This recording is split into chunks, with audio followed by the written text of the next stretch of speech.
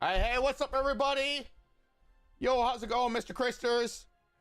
Hopefully, I am just double checking on my audio here. We're doing that check there. If you want to do me a solid, Mr. Christers, and just run across every platform and say hi, including TikTok and Steam, so that way we can know we are all good to go, absolutely everywhere. The skip button's no longer working. GT, make sure your graphics drivers are updated.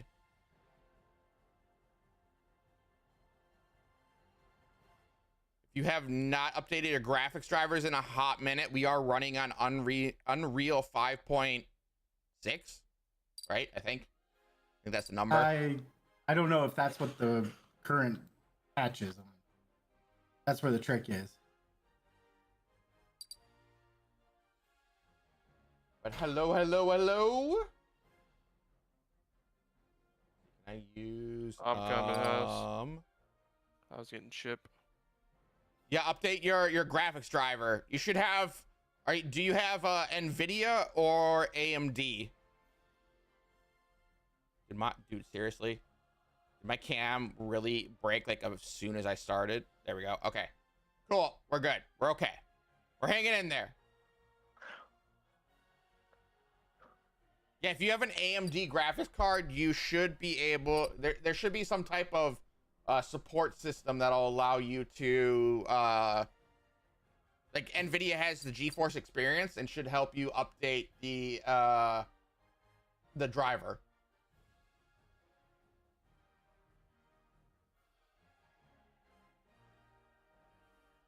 We are just double check, dude. The weird pop-ups that happen on everything confuses the bejesus out of me.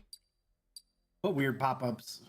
For TikTok, that's the word I was looking for. Yeah, well, TikTok just confuses the bejesus out of me anyway. But let's go over. We'll swap on over to the gameplay cam, and we will just get into it. Luke, I do not know if you need to do it or if Friggy will, but someone should probably send out an announcement for the qualifier check-in because it is 1 o'clock. Oh, did that? Oh, it opened right now. There should be a Twitter announcement as well. Someone can verify. Yes, sir. Actually, I should probably. I'm gonna move my meld over here so I can do that. And then what chat am I missing? We'll move you over here. We'll put you there.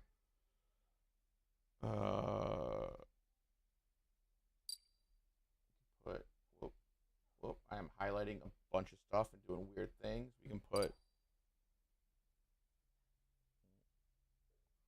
there. We'll put Steam there. Hey. What's up, Hondi? 200 damage buckshot, dude. Put that there. Oh, no, house, no. Bruh.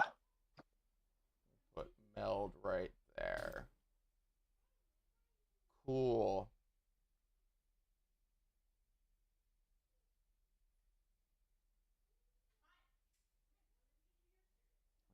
My bit rate is doing all kinds of weirdness.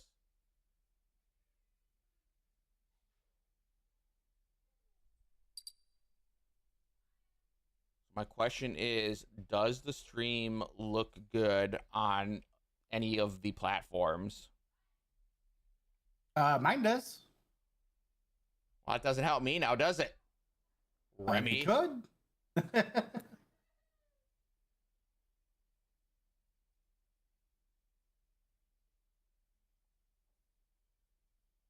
Yes.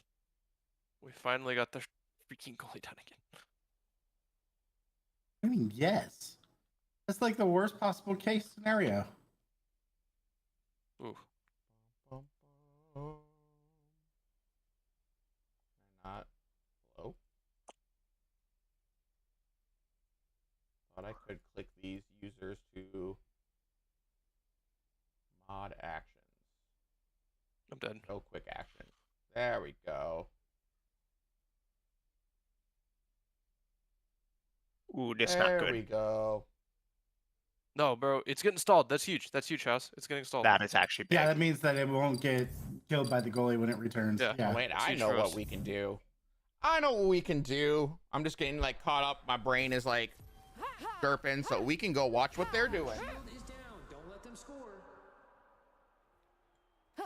I don't gotta be plan in a out? match. I can watch a match. Singe, let's burn! We got Tao popping his Singe there to get that little extra boost as he uses his ultimate on the goalie in the lane push.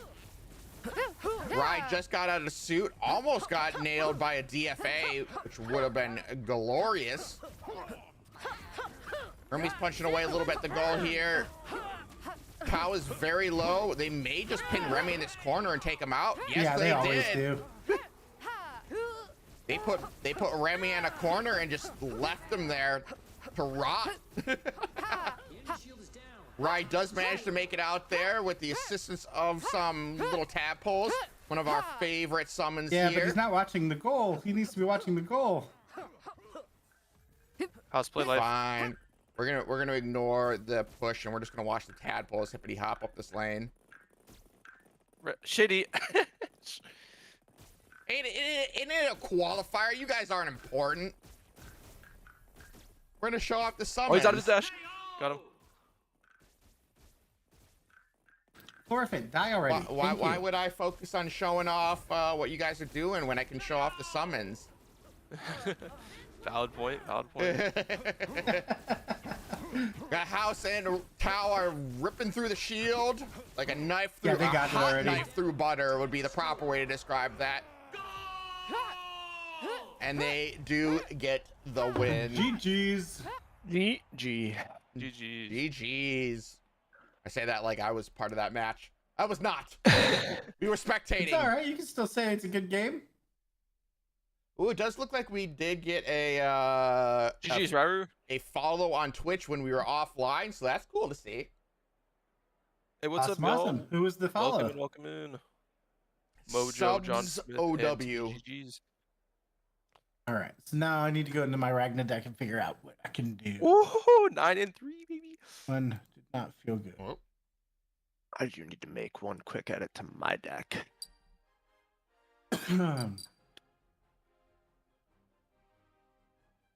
Oh, Friggy's typing. All right, Friggy got it. cool, cool.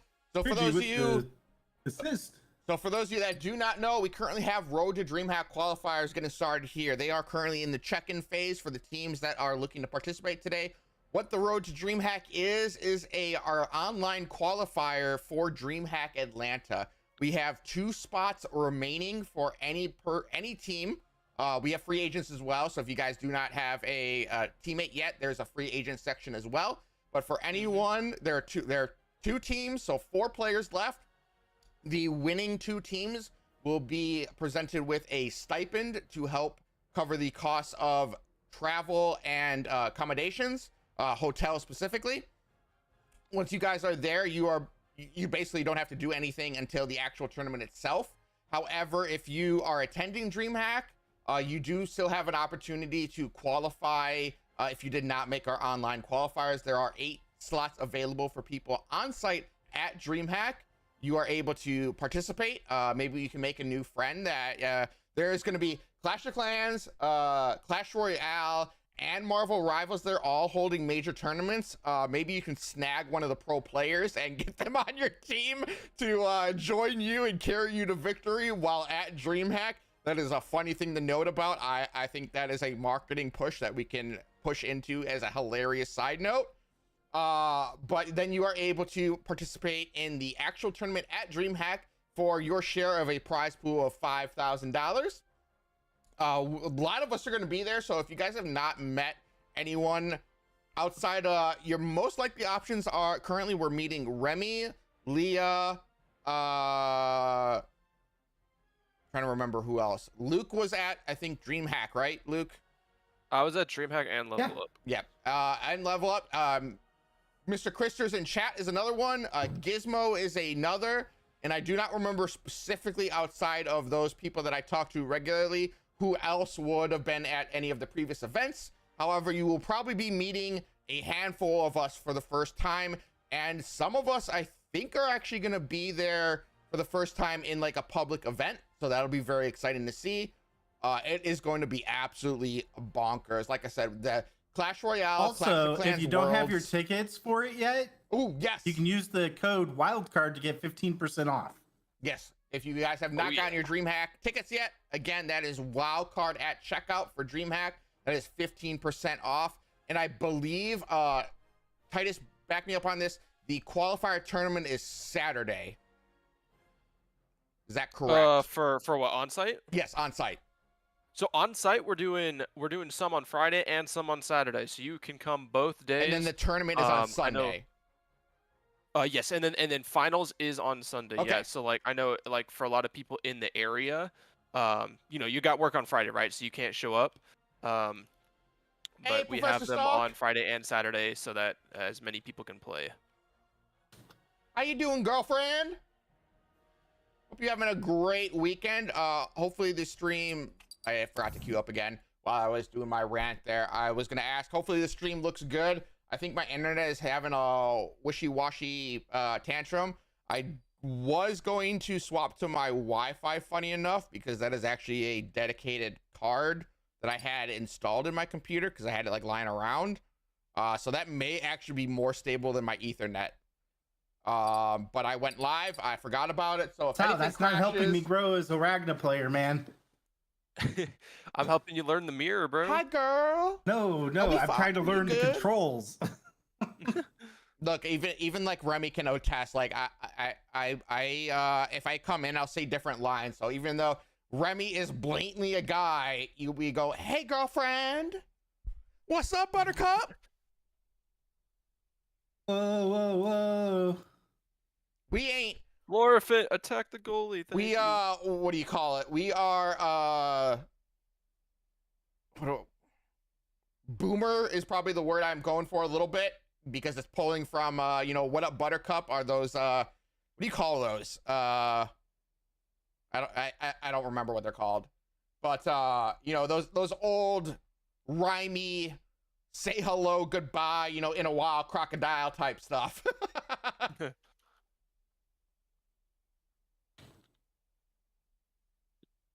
Those good old fashioned sayings that are just generally neutral. Get me out of here. I'm dead house.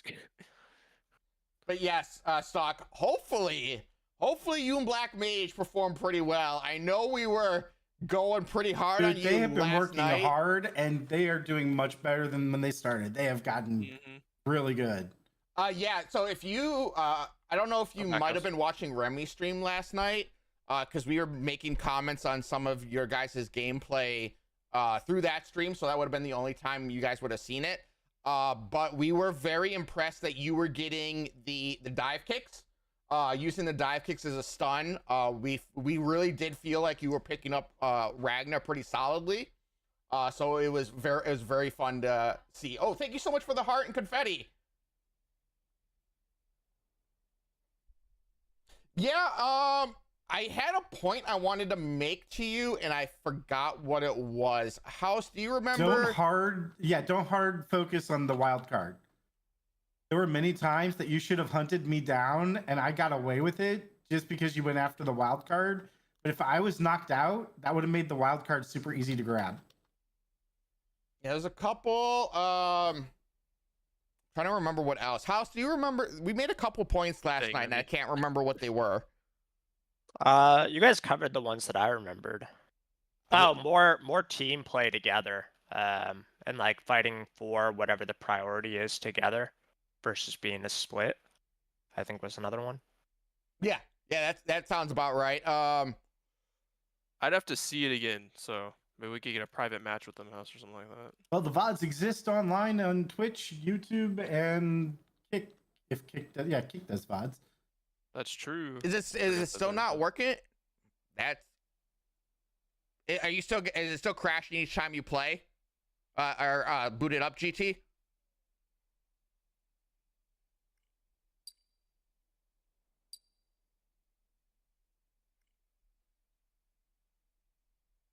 It's still cracked. And you updated your graphics drivers, correct?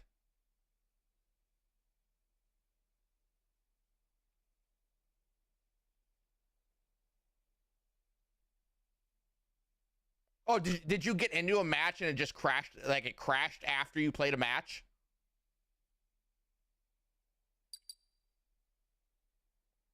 I am going to. Oh, it didn't get me off of the ledge. Oh, that sucks. Did you? I finally took you down.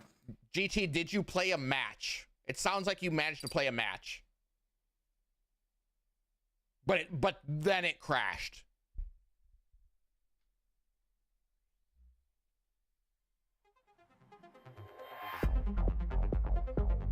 Okay.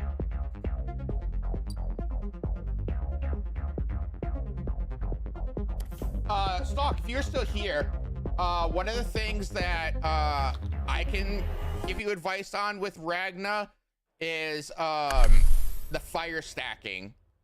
Specifically, the talents and the wild cards. I don't know if I wasn't checking your loadout, so maybe you already know this. But once I am in the match, because I keep forgetting the names of the wild cards, so it doesn't help me if I just tell you get more fire.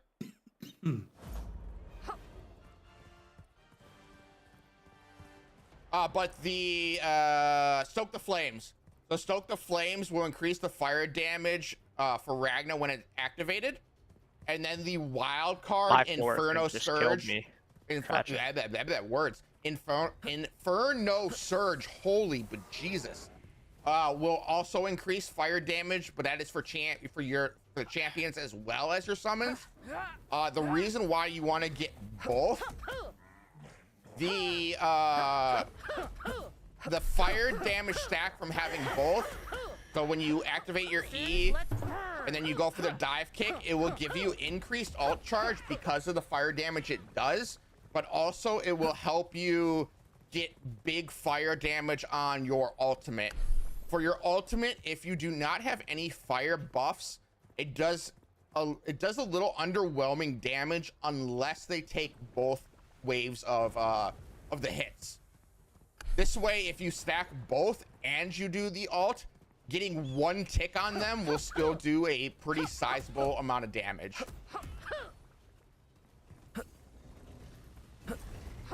We'll see if I can get lucky here and get the wild card that I want right off the rip. Nope, I did not. And for anyone watching, I'm currently playing a bot match. You can see I can kind of get away with being a little bit AFK here. Let me, Ash, when you start.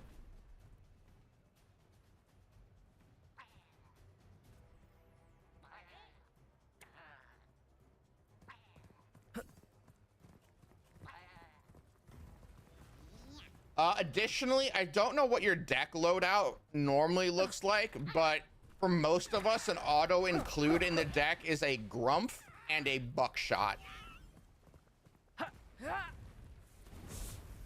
Because Buckshot is just statistically going to shoot the enemy in the butt without them realizing it, and the Grumph is just to maintain the heal. Something to note as well, if you are at full HP and you use a Vita Drop and a Grumph, it will overheal you. The overheal is an additional 50 health. So if you guys wanted to like preemptively shield yourselves before going in, that would be one way to do it.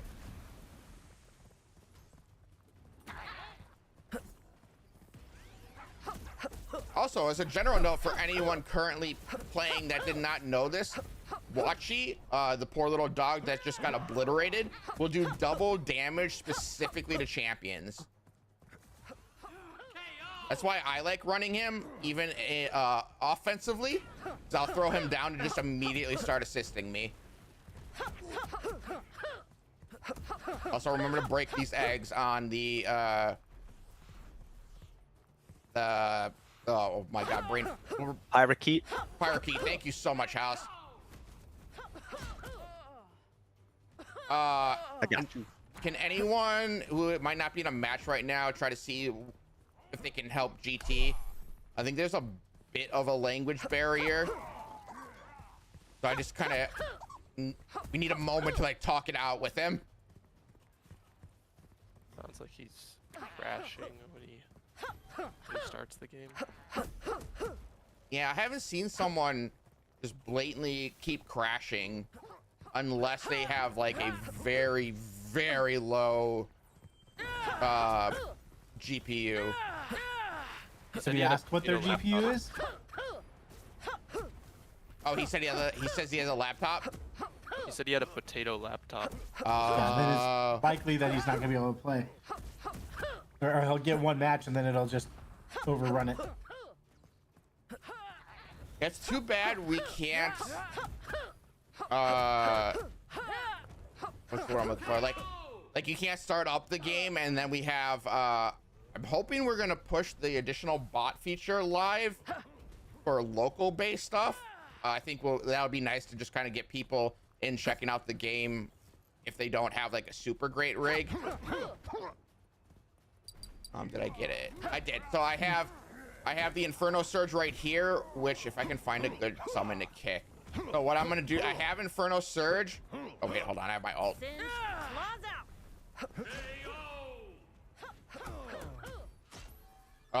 So I have Inferno Surge.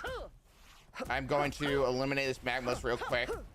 But you can see when I use my Singe and then I do a dive kick, like that was what, like two-thirds, maybe half-ish of a bar for my ult charge, and that was on one summon.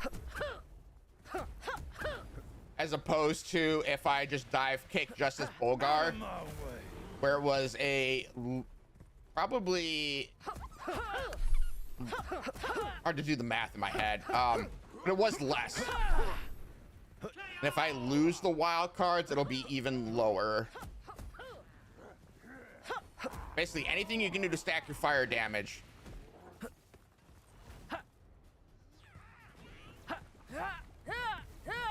Breakpoint again. I'm crying.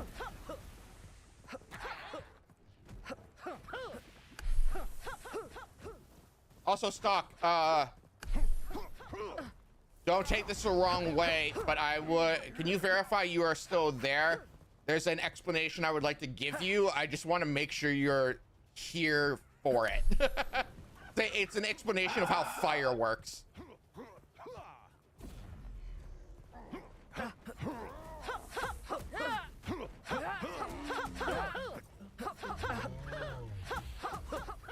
I will still gladly do the explanation in a few moments. I just want to see if she is still here so she can get it. And for those of you that are watching, specifically for her, the reason why I say that is because she, again, is participating in our Road to Dreamhack qualifier. She is actually playing Ragna quite a bit, who I am playing right now. Spoiler, I mean, I guess you guys aren't going to actually know that when you queue into a match. Did not realize that. I didn't realize it either till the music kept playing, and I was like, what's that?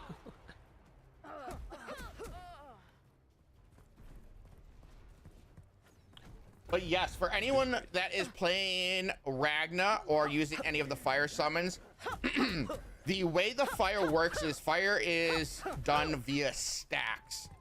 So what happens is if I hit someone for 100 damage, it'll tick down. So we'll just keep it simple math.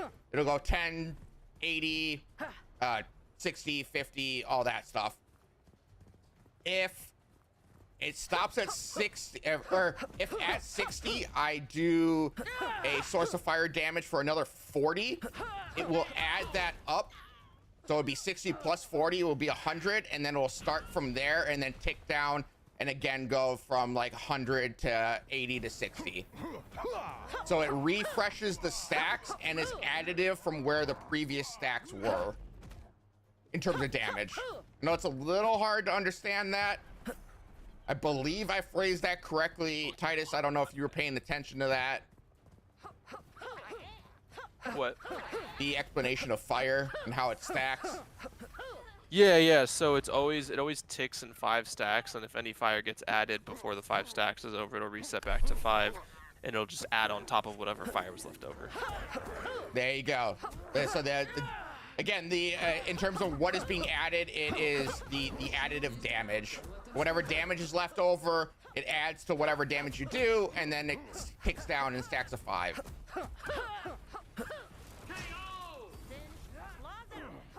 We're gonna do a cinch, then we're gonna do a burn, and you can see there that for that second tick after the first tick was 48. That was from the first wave of fire from the ult, but then it was 67 because it was additive after getting hit the second time.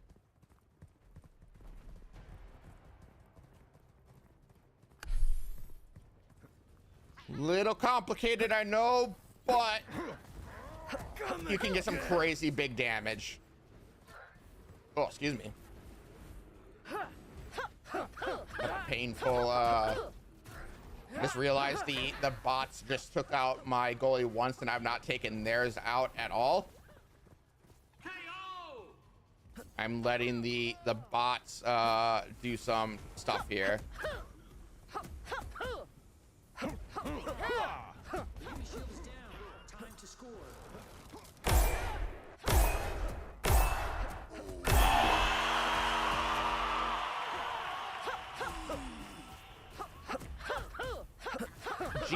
Is GTA 5 on Unreal 4, I believe?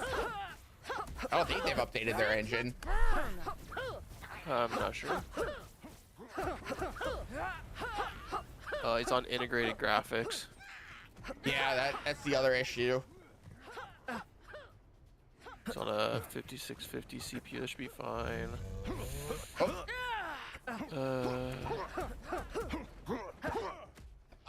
Unreal Engine is the engine that games are built in. So like Grand Theft Auto 5, I believe, is Unreal Engine 4, and we are running on Unreal Engine 5, which might be too much for your computer right now.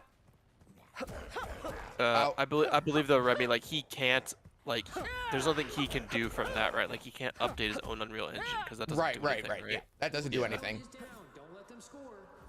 It's just we 99. we would eventually right now we are still in alpha, and then we'll be in early access. We have not done a complete optimization pass on the game. When it is optimized, you will most likely be able to play, but right now, because we're on the newest Unreal Engine, it may be too much for your, I mean, I shouldn't say maybe, it probably is too much for your computer based on the current evidence presented. Sorry about that. We do appreciate you checking us out though. We appreciate anyone stopping in. It is a little bit of a test to help us know like what the minimum specs are, where people are at, and able to get access to the game. So that is that is helpful for us. Unfortunately, not currently for you, but hopefully eventually we'll get the game optimized, and older computers, integrated graphics will have a better time trying to run the game.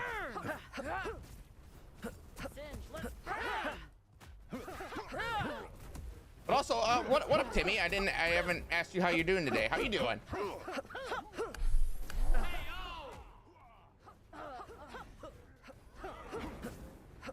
Huh? Oh no. But yeah, if anyone wants to know who we're talking to, I don't think Twitch will be upset by me from saying we just have we have office hours going on in Discord right now for any technical support issues, just so we can kind of keep feedback for the game centered around one location, so you guys can try to get us in real time.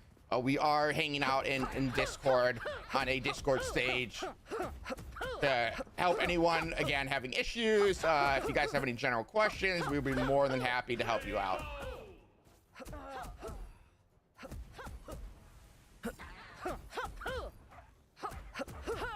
Oh my God, he's gonna come back. We're just gonna go hang out over here.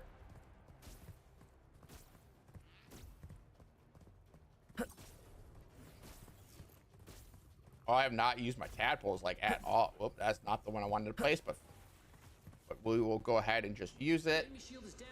Time to score. Since let's burn.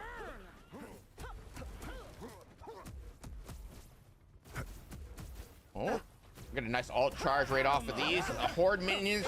Whenever you see horde minions, you want to do a dive kick, because that is where you're going to get the chunkiest alt charge from.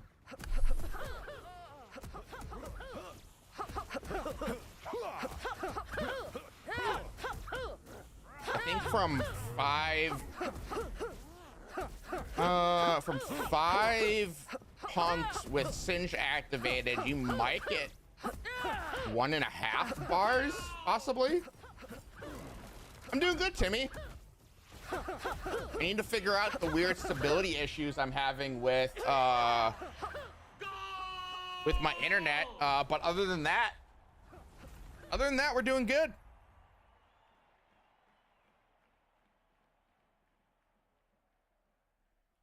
Double check here. Okay, right now I'm only using 37% of my memory, Remy. I'm wondering if it is like a memory leak issue from using Brave. Oh, what up? We got a bunch of people in chat. I didn't even know that. What? Toriano, Blackthorn, Mojo, Valentia, and John Smith.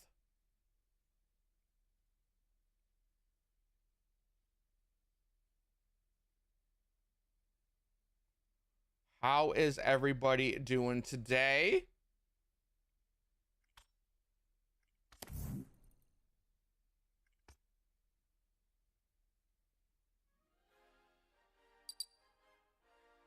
Double checking all the Slack shenanigans there.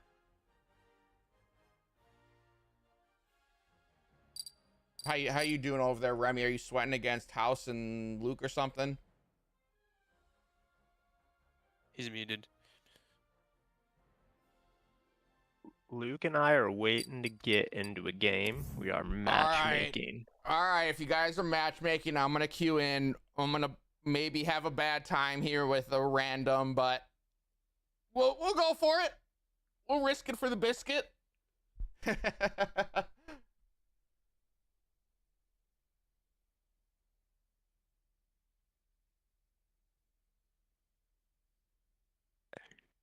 We shall see how that goes.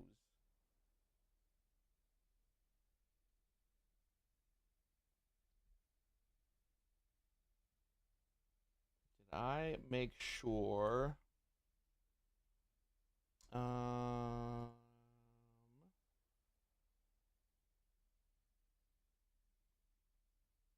Good there. Guess we'll play Ragnar.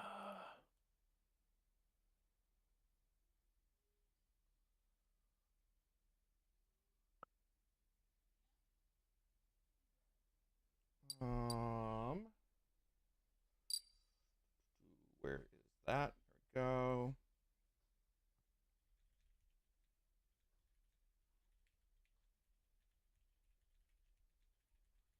Alrighty.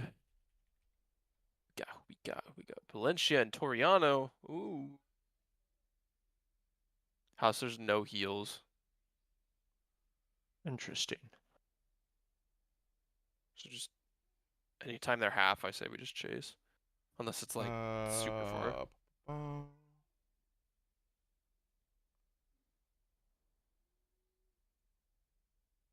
Yeah, yeah, GG. We're working through it. We have a major content update coming, so that should get most of the game online, which then will help give us the space to focus on optimizations and adjusting any things that need to be tuned. Oh, yo, what up, Timmy? Let's do it. Probably playing against House. House and I are in a match right now. Oh, cool. Oh, I mean, we're in a house. I'm in a match too, so.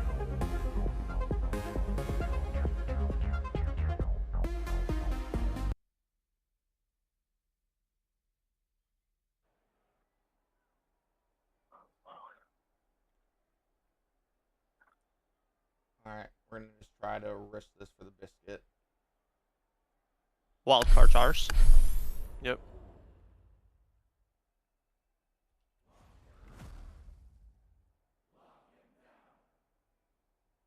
We're gonna do that.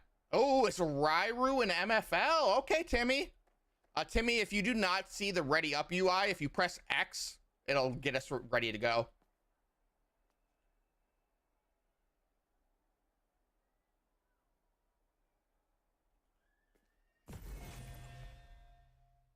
We are ready to rock and roll.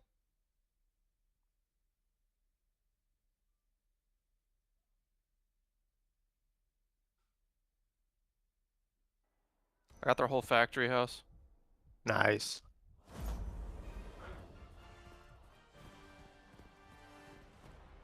All right, Timmy, let's do it. No, the goalie got me, bro. Come on, dude. Right, Also, did anyone actually run through and double check all the streaming platforms to see if we were good? Hey, I've been checking Twitch. Does the stream seem pretty stable? Yeah, yours seems good. We got Timmy on there and Remy. Oh, Timmy's streaming? Cool. Let's go, Timmy. Oh, I am. Aha! Yeah, MFL, come here. Come here, MFL. Come here. You made a mistake. You overcommitted. Let's go with the DFA. No, Timmy. Okay, I'll try to get this wild card and honor you, Timmy. Oh, he has door. This might not work. Timmy, I might be doomed. Timmy, my units got hacked. I'm committing. Oh no, Timmy! Mistakes! Mistakes have been made! Oh no, the wall! Okay. Wildcard house. Unfortunate.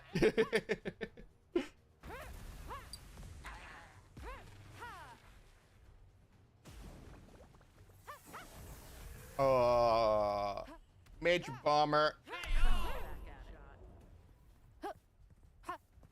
Time for a test drive. I'm like 10 seconds away from the Dang, I just fed my I'm 18 seconds off. I just fed my punks to No, his I all. know. Ooh, that was a lot of damage. Let me get Claws out. Probably did not need to commit my ultimate to that, but Brandon gets her ultimate fairly quickly. Ooh, you guys want to know a small quality of life change? You see these gears? If you guys don't know, this is scrap for Neva. It is how she gets her ult charge faster. In the next update, your teammate will be able to pick those up, and they will apply to you.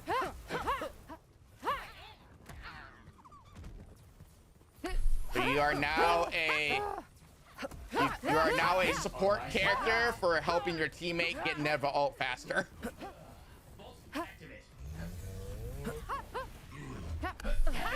Oh, wait, mistake. Oh, the Jans! Oh, that was painful.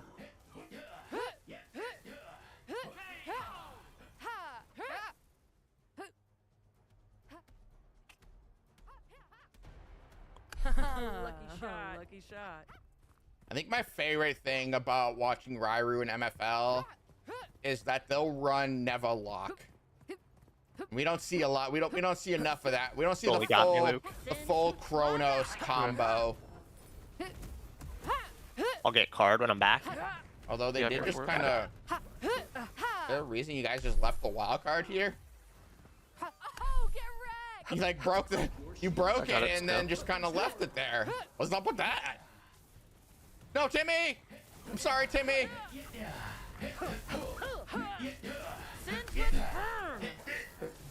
I got a floor. I'm protecting us, Timmy. Oh no, I tried to heal. Top lane. Clear in top lane. Left lane's clear for you. Coming. Okay, Timmy, our goalie's got this. Huge. Our goalie defended us. Oh, lucky shot. Oh, Ryru still has 2 wild cards. That's unfortunate. Yeah, I don't actually think Ryru's died yet. I'm gonna go tickle their goalie a little bit just because I feel bad we have not done any damage. Oh, yeah. Go. He's out of all. Go, Timmy, go. I believe in you, Timmy. I should have tanked that a little more for you. My bad. Oh, no, they're taking our goalie. Gotta retreat. Your shield is down. Don't let them score.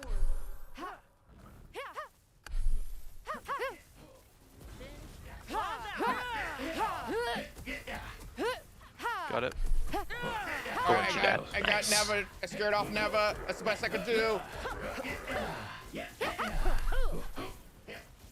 Ryru. Oh no! I threw it down to Deadeye. Deadeye, shoot the sky. Oh, I got a heal on us. I'm gonna ult. Oh no! Mistakes, Timmy! I made a bad decision, Timmy! Oh no. Timmy, that was my bad. I pressed my alt button and I was committed to the alt, so I couldn't stop MFL. My bad, bro. That one's on me. Unfortunate. Very unfortunate.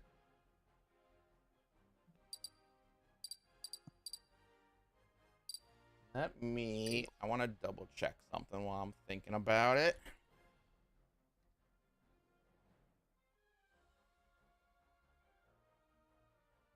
I unfortunately let Timmy down. That was all on me.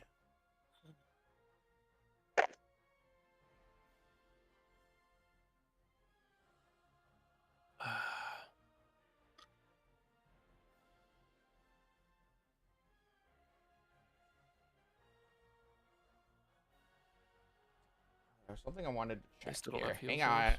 Hang on, y'all.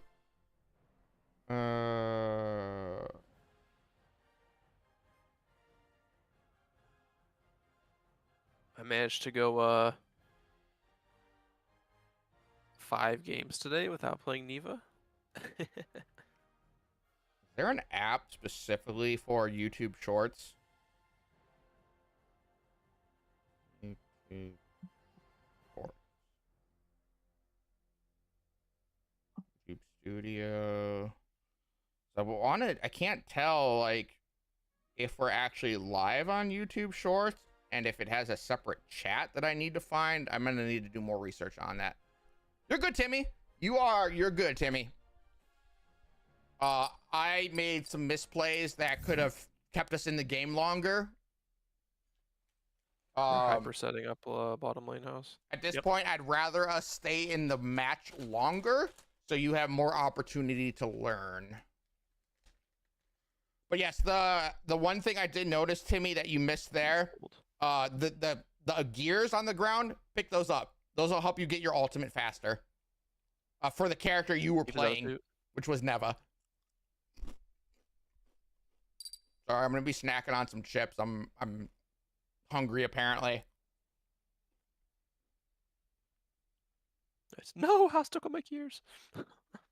Sorry, they're also dropping an ult charge for me. Yeah, if you have any questions, feel free to ask. I can give you any possible tips. Some cool stuff. If you like Neva, just some general upcoming stuff that might make you a little excited about her is the things she prints, her sidekicks will be partnered, which means instead of running off or sitting there doing their own thing, they will all be following you, which is pretty cool, especially for the ranged one. Again, her scrap will be able to be picked up by a teammate to help you get your ultimate faster. And I think those are the 2 major changes for her. Yeah, I think right now, Titus, is it true to say that right now the only one getting any significant changes is Neva.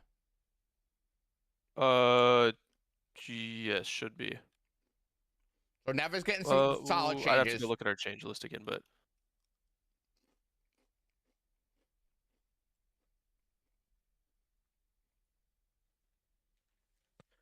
I am in queue again. We should see the qualifier matches starting here soon. So we're just kind of burning some time. In about 15 minutes, we will be doing the qualifier matches. I tried my best to get as many people added to my friends that would be participating in the matches. So what we will be doing, actually, you know what? We'll just go ahead. We'll show you guys what we'll be doing. So we're going to pop in here. We have a spectate match function for our game, which is pretty dang cool. So you can see here that I have joined the match. The upper UI might be a little wonky. We are still perfecting the overall UI for this mode, but it is still fun to utilize. We got Titus and House versus Toriano and Valentia. Looks like no goalie has gone down yet. Is that correct, Titus? We've taken down their goalie once. Once, so okay, the dots can break too. Interesting to know. I had not seen that before. Good note, good note.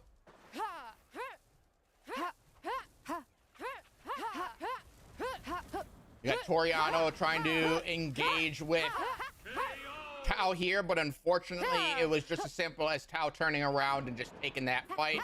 Tao did get a little bit of assistance from the short fuse he had on the lane, so that full damage output was not manageable by Toriano. I got Valentia on the goal pop, or on the wildcard popping his ultimate there. He's trying to take this 2v1 fight, but he will not have the damage output nor the health to be able to handle that 2v1. He is dealing with two of our fastest and highest damage dealers, especially with Neva. And then I don't know if I saw it, but a quick note for anyone teaming up with Locke there. He has his special ability is to provide overclock. So he provided overclock for Cow on Neva, and the damage output was increased in terms of attack speed by, I believe, Luke, up in the sky. 20%. Luke, up in the sky. And right there, almost like he heard me talking about the attack speed increase, House did try to get Luke pop in that sky to get that overclock, which, again, we gotta go down, like, for shoutcasting purposes, Luke, we gotta go, like, get all the numbers so I can, like, have them memorized. But overclock is, I believe, 20%, correct? Yes, 20% movement and attack speed increase. So again, what I was trying to say there was Locke does have the ability to overclock all allies nearby him. So I think during that wildcard take, I believe a House popped the overclock there. So not only was Locke overclocked, but also Neva was overclocked against one poor little Bolgar. Indeed. That is a ridiculous amount of damage output. So much has changed since I've last played. Just taking notes before I jump in today. Ooh, oh shoot! All right, we got a note taker. That's me. I'm more methodical in my gameplay and stuff. You like know, that, so. if I can get a go ahead, I would love to boot up Dev and just show the UI real quick. Because I am you have a higher position in the company than me, Shady. So. Yeah, I know. I mean, I could probably get away with it. I just know with us being so close to the next fest and everything, I want to make sure I get all permissions before I do anything. It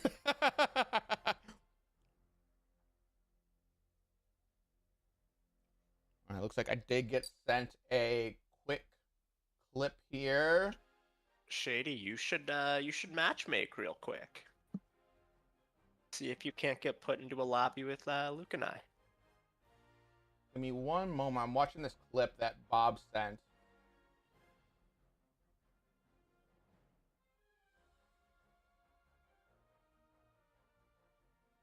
It seemed like Neva's attack swing was like oddly slowed down there. We'll have to double back and take a look at that. But all right, let me try to get into a match. It looks like Timmy's queuing as well, so we should be able to pop into one real quick. Well, I'm going in. Oh shoot, we might have got you, Shady. Hey, Stock! Thank you so much for following on Twitch, and I responded to you within a minute. All right, I grab whoever you want, Timmy. Doesn't matter to me. I feel like Neva just sucks on breakpoint. Like Ragna's just so good. Ugh. Doc, did you hear any of the advice I was giving you on Ragna? I know you were hanging out over on TikTok. I just don't know how much you heard. And again, I apologize. I am snacking on chips. I'm snacking on the good stuff. Miss Vicky's jalapeno flavored chips.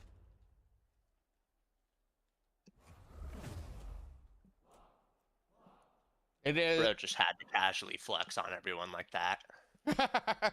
Dude, it is my drug of choice is a Philly cheesesteak and Miss Vicky's jalapeno chips. Oh, you don't like the salt and vinegar? I mean, I like them, but I'm gonna go for the jalapeno whenever I'm having specifically a Philly cheesesteak. Don't ask why. I just absolutely love it.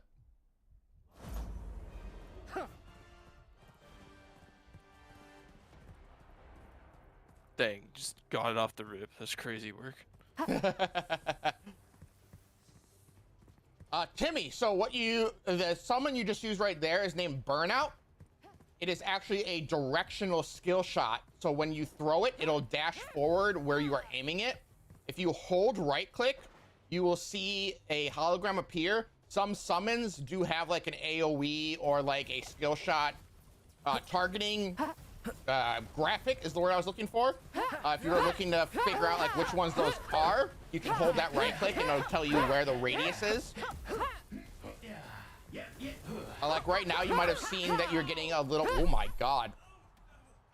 Oh, Timmy got the kill. Okay, I was so confused.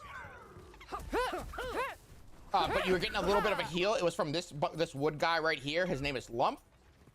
You will provide an AoE heal.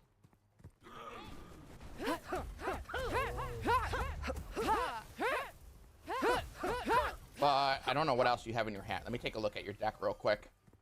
So you did. So the first thing I could say right out of the gate is you built your deck cost way too high. You basically you added all the high cost summons, which is not the effective way to do it. More mana does not necessarily mean they are better. So if you feel like you don't get to throw cards very often, that is most likely the reason, is because you just have way too high of an average mana cost.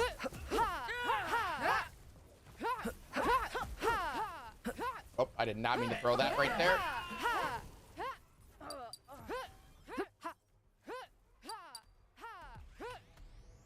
Trying to see what summons you have here. So the Burnout the Snake will do the skill shot.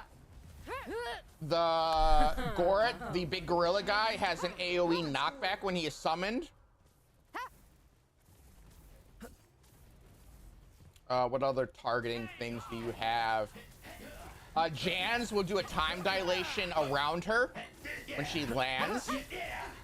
That is the robot girl with a cannon arm. Florafint and Badaboom have what is called Blitz, which means they will not attack summons. They go straight for the goalie. So that is the elephant and the battering ram looking guy carrying the bombs. Those two have Blitz. They will go straight for the goal. That is their priority.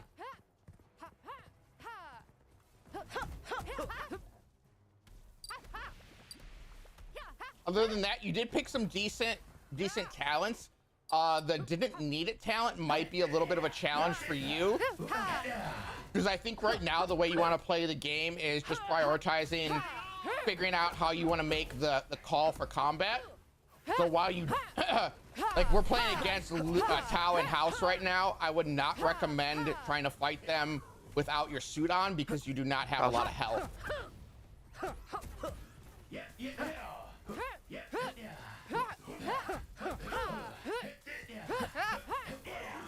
How did we get it out of the tether zone, House? And I think it was standing border, maybe. Oh, and then, just so I don't overload you with too much information, the last advice is how Neva's hack works. You will hack any of the, I just walked in that short fuse and got blown up.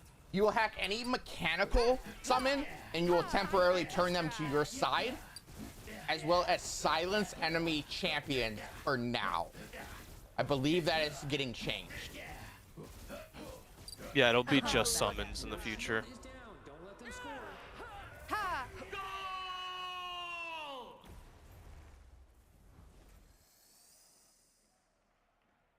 I've actually forgotten about that like multiple times. This build that I can just like walk up to somebody and shut off their entire kit. Luke, since you're screen sharing at the moment, can you go into your deck real quick and show Timmy what we mean about a balanced deck? Yeah, for sure. So, Timmy, have you ever played any games like Clash Royale before? Let's do a Bulgar deck. I don't know if he's like talking to you, Shady, if he's talking here. He's in the chat. Oh, okay. Yeah, you have awesome. So you kind of understand like elixir and like mana cost. Like same thing with Wildcard, right? You got 10 mana that you can spend at any given time if you have the maximum amount, like if you saved up that much. So each of these is gonna cost a different amount of mana. So currently the deck builder auto organizes by lowest mana to highest mana.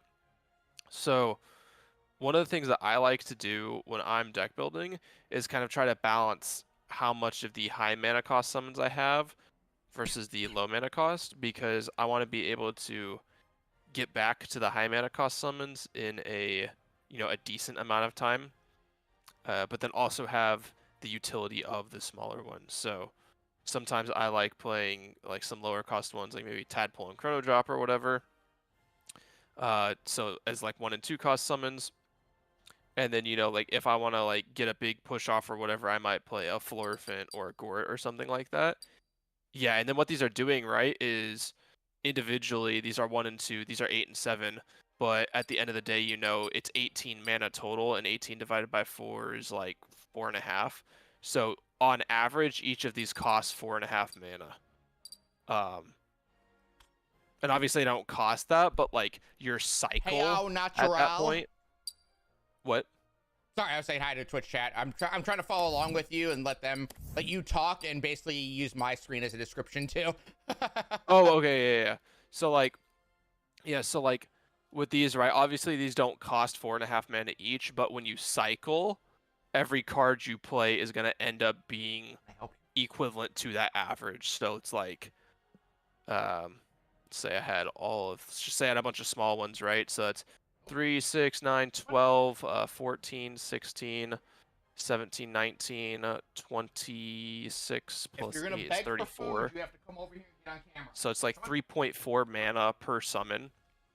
So obviously these don't cost 3.4 mana, but you can say like on average, right, if it takes 6 summons to get back to one that you played, theoretically, then that would be around 18. That'd be around 20 mana. What a mojo! So because you're generating 1 mana every 3 seconds, you're looking at about 1 minute per cycle with this deck. Assuming you don't get RNG'd in this, you don't pull this for like 13 rotations or whatever. But that's just kind of it. It's just like, if you can find like a decent average that you like, obviously like there's some decks, right, that like could work with a bunch of big summons. You just have to kind of know like, these are for me responding to specific situations, and I can't like stack up all of them because it's just going to be too slow to do that. And or if you're playing like a Bulgar where you're going to be spending a lot of your time not able to summon, then you can have larger summon costs. Exactly, right? So you could throw one of these and then go into your rare bear. Yeah, I was silent on my side because I was actually learning some Ragna things.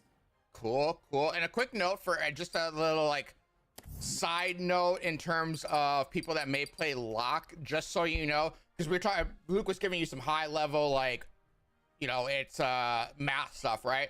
Something to remember, you have to add that math when you're considering the use of the card Paradox for your talent on lock, which gives you a chance to keep the card in the hand, and that can affect any of your cards. So just be aware that you may want to consider that math a little bit when that comes into play. I mean, it can be as much as like you can summon one sport again, or it'll keep proccing on spores. So you have like 5 sets of spores you got to summon if you wanted to get it out of your hand. The models have been done for quite a while. If they looked weird on your screen, if they looked really low resolution, that may have been a like a file corruption issue. I know it happens on some of the streams. I think Stock had it before, and a verification of your files usually resets that and lets you actually see how the models are supposed to look. Did anyone just get into a match from Q and see a 99? No, but House and I just queued up for matchmaking, so maybe that shoved somebody in. Also, you know, not to brag or anything, you know, just brush on my shoulders here a little bit, but watching the Wildcard stream here, we get to have the settings at maximum 3D resolution, so everything is looking sharp. Yeah, it looks like the gameplay is gonna be stuck because of that. I am queued up and ready to get wrecked by House and Luke again. We will hard be to get having practice when they keep you in the dugout for 90% of the game. Bro, fine. Woof. I don't mind What you 50% believe of the will game, happen but will 90% happen. makes it hard. Hey, what you believe will happen will happen. If you go in with that Ooh, mindset, House, tell him, that's House. what's gonna happen. Let me You make gotta go in with the winner's sure- mindset.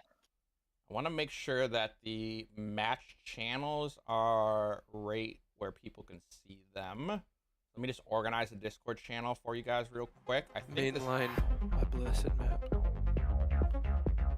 I got that move. Cool, there we go.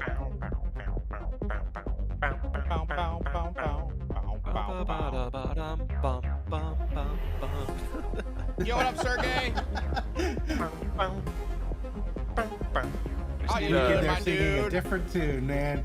No, it's the second part of the song. It Actually, sounded like Tetris. That's what it sounded like. bum, bum, bum. Bum, bum, bum, bum, bum, bum, bum, bum.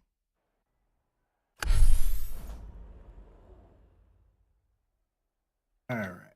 You spin me right round, baby, right round. What programs do you guys use to make the 3D models? Remy, do you know that?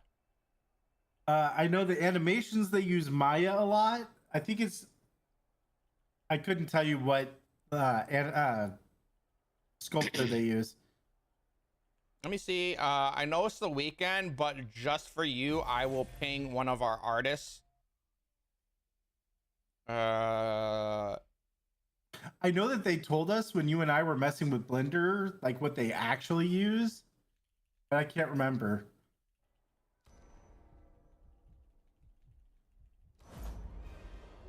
Hold on, House. We will ping them and see.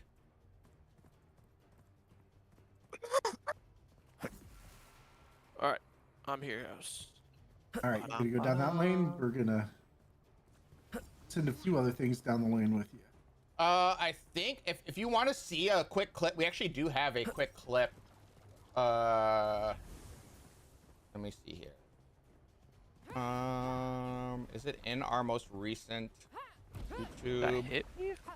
Hold on. See if I can find it. There it is. Can I copy this link? No. Copy link. Luke, I was actually kind of hoping that you were going to play Ragna so that I can stick around the sides and watch you play a little bit more. But Oh, my bad. Dude, I would have. Yeah, just tell me. I didn't think about saying it to you. It's just the like 5 rounds we played before. That's what you did. So my brain was like, he's going to do that. Bad. Stop watching that.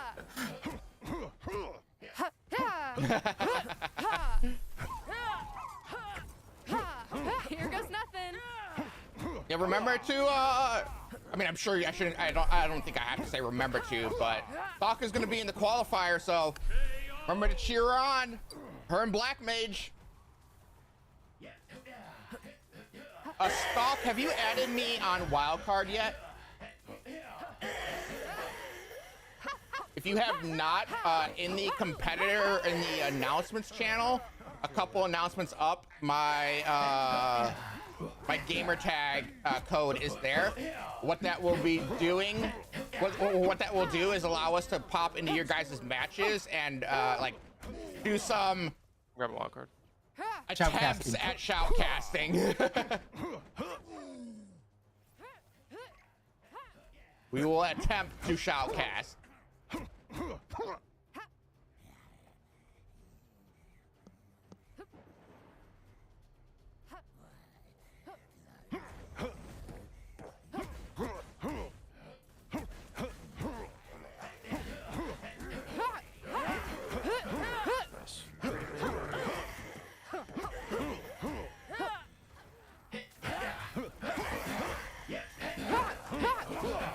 Hacked.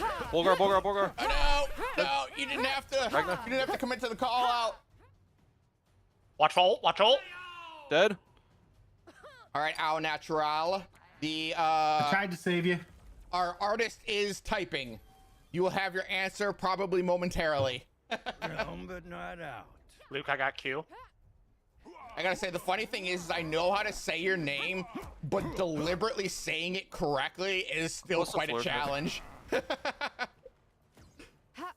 it. Oh, and make sure I can see I left the chat there. Oh, what up, Brent? I've not used my werebear at all here. No, my God! Yes, he pushed it in the thing. You know why I pushed it to the thing, Luke? Why?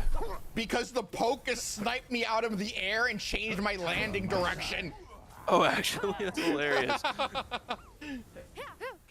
That was No! that Well, was my bold. floor, my own floor fence? Yeah. I got killed in my own floor fence. Yeah, we've seen that a couple times. You Don't don't know where the why. floor fin has no sides. No! I tried to activate. I know I had low HP, but I thought I could get my ult off to clear the lane. Nope. Oh my God. You not slick, Shady. You not slick. Literally not. Tell him, house. I could do this all.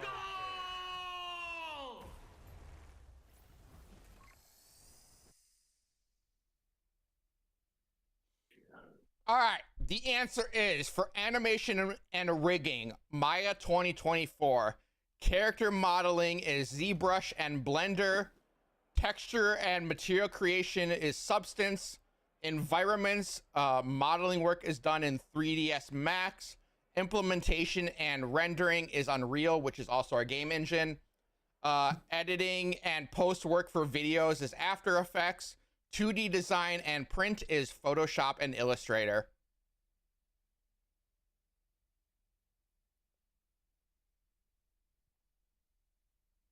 One of our guys who's been doing a lot of the guy who answered me for that covered a lot of the stuff. He does a lot of the video I sent you is him talking. But we also have another guy who's been doing a lot of our promotional material stuff. He uses some different software. And then we have another guy who uses even more software for the UI elements. So that is the, what do I want to call it? The one coworker suite. That is his art suite.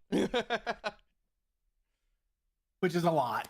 Yeah, that is like a lot of different programs. Trying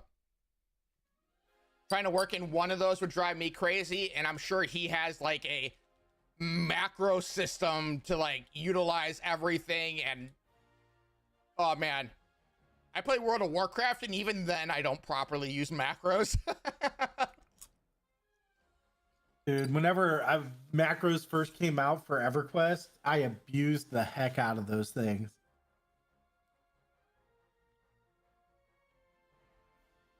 Everything was on macros so that I could do insane things with it.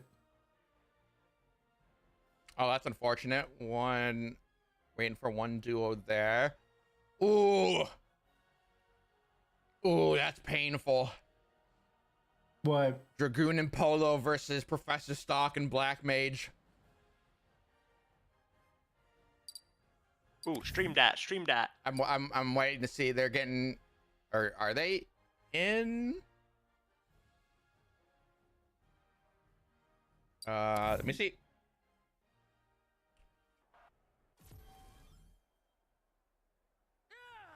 Polo, Professor. Yep, they are in. Who is screen? Luke, if you want to drop the screen share, I can share it in Discord as well. Yeah, my bad. Go, boom.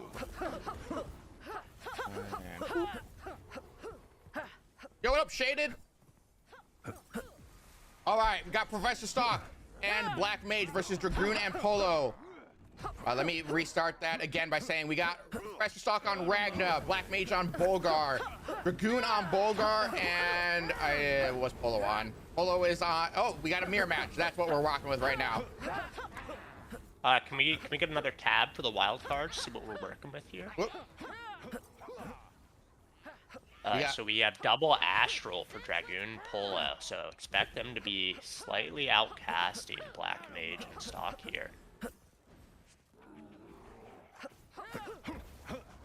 Also, just so everyone is aware that when joining into a spectator match, when joining into a spectator match such as this, the upper bars will be kind of broken.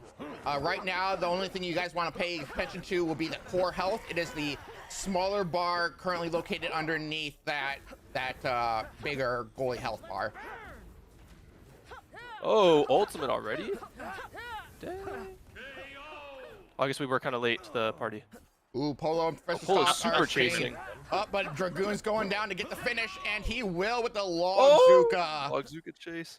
Dude, Luke, I can't tell you, after we added some damage to that initial Logzuka, I can't tell you how many times getting just shot by the Logzuka to eliminate me has royally angered me. After like decreasing the damage. Where it's gonna deal just enough damage to the end of every extension. Maybe just a little bit too far back, though. It doesn't seem like it's getting... what a clutch Logzuka! If y'all didn't catch what happened there, Dragoon Logzuka Black Mage out of the way so that Professor Stock's lump did not heal him. So huge Logzuka there, and that's going to allow them to get this wild card for just one cooldown investment. If we do take a moment and see what they are running here, both teams do have a lump in each of their decks. Both teams do have a buckshot on both players. And we have the double Deadeye from Black Mage and Professor Stock with the one Deadeye for Dragoon and Polo. We see a lot of buckshots. We see a lot of Deadeyes. That is due to their range, really. They do have excessive range. Buckshot is just kind of our supreme champion eliminator at this point. You can see she's trying to take a couple shots at Professor Stock as she's dodging, but she could not maintain enough. She just barely got pincered in between both of them there. Black Mage is back up. We have Assembler in the back. Are they both running Assembler? No, we do have one Assembler from Black Mage, but both running Deadeyes. Make sure I did not lose track of one of my chats there. I did lose track of one of them, but that's fine, not a big deal. We're gonna see an ult from Professor Stock, but not sure if it's gonna get anything out of it. That is one unit that I do feel like some people have been sleeping on, is a short fuse there. While it did not get the elimination on Black Mage, it did help Dragoon kind of chunk the health to allow, kind of scare off Black Mage there, right? As soon as your health starts getting rapidly low, you're going to want to pull back and not overcommit to that fight. Polo did split the push here, so they were able to cover both lanes.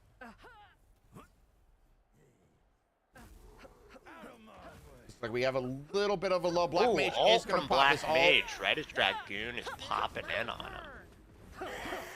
Avoids the knockback, but he's going. Polo's going to get the ultimate off on Polo. Black Mage and Stalk. He's probably going to get the elimination as well. There was a weird directional from Professor Stalk there. Instead of going straight towards the wild card while being attacked, it would probably been in her best, well, what's the word I'm looking for? Brain flatlined. Best interest. Thank you very much, Luke. To run back towards her goalie to help get that extra defensive line there. That's one why of the we problems saw that Black we've Mage seen. retreat. Yeah, one of the problems that we've seen with these kind of spawner or factory decks is that they tend to play a little bit slower, especially at the beginning of the game. And you need to kind of convert on these defenses to get it set up. Unfortunately, just we have not seen that out of the Elementals. Their goalie has dropped for a second time this game, and there's just absolutely no backline that they can fall back on of stationary turrets or assemblers, since Dragoon and Polo have been doing such a good job at clearing it out. Oh, thank you so much for that, Luke. It is the Elementals versus the what? Let me see. Disco, yeah. Yes, disco, yeah. All right, we'll just say disco. So the Elementals are very sorry, I gotta figure out which. I gotta remember which team is which. The Polo and Dragoon are Team Disco. Disco does have the very heavy advantage here. As you can see, they have taken the enemy goalie down twice, which means that third time that it is taken out, it'll take 65 seconds for it to respawn. They'll have a solid minute to put any more shield damage in there. With the shield already down close to half, they do have quite the overwhelming advantage here. Additionally, one thing I did want to note as we're talking about factory there, it does not really look like they have much support in terms of their factory deck. They just kind of threw a assembler in there as like almost kind of like an afterthought there. They don't have much to support it. Nothing very defensive. Not even like a watchy. Something that will stay near the assemblers to at least give it an extra defense.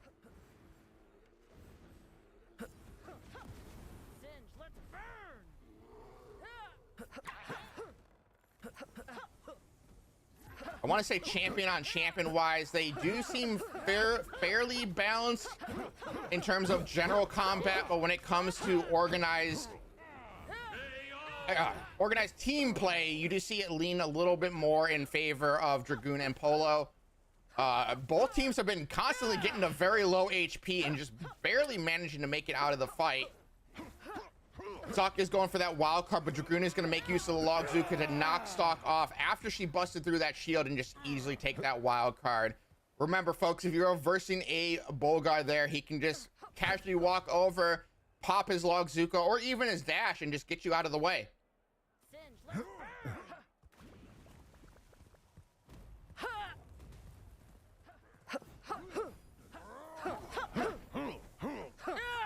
We do see, I want to almost say for the first time this match, Titus and House, that we actually see Stalk and Black Mage moving a little bit across the mid lane there, or the midfield, excuse me. They've been heavily on the defense this entire time. Yeah, this is kind of the first time that they've gotten over to the opponent's side of the field, which is great to see. Looks like Disco Yay as goalie is also pretty weak as well. That may just be the UI, though. Ooh, Black Mage is risking it, running into that short fuse with very little HP. That short fuse will do, I believe, 50 damage a hit, but Dragoon comes down. He knocks one of them with the Logzuka. He is going to try to take this wild card. He does have two buckshots aiming at him, kind of in a pincer maneuver here. I'm hoping one of them will hit him because I just kind of want to see his health get chunked. But unfortunately, I did not get lucky there. No hate on Dragoon. I just really wanted to see the damage output that was about to happen there. The enemy shield is down. We are in overtime right now, so for those that do not know, the goalies did take the field. The Disco's goalie did seem to have the advantage there. It may now correctly displaying his health. It is a little bit off there. It's hard to tell, but now they do have this opportunity for a solid push. Polo is going to pop his ultimate. He is going to get the elimination on both Black Mage and Stalk. This may be the game-winning grab. Yes, it is. Enemy shield is down. Time to score.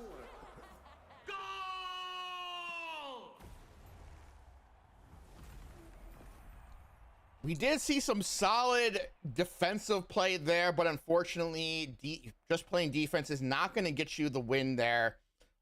They definitely seem kind of stuck in that position with really not much they could do about it. Dragoon and Polo were pretty consistent in that aggressive attack. Even Dragoon was making sure that he could always pop down and grab that wild card. One thing I did not frequently check that I should have is what wild cards they were actually running. I'm assuming, just go off the rip, so for those of you that are potentially participating later in the qualifiers or have a match coming up soon, one thing is we do see running a lot is the Heroic Fortitude, the Astral Rejuve, and the cooldown reduction. The only mix we have there is something that Titus and I will share, is that usually we throw in a Inferno Surge if we are on Ragna specifically. I'm going to run to the restroom real quick.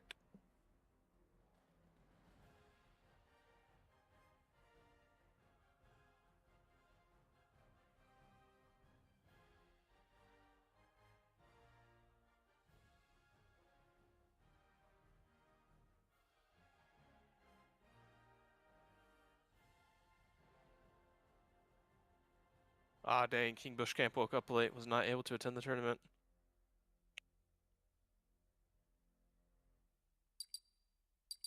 Okay, let's see if do I have them on my team? I have Kyle, so we're just waiting to see when the next match will begin. Right now, we have the matches for Disco and Elementals running. We also have the matches for, what is our team? Torta de Yamon, is it Yamon or Jamon? Hamon. Hamon, okay. J makes an H sound, yeah. Okay. Torta de Hamon and 6-7. Really? Swiftfold and Raiden 6-7. Get out of here. I don't even know what that meme is. I just keep seeing it everywhere, and the fact that I don't know what it is probably what's bothering me.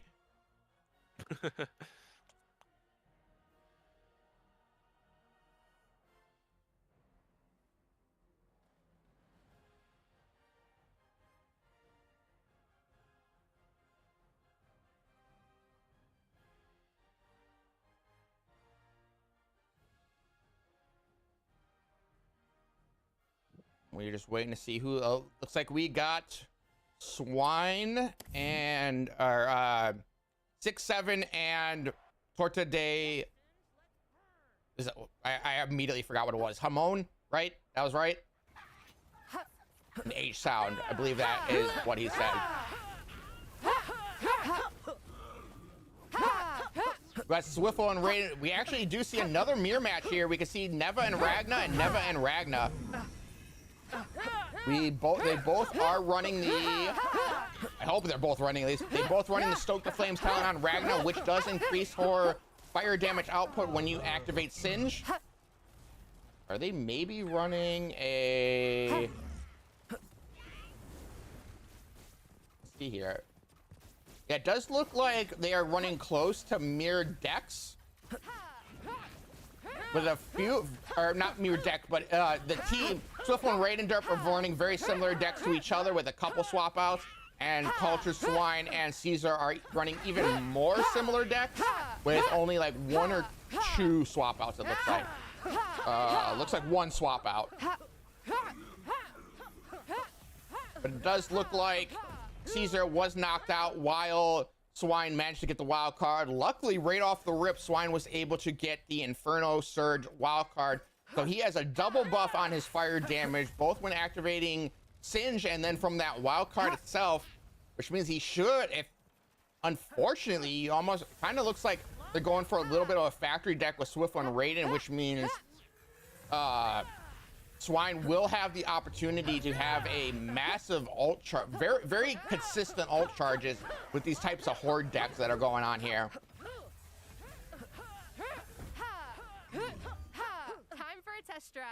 Let's burn. Swivel pops his ultimate, but Swine also pops his ultimate, and unfortunately, between the damage done from Swine's double stacked, wow, brain flatline, double stacked fire ultimate combined with the goalie damage output, he was able to take Swiffle out while they were in their mech.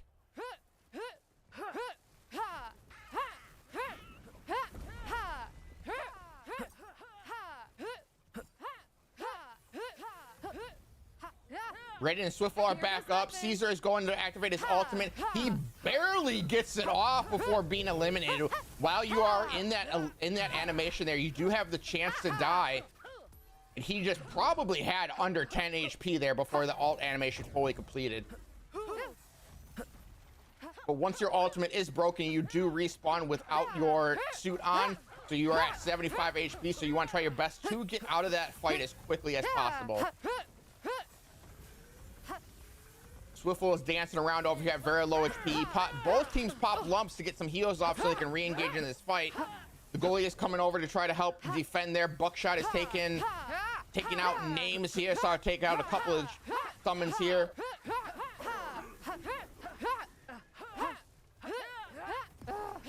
Raiden and Swift are constantly struggling with very low HP.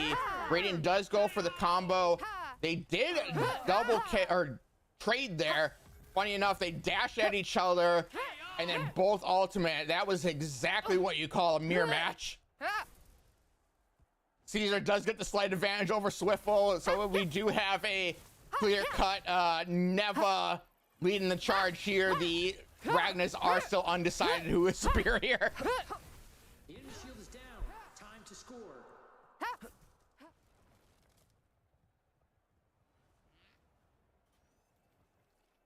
All right, looks like we're getting everybody squared away. Sounds progressing good. smoothly. I'm happy about it. But one of the most frustrating things that I'm going to call out here from the deck that Swine and Caesar is running is that they do have double Volcrab. The consistent damage output from running a side-by-side Volcrab down a single lane is obnoxiously annoying. But not only that, but the time to go and take out a Volcrab is tedious within itself.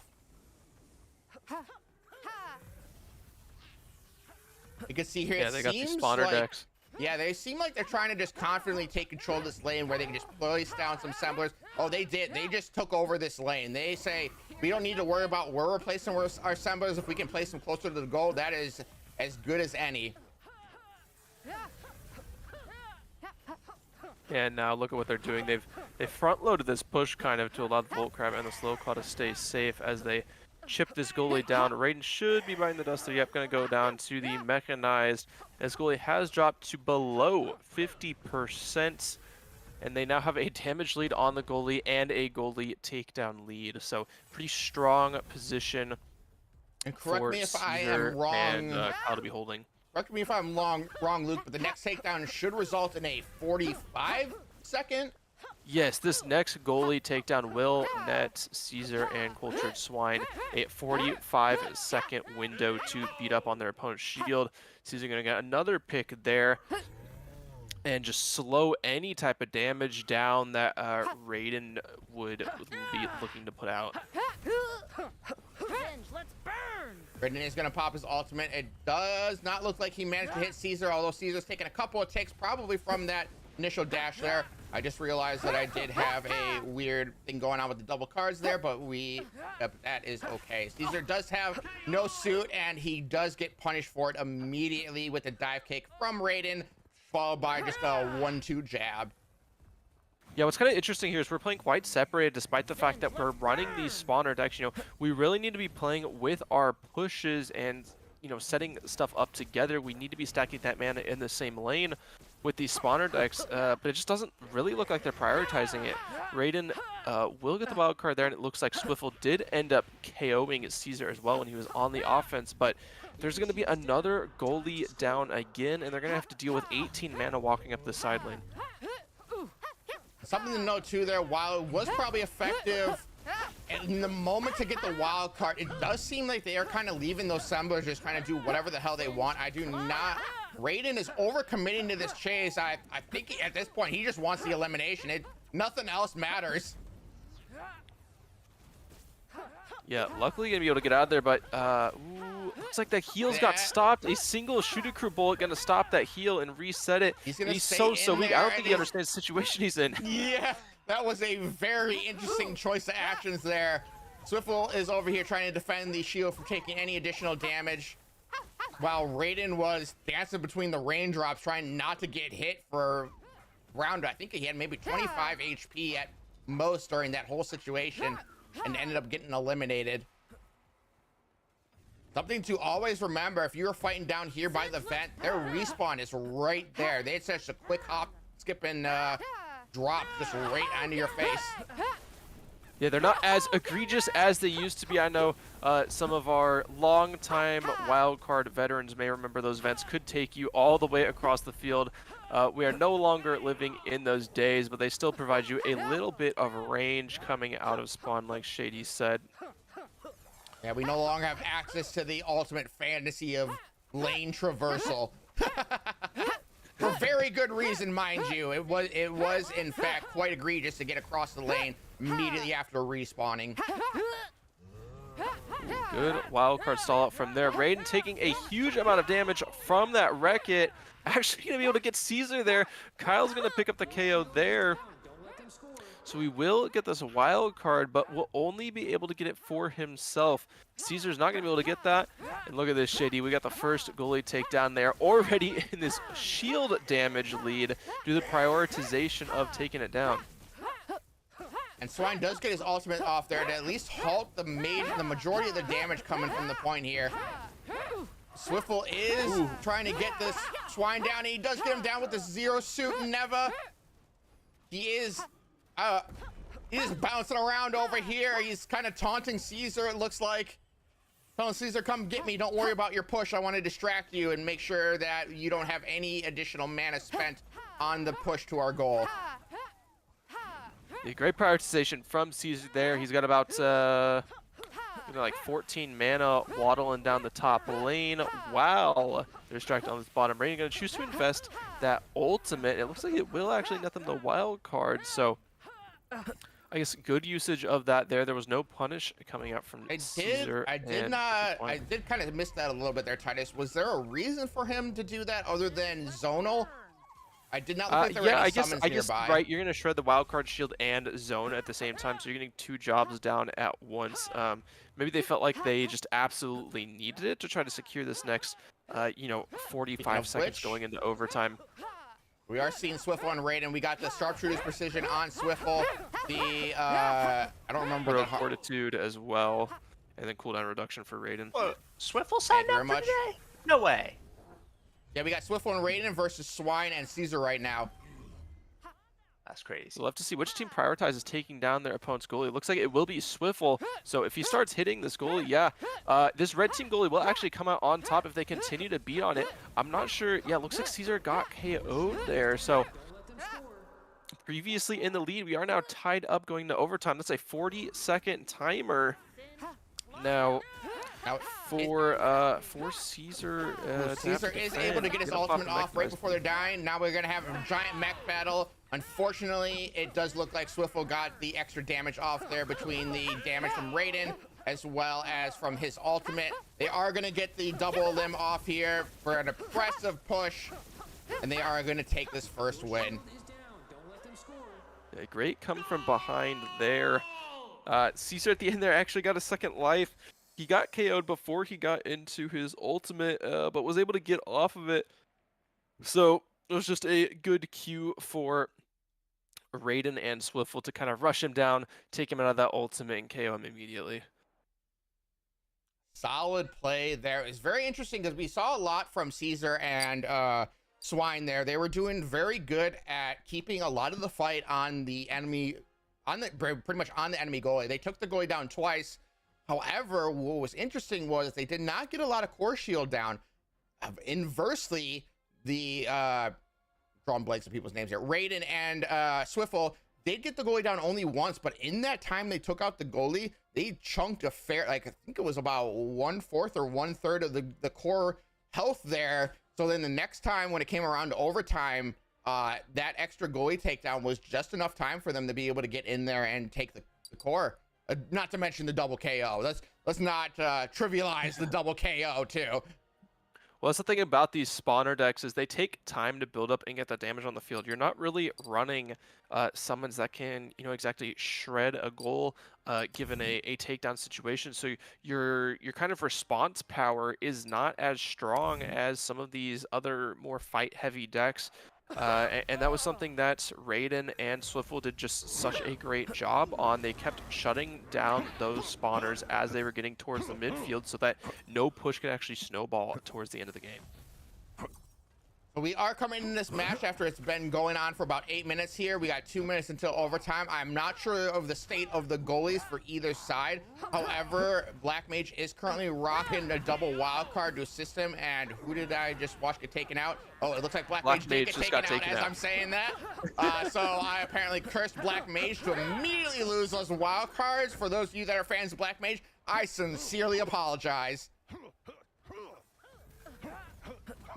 Yeah, no. Not really, I believe Pressure Stock on the Ragnar, yeah. So, Pressure Stock kind of a little bit more passive, as I said, she's going to go chase there, but they were both super weak. The time to engage was in the pass, unfortunately, kind of a sunk cost fallacy. Black Mage, ooh, that Logzuka, though, going to clean up nicely and get them that wild card. Black Mage just popped his ultimate to try to get them down, but it does look like Dragoon and Polo are perfectly in sync. They did get a heal off before attempting to take the wild card, and then they had another one ready to go as well. That was some brilliantly organized hand coordination there. And Polo still on the chase, Dragoon choosing to kind of get some nice goalie damage in. Polo is going to be able to finish him off. So there's not too much goalie damage happening there, but this will net them at least this forward presence until Black Mage can come back. Looks like that was the first goalie takedown for Elementals as well. So just a singular short fuse on that goal. Not gonna do too much damage, especially with the time. Now something I'm feeling like we've been seeing a lot of Dragoon and Polo both together and separately throughout the history of Wildcard. They've been with us for several years now, and I gotta say, at least from what I've been watching today so far, I think their team game has leveled up a fair amount. Even as early as last weekend, it felt like they were a little uncoordinated with their play, but today it seems like they're pretty coordinated. Like I was talking about before, where they each had a heal to utilize at the right moment when they were fighting down at that wild card. I'm impressed. Yeah, perhaps feeling a little bit more comfortable on their champion choices. We do see that Polo is on the Ragna. He was on Bulgar last week with Dragoon on Neva, so it'll be interesting to see how this goes. But we are in overtime right now, so it's like blue team's goalie is still in the lead with the health. We'll have to see how much they can actually get ahead here, though. It looks like that may have been the second time. That's the second takedown. Yes. Yeah. Yep, so blue team is up a goalie takedown right now. It does look like they maybe refreshed the. Or did they take down the blue team while we were watching? I might have missed that. I don't think they did. Yes, but they KO'd. The goalie specifically is what I'm talking about. I think so, are you asking about how because many it's times the more goalie's than a been minute down? in OT. Yeah, I just want to say, I think when they took down that goalie there, while it is a little desynced, it did refresh the. Oh, yep, that was the second time taken down for the blue team. So the blue team does have a 45-second respawn there for their goalie. Luckily for blue team, the red team does not have a. I think it's easier to say blue team, red team. The red team does not have a major push. So as long as they can keep the summons down, even though they aren't a lot in terms of power. The only assistance they really will have will be from this goalie, who is luckily distracted by the blue team's summons around the core. It will not prioritize the core. It will still focus on nearby summons, so you just want to do your best to keep that off of the core. They're getting a pretty significant amount of damage down, though. This will matter going into... Dragoon's already halfway down there, right about the 4-second mark. When he realized there wasn't going to be time, he started spawning some units, getting to the other side. So we'll see how Professor Stock and Black Mage recover from this. Yeah, as we head into this 2-minute 45-second mark, one thing we have to consider is that Dragoon and Pole will be wanting to get this shield cracked, at least if they cannot just end the game here. That dash through, though, will end up helping. Black Mage super weak, running away on this back side, looking to shred this shield. Boom, shield break. The dive kick is actually going to stall him out. Dragoon's grabbing, and he's not going to be able to stop him. Ooh, that was nice combo. I think what ended up going on the backside there with taking out Professor Stock, the combination of the dive kick from Ragna that I'm saying this on speculation because she died really quickly. So the dive kick and the dash from Ragnar to get that ignite damage going, stacked on top of that in the Infernus, really just started deleting her health with Dragoon coming in there to help finish off that. Then it was just left up to Black Mage to try to hold the ground, but unfortunately he could not with the well-timed stun. Again, I wish I actually had like a replay. There is a replay function on the stream. I just don't currently have it enabled. I wonder if I can get that set up because we are shoutcasting right now. That might be fun to utilize here. Let me see if I can edit that real quick. The unique secondary effects of Ragna's dive kick is the push that she gets off of it. And what that means is that as long as you are not hit by Bulgar while he's sprinting and you are able to dive kick while he's in your radius, you can actually stop his sprint and stall him out. And that's just what happened at the end there. Pole was able to dive kick, stop the sprint from coming out from Black Mage, and Dragoon was able to secure the score to get the game win. There's my webcam froze. Let me refresh that. Apologies for everyone watching.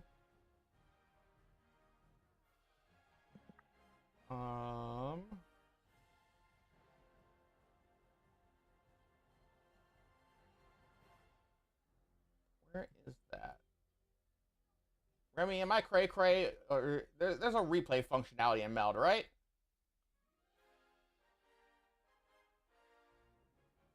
Maybe it disappears when...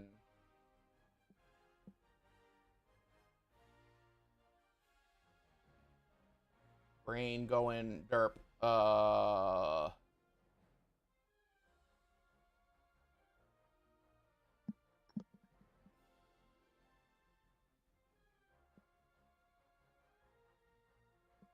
right, looks like MFL and Ryrie are going to take a 2-0 win over Hammy Singy as well.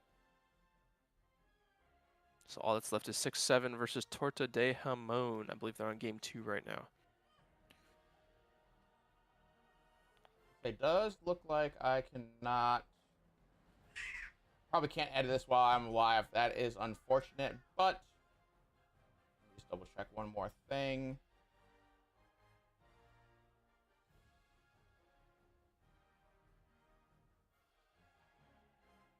Oh, there it is. I found it.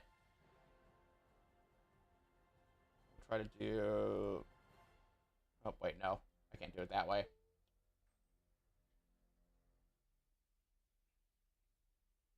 I will have to double check that later, but that will be a fun thing to experiment with.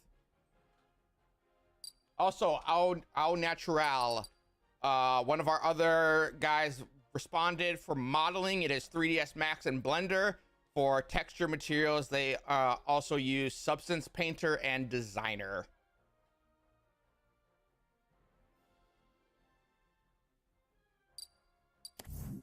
Everyone going into the next match. Yeah, we do have...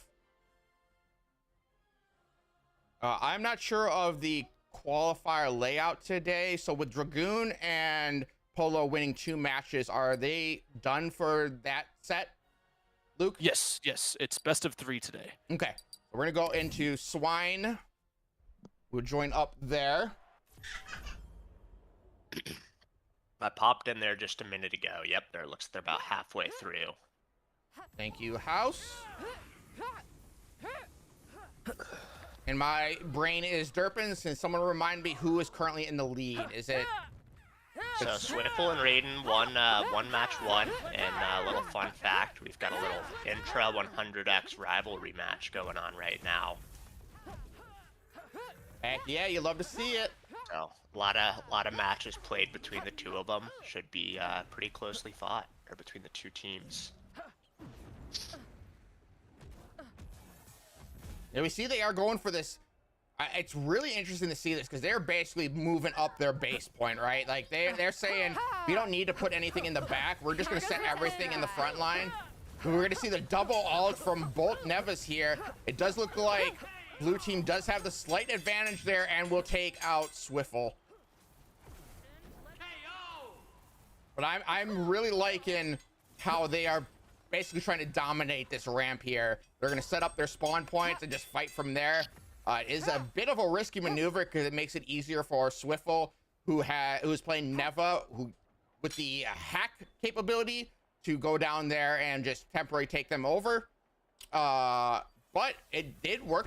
I mean, it was working pretty solidly for the most of that match, but unfortunately, Raiden and Swiffle did manage to get the better advantage of when the goalie was knocked down.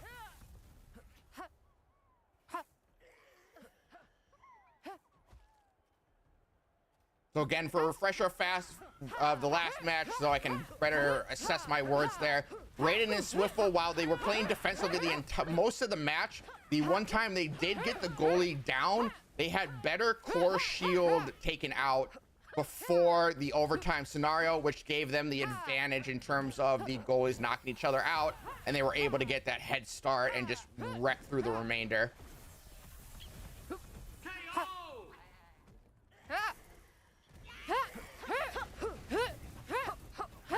Yo, Timmy, thank you so much for liking the live. Appreciate you. Also, thank you so much for checking in on TikTok. Oh, Blue Mojo, thank you so much for following as well. I was doing so good. Oh, Natural, you too. Apparently, I did not see that. I'm 50 minutes behind. That's better than the 7 hours I did last weekend. We are going to see KO on Swine there. We got Caesar struggling to stay alive in between. He's going to try to ult, but unfortunately, that was not the play there. He had both champions attacking him as well as a buckshot from behind. That was just way too many sources of damage to risk cycling through the animation. Many of you play Overwatch. It is similar to trying to get a diva out when she's trying to resuit.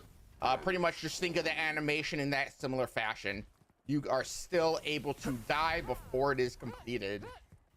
And it frustrates me when a diva is able to pull it off and she has like 1 HP left. Singe, let's burn.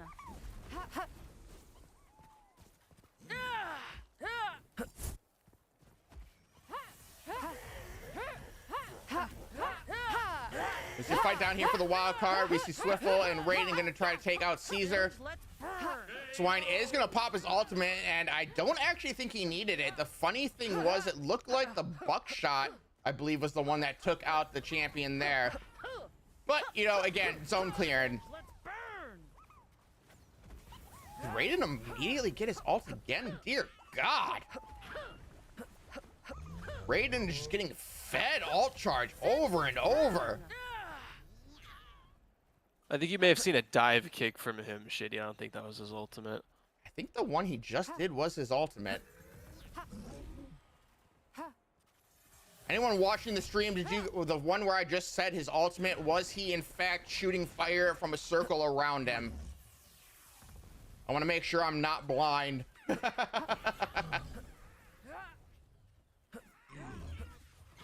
I mean, it did appear that way on the screen.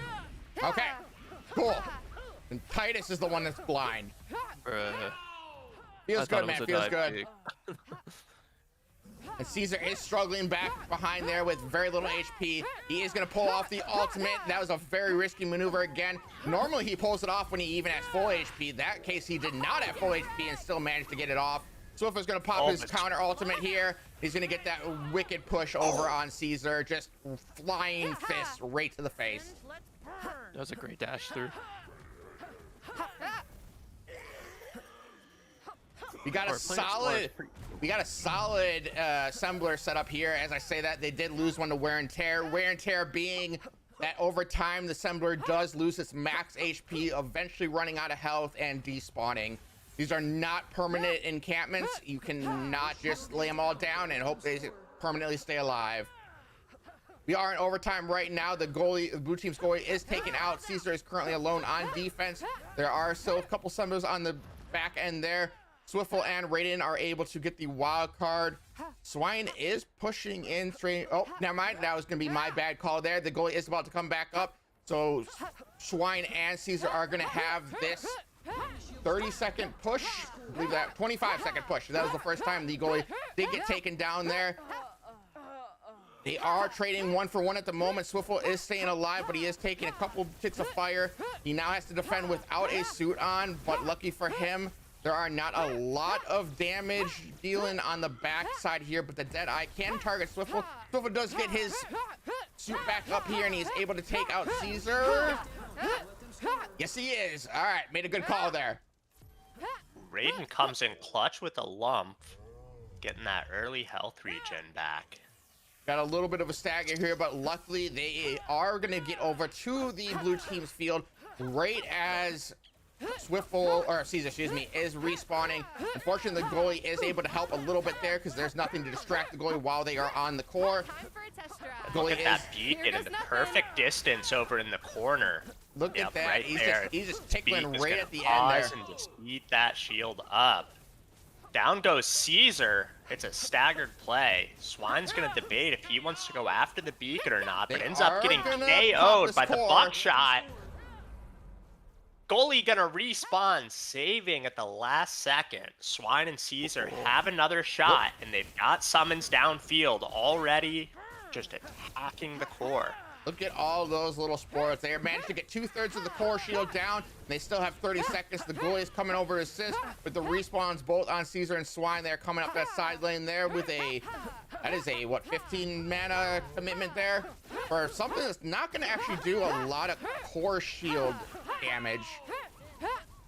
They've got about 20 mana down on the field, and Swine's gonna ult, getting the second KO, sending us to game 3. Ooh, we're gonna definitely have to wait here and see if we can check in on that next match.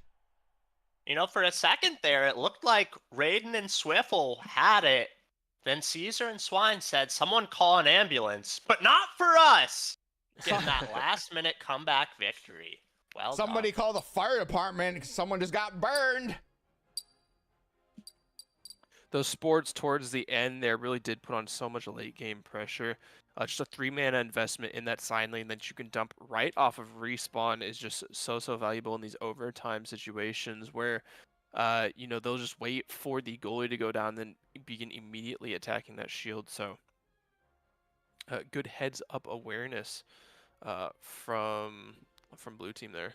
Yes, and again, a reminder to anyone that is watching and anyone participating in the qualifier, you guys will have one more chance on October 4th for our online qualifier. However, if you are attending Dreamhack Atlanta, which is October 31st through November 2nd, I believe those are the correct dates, we will be having qualifiers on site, and you will be able to try to secure yourself one of 8 spots available for that. Additionally, for anyone that will be trying or is interested in trying, the next qualifier again is next weekend. For anyone that does get in through these qualifiers, you are granted a $1,500 stipend per player on the team to help cover accommodations, into specifically including hotel and travel.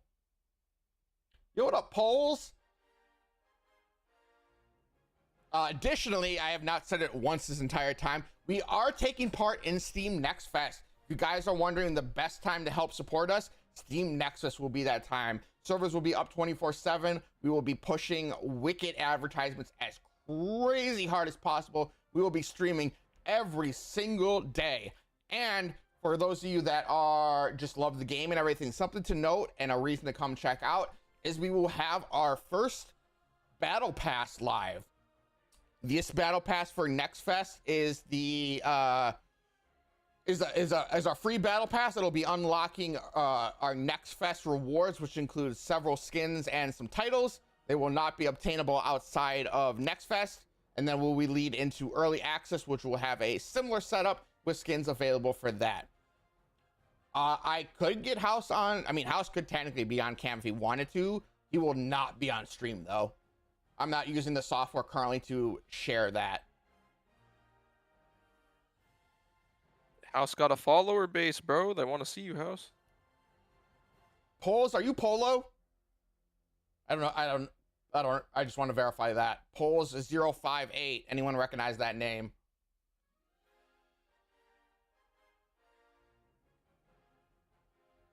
I do not. If you're Cryptic, Cryptic. You are Cryptic. People don't need to see that. What up, Cryptic? Solid seeing you over here. We appreciate you stopping in.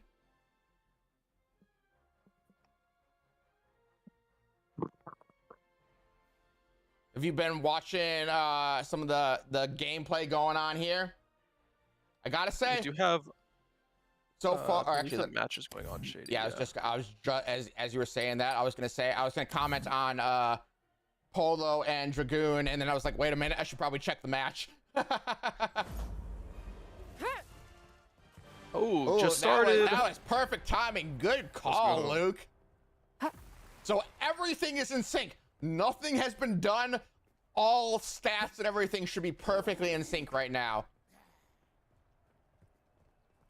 Something we could have done to add a little bit of the commentary, but I don't think, based on what I recall, I don't think we saw any swap ups in their loadouts at all.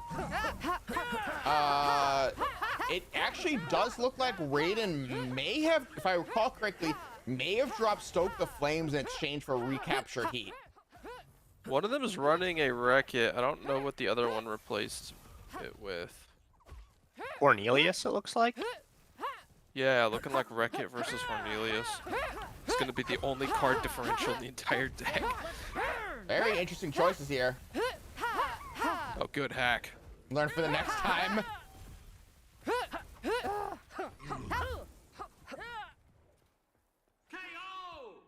Ooh, the burn damage takes him. Oh, was that the Deadeye? I thought it was burn damage there for a second.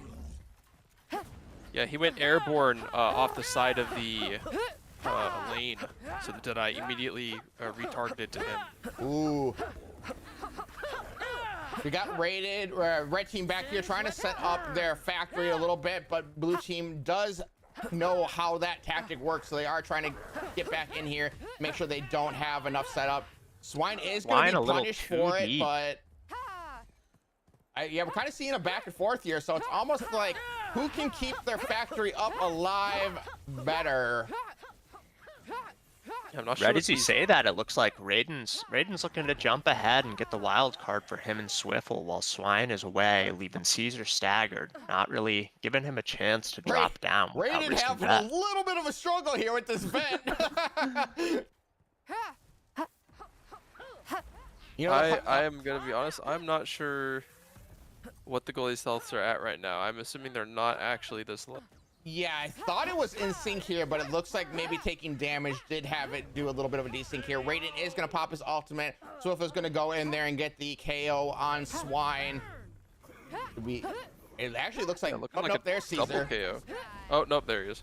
Yep, he just, as I rotated the camera, he moved back into where my camera was. They both popped their ultimate, but Caesar is going to be the supreme mech pilot here for this fight. Yeah, wildcard up 2, so that KO will be able to net them one wildcard, which is good news, especially since there's not too much pressure heading down this mid lane. There's a single buckshot, and those are not what you want to be seeing if you are Swiffle and Raiden as far as wildcards go. Yeah, we're going to see that double Astro Rejuve going on there, assisting both champions at the same time for that extra mana. You do not want to see one of them is already scary, but seeing both on the enemy team at once is, woo, that's a wombo combo. Yeah, even though it's just 6 extra mana every minute, that is still enough if you can stay alive. Especially since that means it is a whole another, you know, Cacti King or Volt Crab that you'll have to deal with on the opposing side. Oh, good tracking on that dash. The Vita drop, though. Yeah. They are up to Caesar. Oh, actually, Swine took that hit from Cornelius for Caesar there. I kind of wanted to see the commit to the Zero Suit Neva fight, but they both backed off. I'm not confident that either one of them could have won that fight. And his suit saved him as well, so Caesar going to get away from death's door just barely. That was a quite the exhilarating fight, I'm not gonna lie.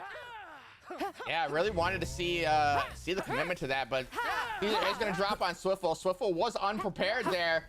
Luckily, it looks like he's gonna barely get out. Raiden is gonna pop his ultimate on both of them. He is gonna not get the KO. Oh, you know, he did get the KO on Caesar. Swine with the heal to try and keep himself alive, but Swiffle's gonna come down here, try to finish him off there with an extra. Ooh, that little.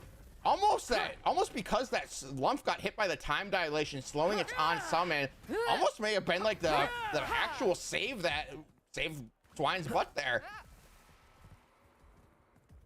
It was and a kind of great interesting to just see utility from this dive kick, stopping him right in front of his own goalie so that he can get the extra help he needs to take him out of suit and push him off. Wildcard is up again. It'll be interesting to see. It'll be interesting to see if any team decides to go for it. Looking like this red team goalie is pretty low. Caesar is overcommitting to this fight by himself for some reason, with Swine all the way on the opposite side of the field. I know that the factory can look very tasty to try to take out so it doesn't overwhelm you, but it does not. It's not worth it sacrificing you. And luckily, I don't think they had a wild card at the time, because I think they died previously. But you also want to make sure you do not use those wild cards, because I want to say if the enemy team has one wild card, okay, they got a little bit of a buff, but I think you can still get away with a fairly balanced match. You get to 2, then you're really getting out of position there. And then as soon as they get to 3, you're in the doomed range. Yeah, it was also interesting ignore of the wild card from both teams on the, on their own pushes and defenses. It was 2 whole cycles of wild cards lost essentially over those team fights. The summons down there weren't able to break it, so Swiffle was able to run down and quickly secure it since the shield was broken. But interesting decisions, especially considering that there weren't even goalies down yet. Yeah, Caesar just snuck on in here to just kept getting that tickle damage, right? But he does look like he's gonna sacrifice himself again for the full commit. Unless you have a solid push. A quick tip for anyone playing here, Titus, you can nod if you agree here, but trying to commit to taking out the shield in that first push, unless you have a solid amount of units, is not worth just hanging around in that 1v2 scenario. You might get a little bit of damage done, but not significantly enough to where the next time the goalie goes down, that it might have not recovered. So right now you guys can see the goalie is up and the shield health is slowly ticking back up. By the time that goalie goes down again, that damage he did may have been almost negligible. I can't tell who that was from. I think it might have been from... Is that from Cultured Swine, maybe? I don't know which Ragnar popped the ult there. Just try and stop me. I am unsure as well. Wow, okay. Oh, all right. Good use of that mechanized. They're going to be able to start clearing out this goalie just a little bit. Yeah. So first goalie down now for the red team. Swine gets a lump off and trying to heal himself. Raiden is going to pop his ultimate to try to get Swine. Swine is taken out just barely with that last tick of fire damage here. The red team does have a solid push coming. Swiffle might end up going down here, but even if they both go down, I think they still got a decent, they got a sizable chunk of goalie health taken out there compared to the blue team when they did that first push. Yeah, it didn't even look like they invested a lot of mana there. The double buckshot really did kind of carry that whole push. So I think that's more than you could really ask for, especially since you're able to get a pickup on Cultured Swine as well. For anyone wondering what just happened there, my game did end up crashing, so we're going to try to get back into this game real quick here so we can see the finale. Alrighty. It's nice because we do know that there's one goalie down a piece. And as we get in there, it did look like Raiden Derp was the one that got eliminated. Swiftful is on the blue team goalie here. I'm gonna let this autopilot for a moment. I gotta pull up this other screen. I just gotta make sure that the game is probably getting picked up. That is good. We're good there. The audio is being picked up. I think we are good there. Then we double check. Yes, we are. Okay, cool. We are back in it. Thank you, Mel, I think I'm seeing from a lot of these teams. Sorry, what'd you say, Shady? Oh, I was just thinking, Mel. Go ahead. Oh, I was just gonna say, like, one thing that I'm seeing from a lot of these teams is like they're not really building up these spawner pushes. There's like, you know, assembler committed to the back, you know, every once in a while, but there's never really this priority to actually build up a push. They're still choosing to take these regionalized fights, you know, in bottom mid or top mid. So it's a very interesting fighting style considering the deck choices. I feel like, you know, you could be min-maxing the value that you are bringing with your deck, potentially in stronger ways. And Swiftful does get taken out there, and interesting enough, on the defense here, they do have like a firing line here. Both those buckshots are going to do high damage. Luckily, they do manage to take him out. Raiden does pop his ultimate. That followed by Swine's ultimate. Swine is going to go down for it. He was hoping to probably get the KO on this, but unfortunately, it looked like Raiden was prepared. He threw down a lump to keep them alive. Both the Nevas activate their ult at the exact same time, but Caesar is going to lose that fight because it looked like the goalie did assist on a couple smacks to the back there. Oh! And as I say that, the other goalie KOs, both Nevas are taken out by the goalies. They're trying to be pseudo goalies, getting in their big mech suits, but they cannot replace the original. Yeah,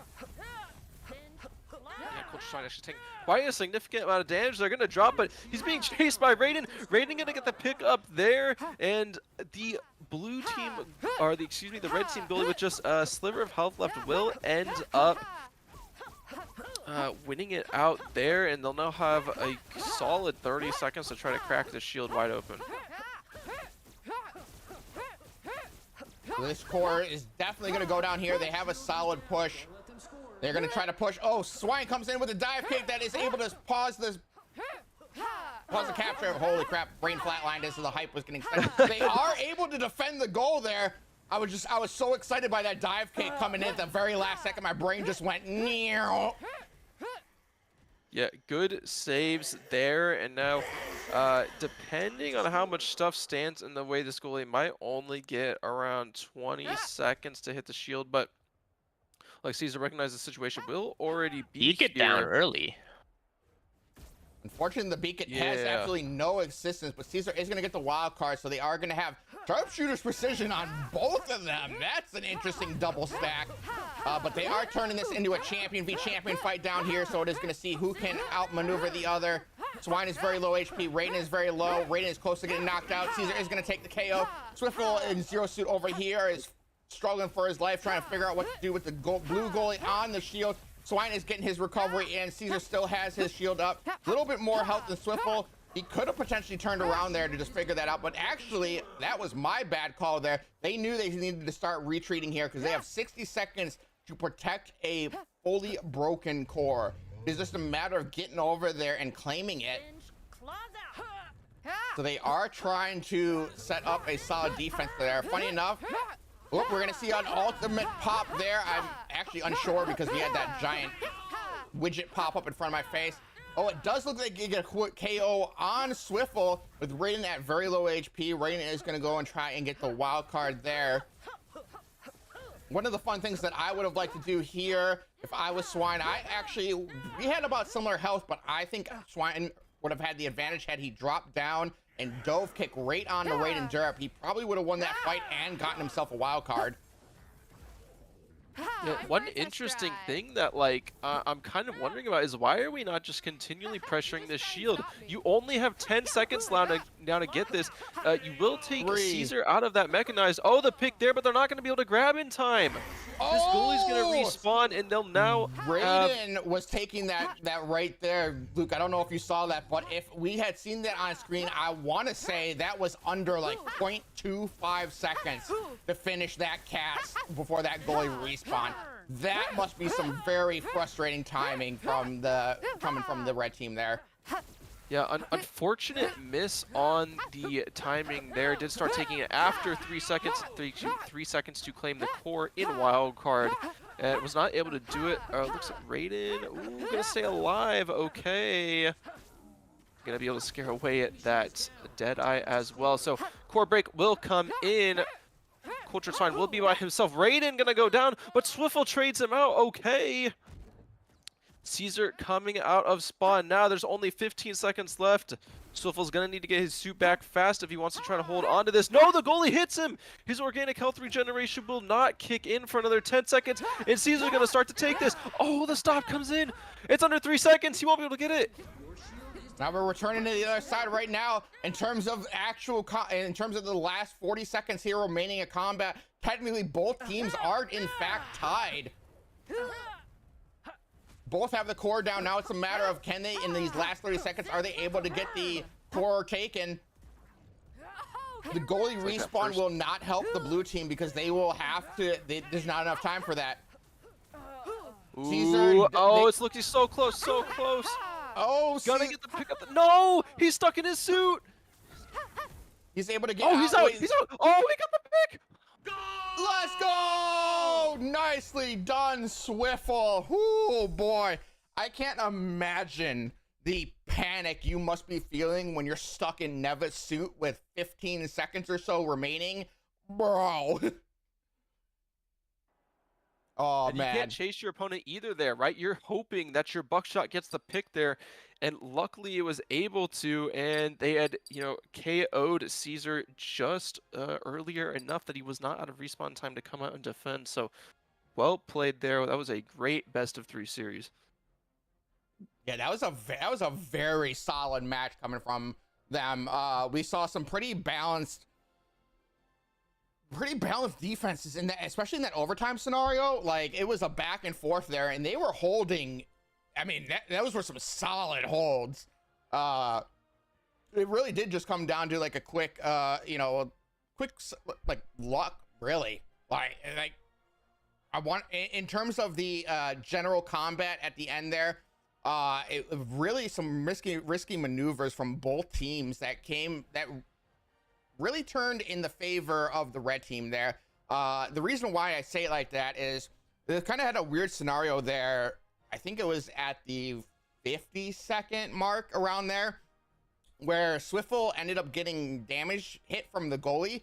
He had absolutely no reason to go in there and engage the goalie. The goalie's not going to take the goal. It's just going to stand there, and there was nothing else nearby. So I'm not sure why Swiffle walked into the goalie instead of just waiting for the full regen, but luckily it did not cost them anything, and they were able to win the match. Yeah, one thing that our spectator cam currently cannot track is the point of view of the actual player. We can kind of hop into an over-the-shoulder view of the player, but we, at the end of the day, as the spectator cam controllers, still have full control over where the camera's looking. So it's potentially possible that Raiden could have been, looking at Caesar, not wanting to lose the game, prioritizing him, and then not noticing that he'd actually backed up into the opponent's goalie's range. So, there's lots of things to have to keep track of. It is an arena game, so there can be things all around you at all times in Wildcard. Yes, very much so. You can only go, and on top of that too, right? Like, just from the perspective of what we're looking at, it can also be just kind of confusing based on, I try, like one moment where we were trying to find Caesar, we thought they'd gotten a double KO, but just as I turned the camera around, Caesar actually dashed at the same time, so he ended up behind me off the screen, so I had to rotate around again to finally see him.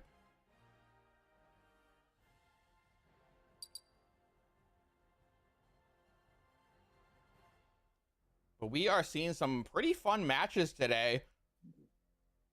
Like I was saying before, I think the highlight for me so far, while that last match was very exciting, I like seeing the growth on Dragoon and Polo. I think they did some excellent teamwork today.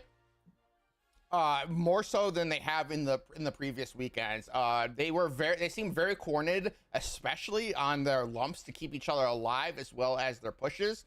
It was just very, very fun to see. Seeing players that you've known for a while, and being able to see their growth in real time, even if it was from like week to week, right?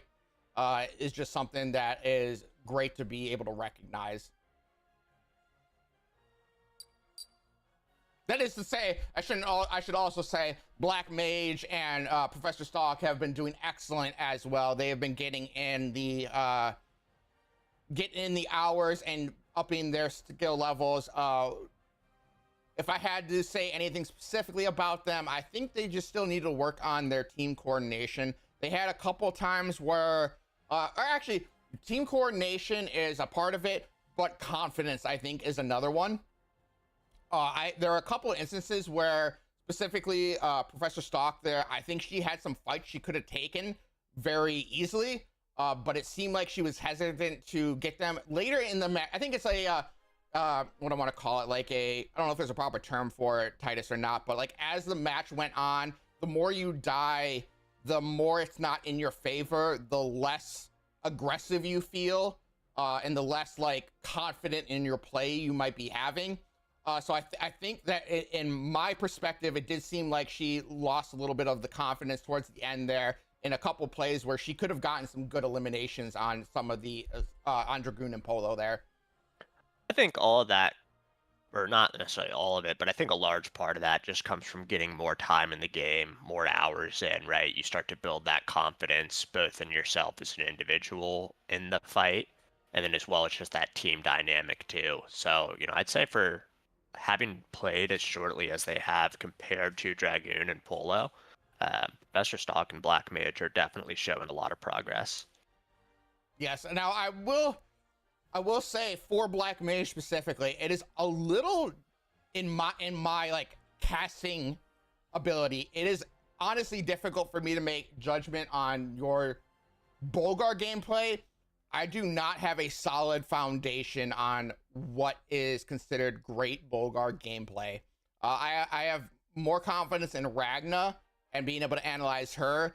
With Bolgar specifically, it is a little bit, it is harder for me. Maybe Titus and House can weigh in a little bit there. They might not have seen your gameplay, but maybe they can give some tips on playing Bolgar.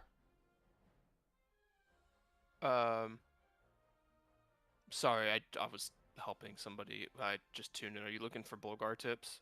Yeah, what I was saying was I don't have as much clarity on trying to give Bolgar advice as I want compared to Ragna. Maybe you have some extra tips that might help Black Mage up his game a little bit. Yeah, I'd say with Bolgar is like just in general with Wildcard, like you kind of have to know what your or like any competitive game, like even competitive shooters or whatever, you have to know what your windows are for things. So like you have to know like how long will I actually survive this? Can I survive this? What's my like opportunity cost for taking this? That's another big one. But outside of that, just in general for Bolgar, I would say that like you are the like #1 space taker on your team, right? So like you can sprint in there and say this is my space, and you can't do anything about it because you have the sprint, which does the knock, or you have the shoulder bash, sorry, which is Bolgar's movement ability. So that'll knock people back and allow you to get into a location faster and presumably not take damage from at least melee units and stuff like that. Camera's killing me, bro. You have your Logzuka to clear an area out as well. So once you get into an area, you can kind of just tell other people to move out of the way. Otherwise, they're going to start taking CC or damage. And what that can do is once you have the area, your teammate can actually follow in behind you, sort of as like a shield bearer and an archer type of scenario, I guess, if you want to go medieval. So a lot of times you'll see Bolgars kind of get in there, start mixing up the action, force people to move or force people to engage and stuff like that. They'll start taking some damage, and their teammate will come in behind and help them out in the fight. And it'll kind of go from there. Yeah. Solid advice from Titus there. One thing I will pull up just for anyone playing in general, if you are dealing with Bolgar. Also, probably Dragoon's not going to be happy with me sharing this, but something to be aware of when you are playing against a Bolgar is his capability of taking that wild card. Titus, I'm sorry if you already mentioned this. But basically having your Logzuka ready for the wild card. So if they bust the shield, all you have to do is walk down there, blast them off of it, and you take your free wild card with, you know, just relative ease. That is kind of what we were seeing from Dragoon's gameplay there. And really anyone that plays Bolgar frequently is utilizing that fact. A final note as something that people may not generally know about Bolgar, as Titus was saying, there is a lot of knockback, to his kit. Specifically, one that people do not realize is while you activate your sidekick werebear, actually both werebears, because you might not know this with the dash either. But when you are in either form of werebear, for his sidekick werebear, you have a charge leap. When you land, there's an impact radius around you that does knockback.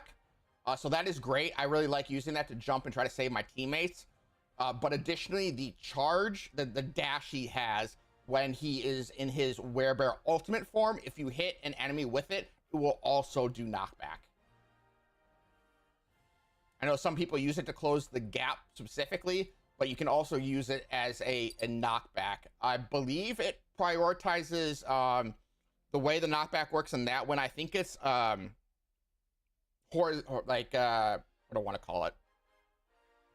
Side to side, basically. You dash through it, and it'll be like left, right, based on like what side is closer to. Yo, what up, usurper? Yes, the game we are current. The servers are currently online. We have transitioned into a 2v2 game. Sounds like you have not been with us in a hot minute. Let's see. Oh, Dragoon is actually in a match, so we're gonna go and spectate one of the matches going on. Who is Dragoon and Rye playing against currently? Or Dragoon? Excuse me. Dragoon and Polo are playing against Rairu and MFL. Got it. Yes, we are 2v2 now. We had a whole host of bouncing. No longer 1v1. Right now we are running our Road to Dreamhack qualifiers. We have one more on the on October 4th, which is next Saturday. What the Road to Dreamhack qualifier is 4 qualifying teams will be invited to come to Dreamhack Atlanta, which is at the end of October. They will receive a $1,500 stipend per player, on team, which is 2, which will help you guys cover your hotel and flight. Additionally, if you are at Dreamhack, you are able to play at the on-site qualifiers, which are Friday and Saturday, with the actual tournament on Sunday. If you would like to jump into Wildcard, did someone crash? We had to regenerate matches because we messed up pairings a little bit. So, Rairu and MFR are gonna have to leave this match. Okay, did you tag them about that? It'll depend if they look at Discord, because yes, we have. Okay, as long as they are tagged.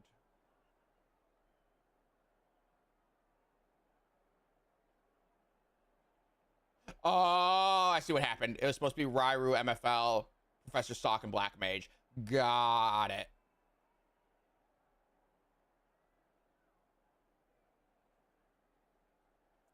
Gotcha. All right, we just had a little bit of a miscommunication there. Sorry, I got distracted by what was going on with that. Yes, if you would like to play, if anyone would like to play Wildcard, we are currently on, or I mean, I say that currently, but we are on Steam. You are able to get access just immediately. If you are someone like you, Usurper, if you've been around for a while, you might have the one with the black logo. That is not the version we are playing on right now.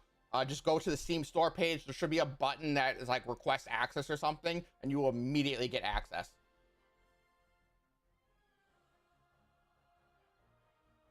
And a reminder for anyone that is playing our game for the first time, we are running on Unreal Unreal Engine 5.5 or 5.6, one of the two. If you have not updated your drivers in a while, the game may act up on you in terms of like launch and everything. So just be aware of that. Additionally, we do have some bot measures in that are active right now. If you get the error verifying user when you launch up the game, just let me know and we can get that fixed for you real quick. Usurper, if you see the blue, the white icon with the blue W, that would be the correct version. It'll say Wildcard playtest as well. Hey Shady, I just sent a message to you. Can you delete the or in our group DM? Can you delete those highlighted chats, please? Those were Okay. Those were chats that we messed up. Okay. That one was that one's fine. Delete this one. Delete this one. And this one.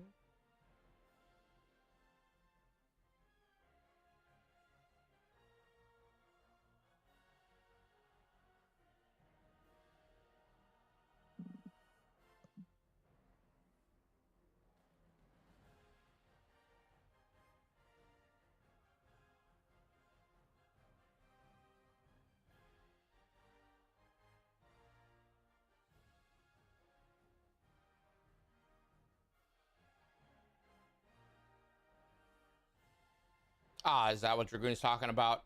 He was confused about the pairing. Got it. Cool. Okay.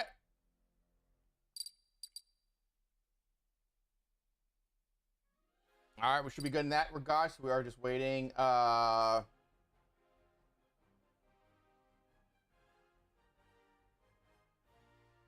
For more details on that, you'll want to go to the Thousands Discord. They had some updates. If you have not checked in for a hot minute, you'll want to go there to get the rest of the updates.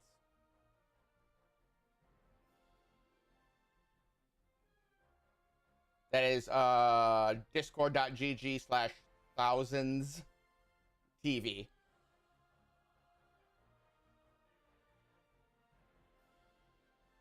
Yep. No worries. You'll get a more solid explanation from Blake than you will me. Blake and Luke, excuse me. Not the Luke currently on voice with me, other Luke.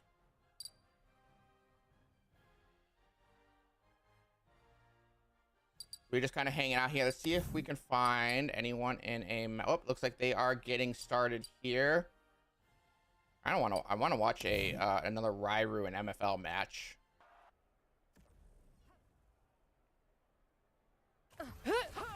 Okay. Oh, welcome back, House or Titus. Hey, Pasa.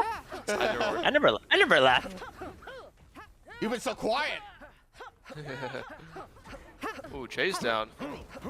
Oh, dive kick misses. Good. Oh, it does look like Rairu was able to take out Kristoff. MFL is going to be taken away. The good thing here is hopefully... Oh, Black Mage is able to get the wild card, but he does lose his life for it. Luckily, you can kind of think of it as a little tactical, right? Because now Stalk has a wild card, and Rairu and MFL did not get one due to his sacrifice.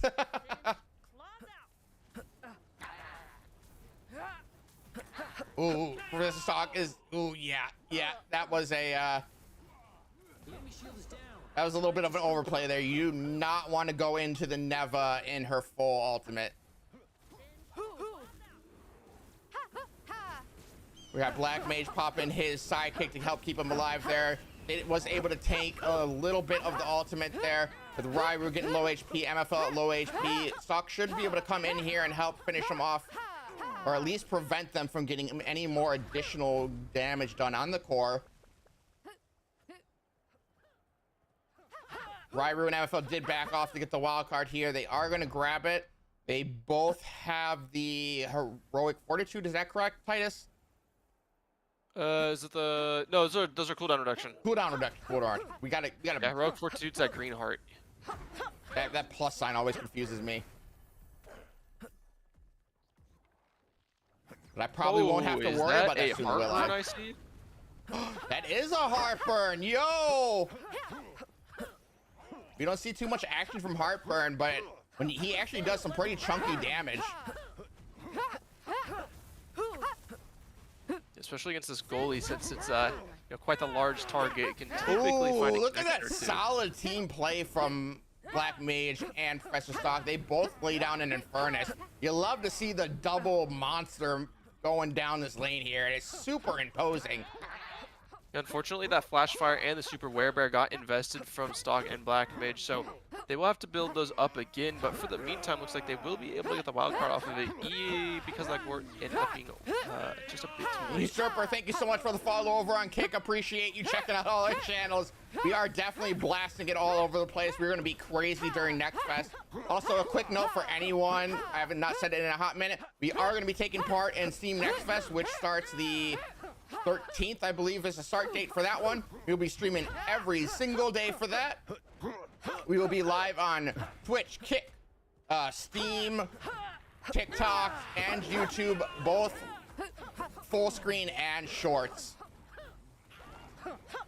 Additionally, some fun fact about I know a couple people have asked about our marketing plans and everything. With Next Fest coming up, we do, it's obviously one of our major marketing beats. But one of the coolest things about Dreamhack Atlanta coming up here is that the Clash Royale, Clash of Clans World Series for those games will be held there at Dreamhack.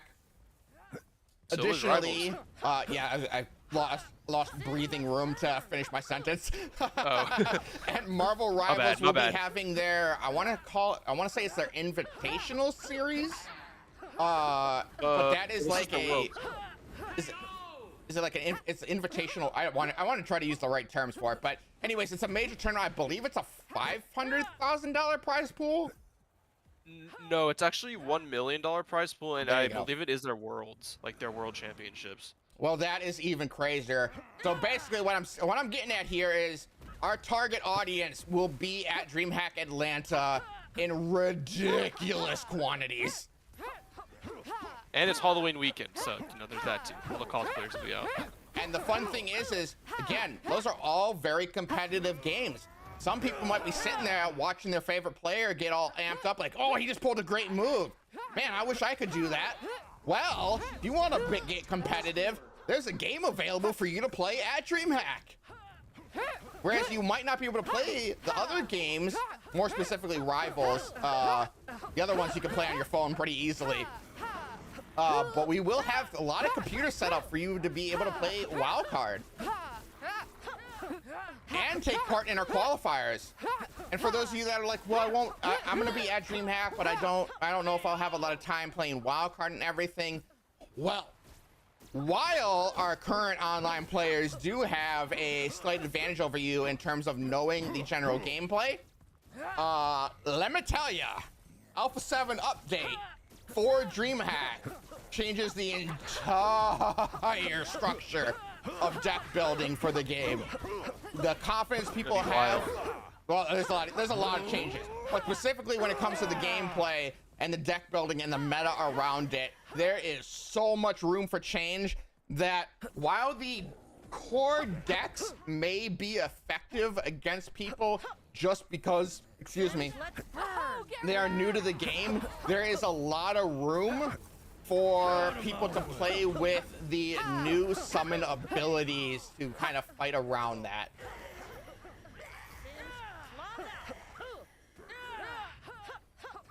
Which is kind of like, even for the, what do I want to call, I'm flatlining here. Brain flatlining.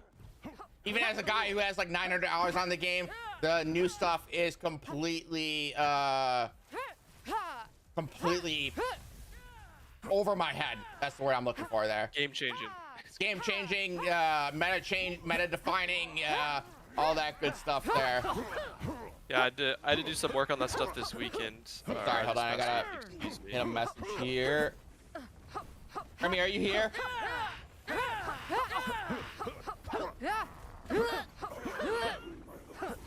Remy, are you available for a quick moment?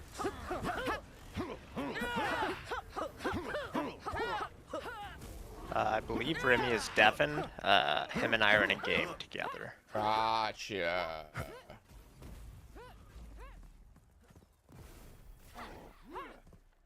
Sure.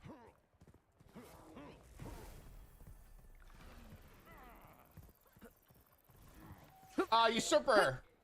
Again, to get all your answers primarily questioned, there's been some more recent updates that I do not have full clarity on. You will want to get that from specifically, my wife bought this.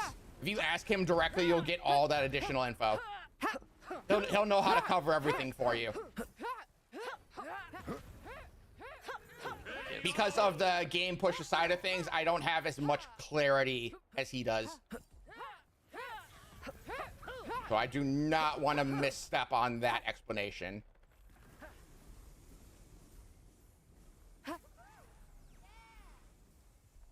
We got a beefy push coming up here from MFL and Ryru.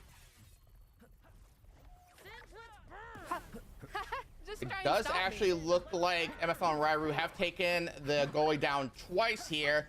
This third time will result in a 65-second respawn time. The enemy shield is down. Time to score. Well, it does go down here. The goalie has 60 seconds left, and 30 of which will be in overtime. MFL is trying to get Stalk out of the way while Ryru is taking out the shield, but Ryru is taken out by, I think, a buckshot? No, a Deadeye back there. Oh no, he was just knocked out of a suit. Black Mage is on the defense here. They are trying to split lane here, push. Black Mage pops his ultimate to push them away. He might be able to hold this on his own here. Does manage to get Ryru out of his suit there, which does get him scared off. Professor Stalk is back here. Professor Stalk does pop her ultimate to get MFL, but Ryru is taking the goal. Professor Stalk needs to pay attention. Oh! Unfortunately, Professor Stalk is not able to get back over to the goal to defend it.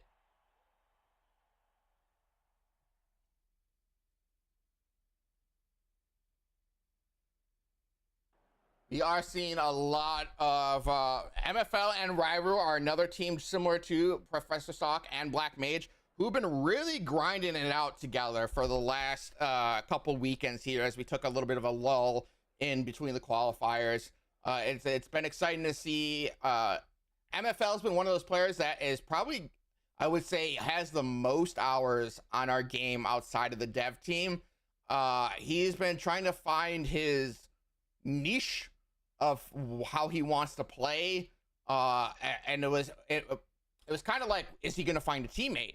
Then he did end up finding Ryru, and they were trying to kind of get their flow right, kind of figure out how they would work together. And we saw last Saturday playing against them quite a bit with MFL. I think Ryru was pretty locked in with what he was going to play, but MFL was really dancing around with what his comp wanted to be. And it's nice to see that they've kind of gotten into the swing of things.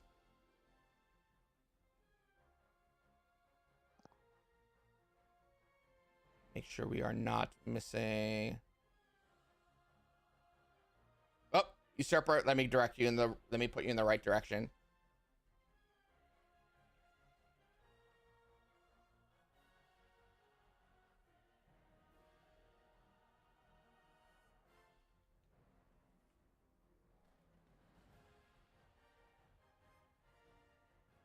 Let me get you pushed in the right direction there, Usurper.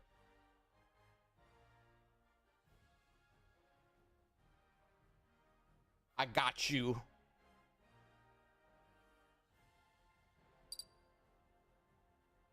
Boom, done. All right, who do we got running right now? I think Dragoon. Is Dragoon still on a match? Oh, nope. I think they... Oh, wait. Yeah, they are. I don't know.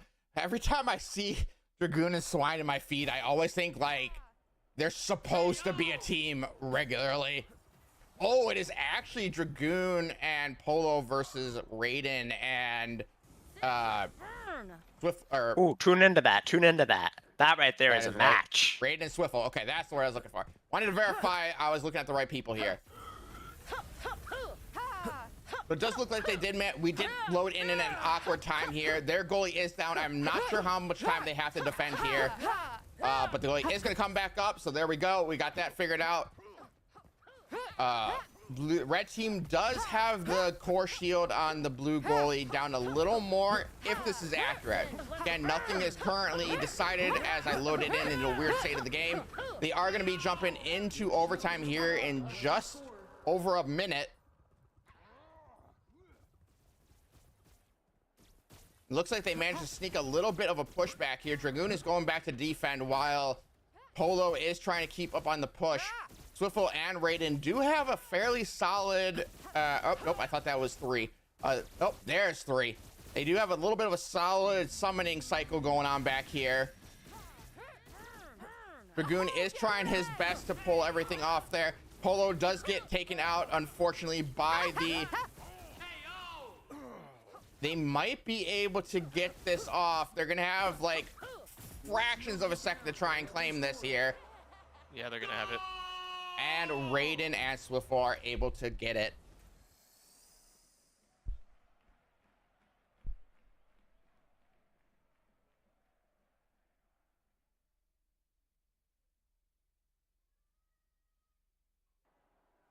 Alright,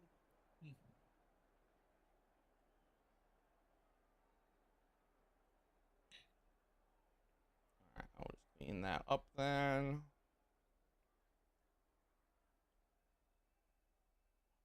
Nothing excites me more than seeing BMO was hitting a bunch of raids. BMO is doing the Lord's work, y'all. We appreciate you, BMO. Praise be to BMO.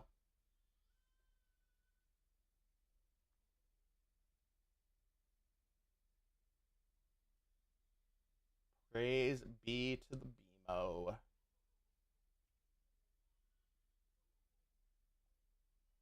All right, actually, you know what I'm gonna do? Since we're just doing the qualifier stuff. Oh.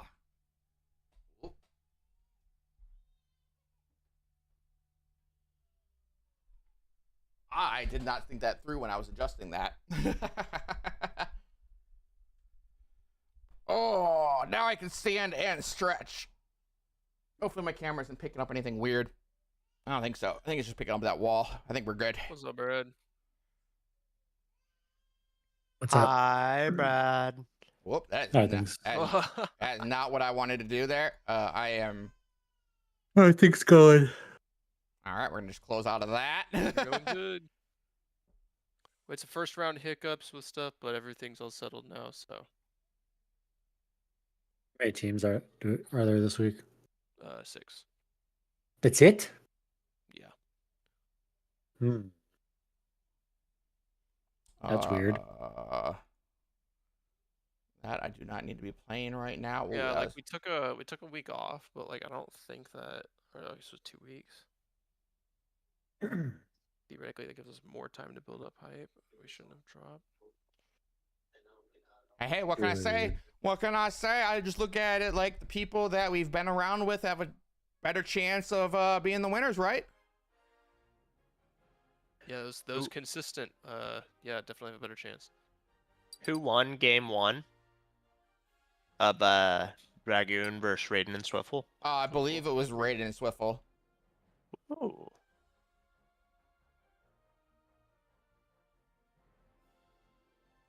Okay, make sure my game audio is still tracking. We good here? We are.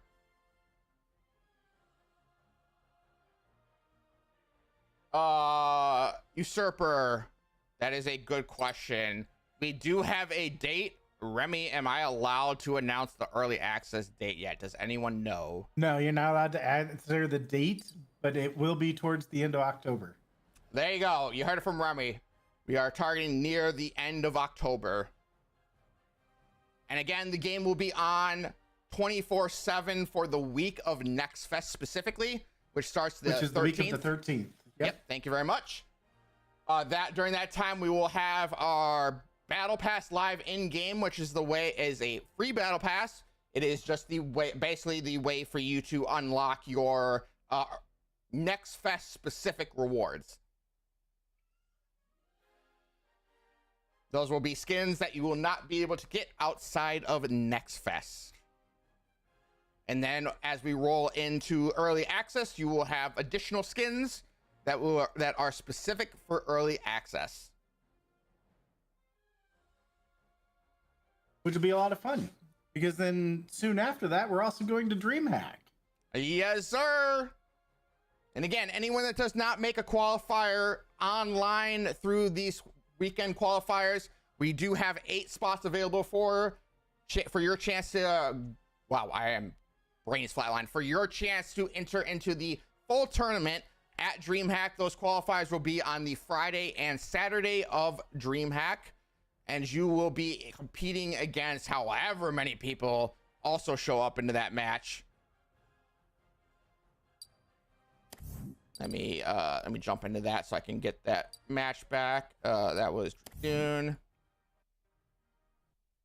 Oh, that was something. Is that? Hold on. I had never seen that.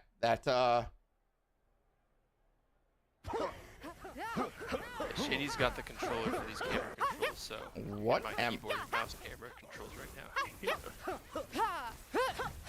now. I joined into a different match. That's what I did. I was like, why are all these names so horribly wrong? I am in the match with Sang, Z10, Caesar, and Swine. That is who I am currently watching. Nice. I am currently matchmaking. And a general reminder, we have not officially announced it yet, but we do have some... I mean, there is a lot coming in Alpha 7 in terms of the summons, but there's some additional surprises we are working on as well. All the things. If we have any, what do I want to call you? If we have any UI addicts, I would very much love to know how, especially if you guys have played our game for a long while, how you feel of the new UI that will be coming in Alpha 7. It is a wicked upgrade. One of the most recent features that will be added in Alpha 7, which again, as part of the surprises and stuff coming in, I want to give massive props for the dev team, because they managed to, I think that was mostly done by Brent, who was able to get the widget required for this secret system in place in a matter of a couple days. If that, I think he even did it in a short amount of time.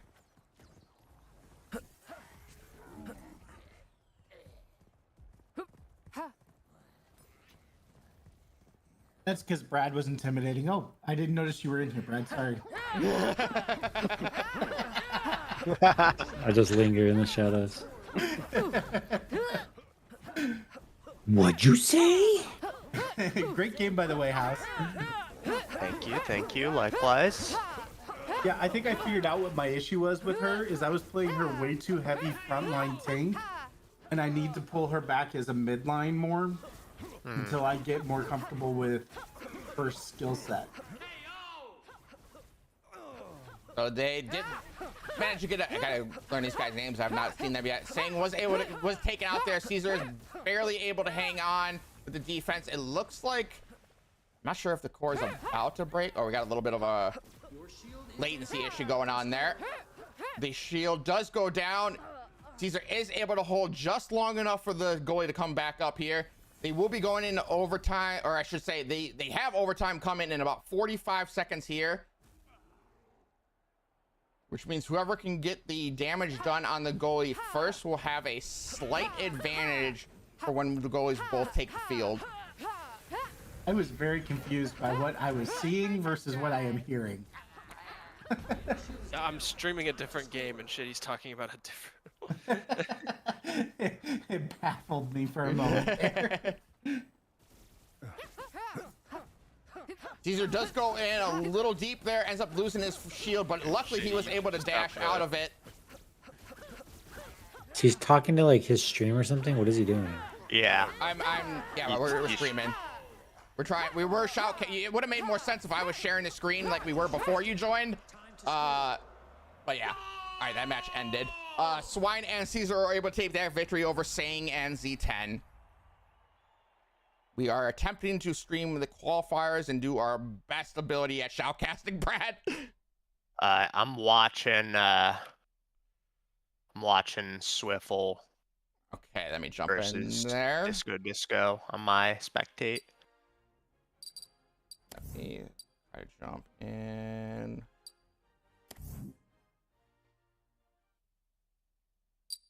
Oh. I don't think able to jump in. Brent, do we have a limit of how many spectator cams can be in a match? Oh, my bad. Yeah, jump in, should you? I just left. I did put a limit on that, yeah. Okay. I just want to make sure that my game wasn't being weird.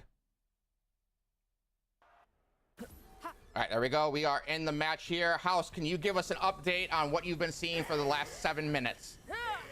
Yeah, so I mean, it really just looks like Raiden and Swiffle have some great comms, and even though they're a little bit less experienced in game than Polo and Dragoon, they're really focusing on just keeping the stagger up whenever they notice Dragoon or Polo getting split. They're really capitalizing on it and then using that to create some offensive pushes.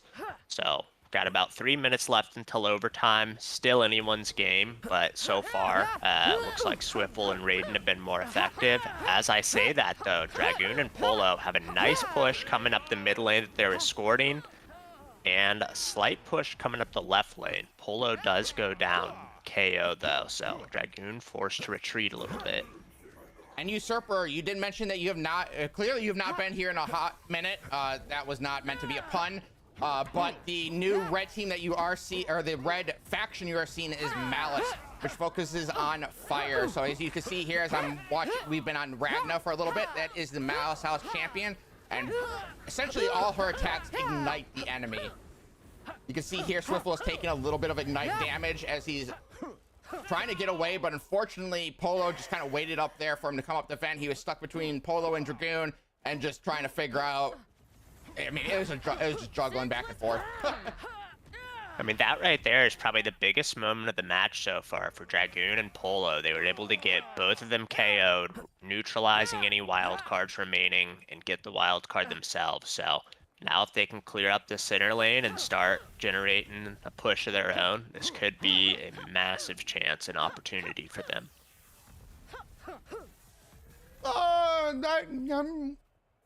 I'm not going to confirm nor deny any assumptions on what color the next house is. It's blue. Hey, I was going to make him have to. I was going to make him have to come back for more info, Brad. I love how Shady's like, I don't know what I can leak sometimes, so I'm just going to tease people. Brad's like, F it, it's blue. I control this. No, I wanted him to come into the game and find out, because if we haven't updated the in-game stuff there, so there's a couple hidden tidbits in there. Come on, trying to make people turn the game on, Brad. Blue could be a lot of things. You say that, but when I say there's teasers in-game, it kind of does a lot. Ooh, Dragoon sneaks the wild card. 2 wild cards to 0 for blue team right now. We're seeing the Sharpshooter's Precision, Inferno Surge, and Astral Rejuve. With Polo having that Inferno Surge, and I believe he has Stoke the Flames as well. Yes, he does. He's got that double stack of fire damage, which means a solid ult on anyone will just wreck their day. And we see him use Singe. Looks like Swiffle's a little bit too far out the ult, but he does crack the shield. Polo did that in a very weird location there. I don't know if Polo got the crack. I think it might have been Dragoon. Dragoon looked like he was fighting him. Yeah, Polo just activated that ult in a very strange location. And unfortunately, he did not have it there. And there goes all their wild cards. Polo had a solid solid lineup of wild cards there. It's unfortunate that he did seem to overcommit to that fight. We're in overtime now, so bad time to die and lose that wild card. Raiden and Swiffle are gonna pick up the other card.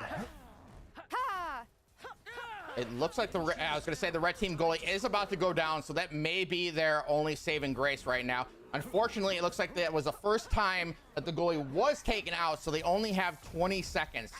Although, if we're looking at it from the other side, it does seem like they're in a similar position for both goalies being only taken down once, I think.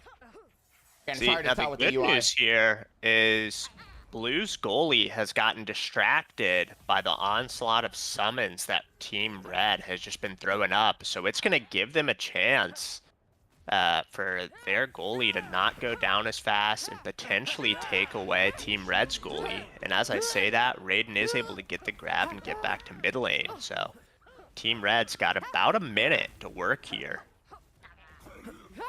Usurper, if you right click the game, go to the properties, and you go to the installed files location, hit verify files. If you have an update that you haven't pulled yet, it'll pull it then. I think the red team's goalie is fairly low, so if they can get a little extra damage on it, they could take it out. But unfortunately, it looks like there's a full damage commitment to the core shield here. Even the goalie is hitting it. Dragoon is taken out, and Polo is struggling to stay alive. The shield is taken out, and they are going to take this win. Team Red is going to take it. I believe that's 2-0. Impressive performance from Team Red on the day. I don't think we've seen Swiffle and Raiden yet in a tournament entry. And they take out Disco, yeah, and Dragoon and Polo right off the rip, back-to-back series. Very interesting to see in terms of contenders that we haven't seen before. I'm hoping to try to get. Let me see if we're the state of MFL and. That was it. That was the last match of round 2. So all games ending in a 2-0. And we will be making up for lost time. We'll actually be starting round 3 ahead of time. This will be the last round of the tournament. So there were only 6 teams. Any ties will be decided by our tiebreaker functions that we've implemented. So like I said, every game matters. After we get through the tournament play, I actually have a challenge to throw out. Me and Luke versus Brad, and Brad, your partner of choice. You took his partner. I ain't got time to play right now. He's just hanging. He's doing work and hanging. Fair. His kid's about to come in and starts screaming that he has to poop again. To go poop. And,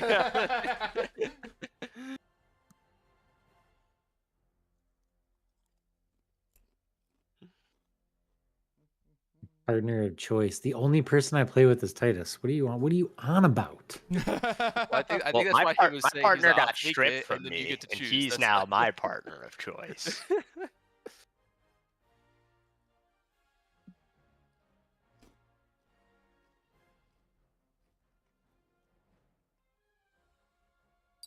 I think we'll go and spectate Remy. I think that's who this person is with the weird username. The enemy shield is down. And it is Remy is over here practicing against bots. Guy or whatever. Lorlo is also in a match if you're friends with him. Who is? He's Lorlo. He's also streaming on Twitch. Oh. I do not have him on my friends. Is there anyone in his match that might be on my friends? Balincha potentially, or Toriano. I do not have either of those. I wonder if I can send them an invite. I've seen them in the past, so I might be able to. Gonna go refill my coffee. I'll be right back. I saw Ghost was looking to do partnerships with people, and that advertisement got stuck in my brain, so I got myself a Ghost this morning. It's working, Shady. Don't give in. Look, man, I have to admit it when it happens. If I don't acknowledge it, then it's not I can't change it. Oh, there's Toriano. Send friend request.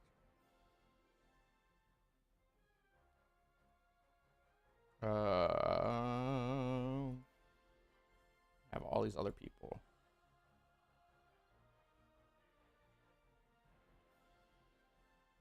I do. I should pick someone and just have them on my block list. Like, oh, the dev has someone blocked.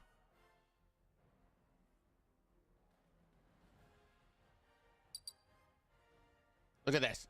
Look at this. Blake hasn't been on in 9 days. He's slacking for real. That's 2 weeks. Or 2 weekends specifically.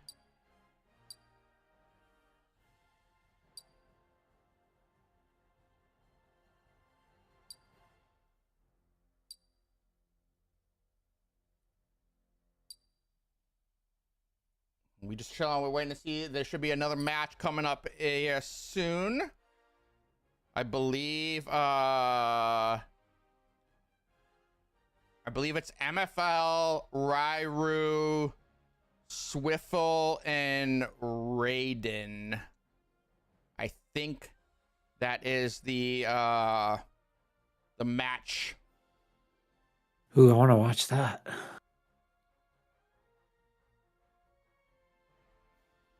I like how he said that.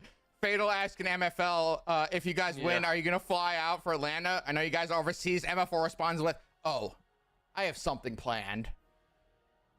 What does that mean? He won't be able to make it if he wins. Anyways, that's what he means by that. So.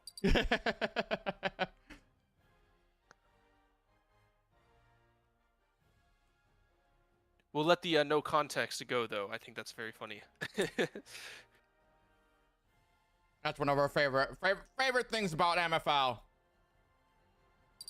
Is he has been our solid international wildcard supporter, the most active player in the community, and he basically he has to use a translator when we're talking with us because he primarily speaks Japanese.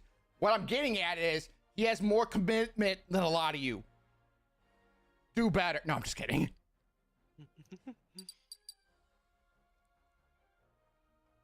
Yes, we've had it's been a, as we're getting near Next Fest, as we're getting near Dreamhack, as we're getting near that October deadline here. It's been a wild ride having someone like MFL in our community. Valentia, you've been around for a while as well. Toriano's been one of our more recent but active players as well. It's been very exciting to see everyone, regardless of when you ended up joining into our journey here, where people have been sticking around. Especially something to know if you guys have not played in a hot minute. Again, I've said this a couple times during this broadcast now.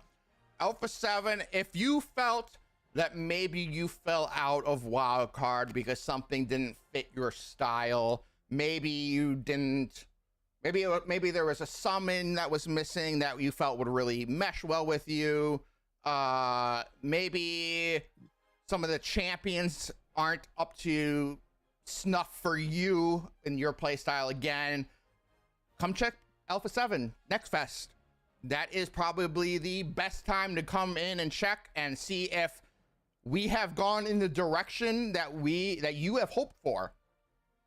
There is some massive deck changing overhauls. Again, the UI is getting changed. There are some small champion changes, and I guess I could technically say some big. We'll leave that as a little more vague. But most especially is the deck building component. It is very much like I was saying earlier. If you thought the game had a pretty defined meta before, it will not once Alpha 7 goes live.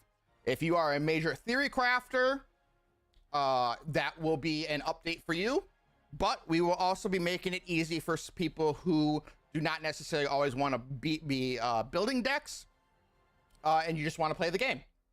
So we will try our best to cater to both individuals, the heavy theory crafters and the casuals. So do not let the phrasing I am using scare you away as a potential Magic the Gathering level of complexity to deck building. Correct, usurper. We are strictly Wildcard the game. I'm assuming. Thank you for certifying those results. We can move on to the next round now. Awesome. Cool. We can go poke in on Remy. Luke, just keep me updated when that next match starts so we can just keep going.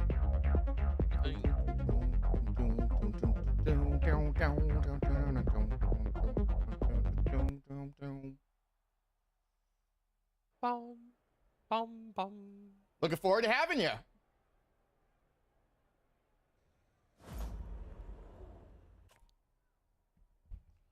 Additionally, for anyone in the audience that would love to support us any way they can, just letting you know we are very actively internally trying to push from just like our own not like our wildcard socials, but even our individual socials. We'll be trying to share out different things depending on what part of the game you work on. Some of, Woody, as you guys heard, I linked earlier today, was his Infernus video about the rigging and everything.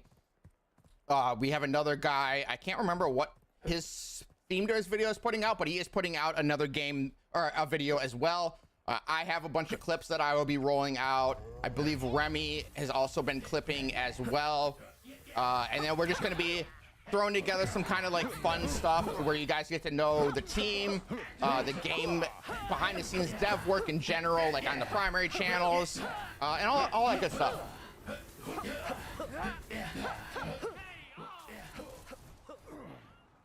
And if you guys are hanging out in any specific circles, you guys see any posts on any socials as well, like looking for a new game, or I even go as far as when people are like, share your Twitch stream, because everyone, I saw one earlier today, it was like, everyone's content matters, share your Twitch stream. I dropped their game. I don't know if that's what they wanted, but hey, if it's a bunch of Twitch streamers in a chat and they want to make more content, well, here's a new game where they can be one of the first few to make content.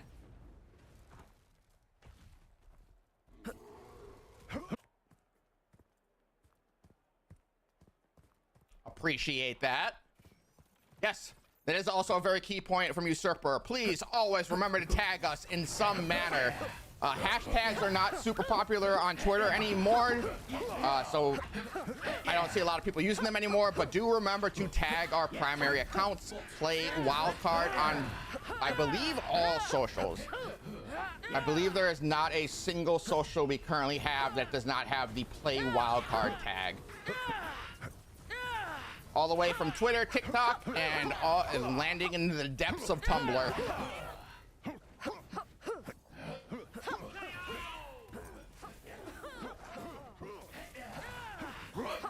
It does look like we are seeing a new player today. This is low, like 777 or 0007. Yep. So I believe I have not seen them before, unless any of you guys have, but they are a brand new player. I cannot remember what the default deck looks like. That's default. That's default. Okay, so this is definitely a brand new player. Luckily, we were nice enough to have oh, hold on, my talent cards are all mixed up here. Yeah, I'm gonna just ignore that. But they're running default deck. That's all that matters. Oh, Remy was able to get the KO on the ult on Toriano. He is trying to keep his butt alive as Valentia is chasing him down. Valentia wants to get that elimination. Remy gets the dash for the push stun that will ignite for a decent amount of damage. Ooh, and he was able, with the assistance of the summons over there, unfortunately, Valencia just walked into a minefield.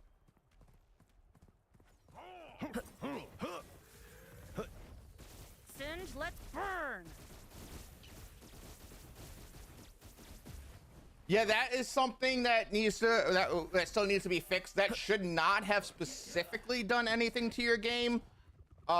It's after it loads that file, it would pull it would tell you it's updating via Steam. And to verify, Usurper, the version you are playing says Wildcard playtest, right?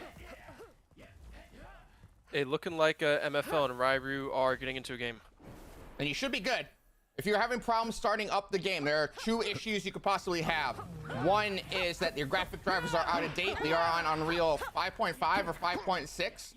I can't remember which one we are on, but a lot of people don't regularly update their drivers, especially for the new Unreal Engine. So just make sure that you have updated through NVIDIA, GeForce, and whatever AMD is to get your drivers updated.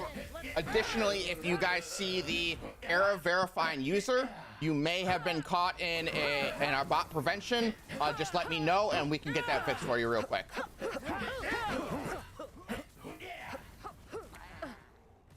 All right, we will go ahead and leave this and we'll see if we can find actually, just so I make sure I don't crash while we're watching that, I'm going to do a quick restart of the game.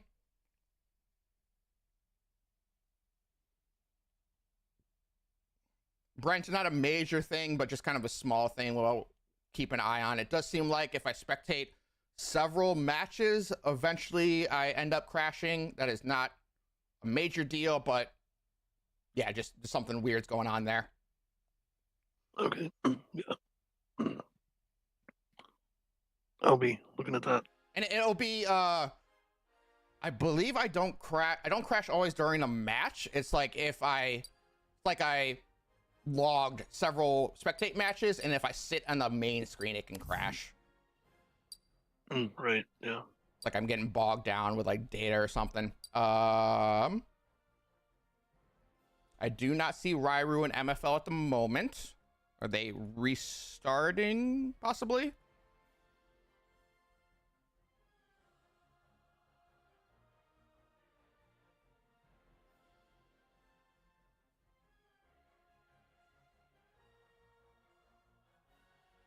Swiftfoot crashed. Okay.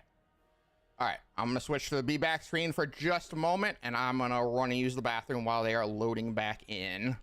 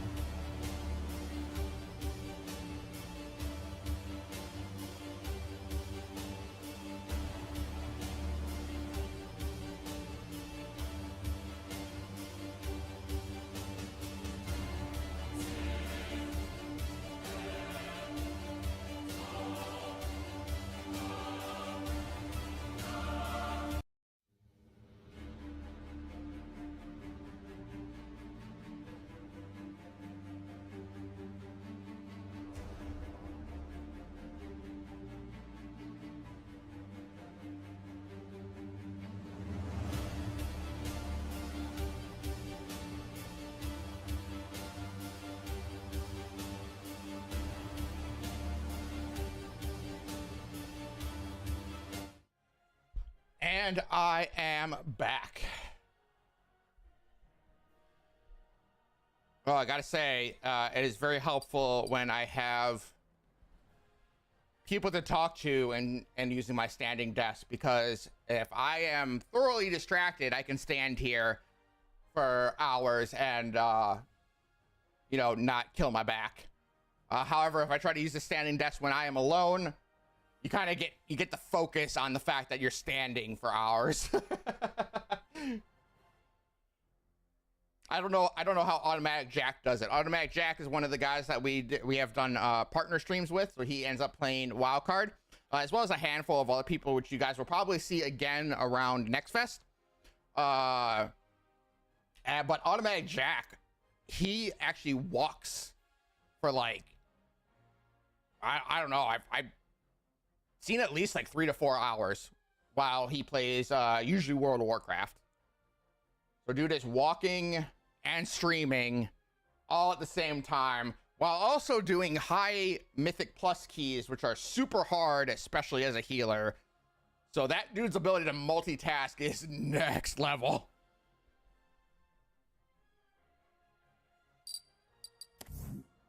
All right, it looks like they are loading into the match here. We'll give them a couple moments to see if they can get all situated. It looks like you... Oh,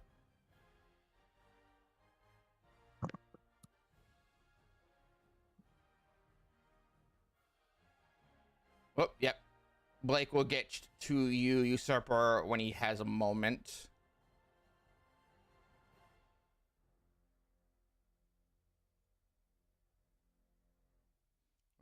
I think they had enough time, so we will try to jump into the match and see how it's going.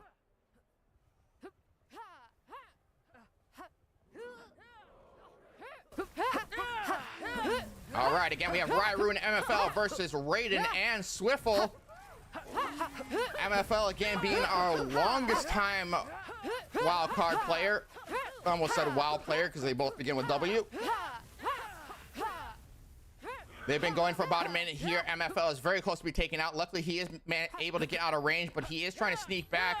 I think he intended to have that Heartburn go onto the wild card. Unfortunately, he hit just the outside rim, so it bounced off of the wild card, but it is still doing its work down there, which also includes helping Swiffle a little bit, unfortunately. Swiffle and Raiden are able to get that first wild card with Inferno Surge and cooldown reduction. Probably Can you share? Oh, sorry. I forgot I was not sharing.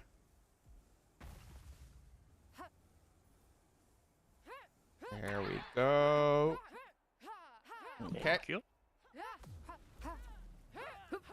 Raiden is taking down Rye was no suit, was able to take him down. Raiden tried to catch MFL as he was coming through with his ultimate.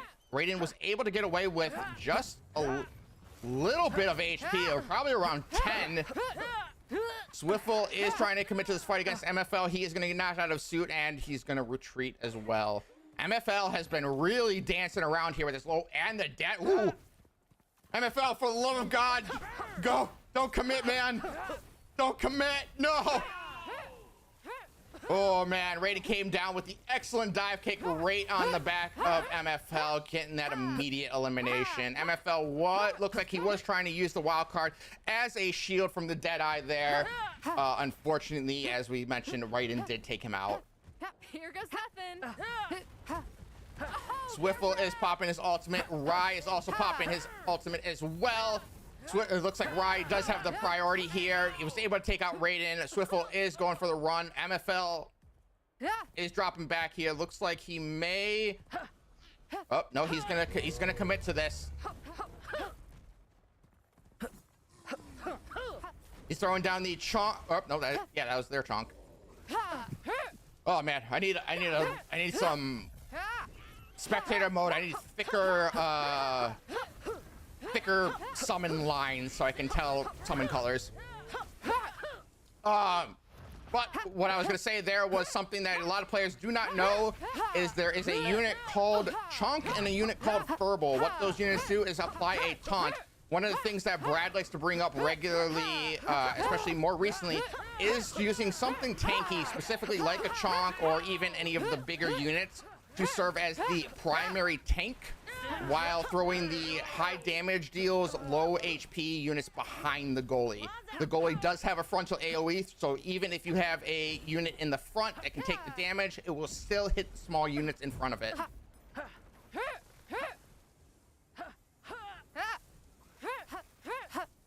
Swiffle is trying to go to say he catches MFL with a chrono drop, but MFL is able to dash out of it.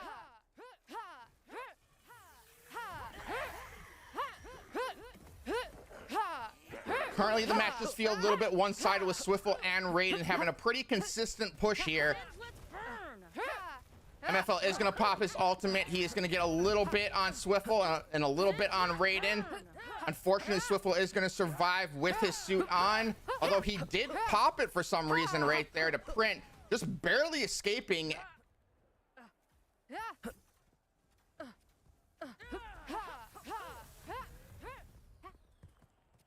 Seeing a kind of a standoff here as everyone's waiting to get their health back.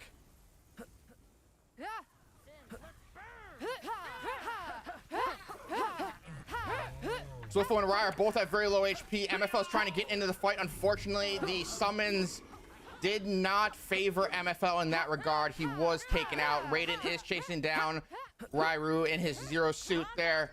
Suit does come back. Raiden is going to disengage. Swiffle is also going to get the wild card at the same time.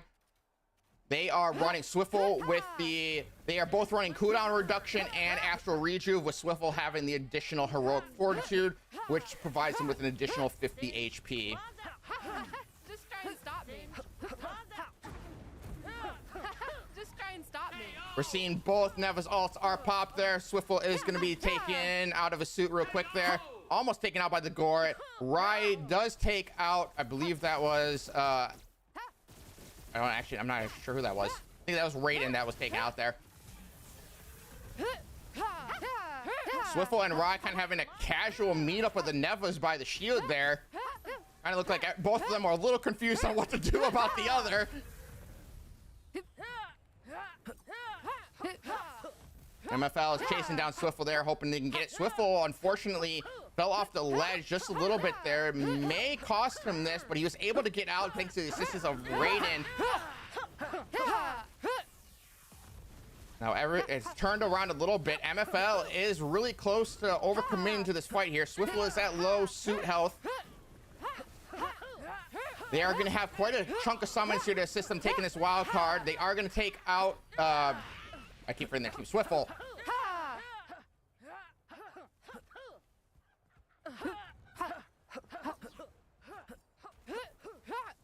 I should really just stick with red team, blue team.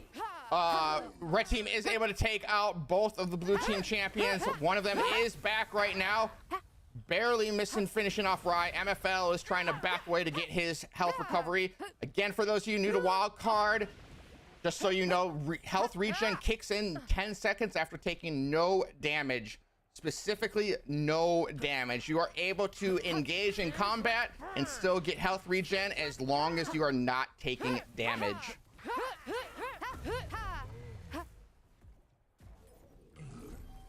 Got Swiffle with the low HP there. He looks like he's trying to sneak over and get the wild card there. MFL could do what Raiden did to him before, and that was a quick pop down with the dive kick. Unfortunately, he was prolonged too long, and Swiffle was able to get his health back. Rai does commit to the ult here, trying to knock Swiffle away. Rai's gonna back off and hopefully grab this wild card here. So now MFL and Rai are up. We have cooldown reduction, Inferno Surge, Astral Rejuve, and Heroic Fortitude. So MFL has a decent opportunity to get massive damage out here if he can land a solid ultimate. We have 2 minutes left in regulation time.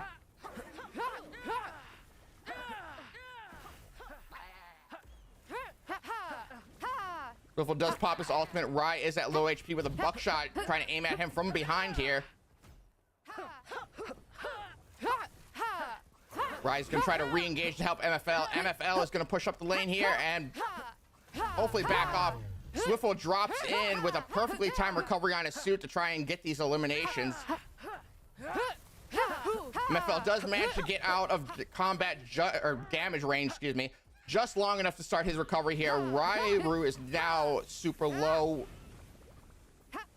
It's a back and forth of like who can keep their health the lowest for the longest. Yeah, one of the benefits of your opponent being on fire, I suppose, is the fact that their organic health regeneration is delayed until that fire wears off. So nice little secondary effect there. They're going to have a pretty sizable push here. Going to see Chrono Drop comes out. I don't know if there's going to be a chonk to redirect this goalie. No, so Quartz will go down, but looks like the goalie was low enough for MFL and Rairu to get their first goalie down. Ooh!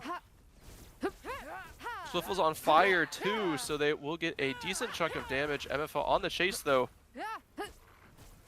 I was going to redirect back to this.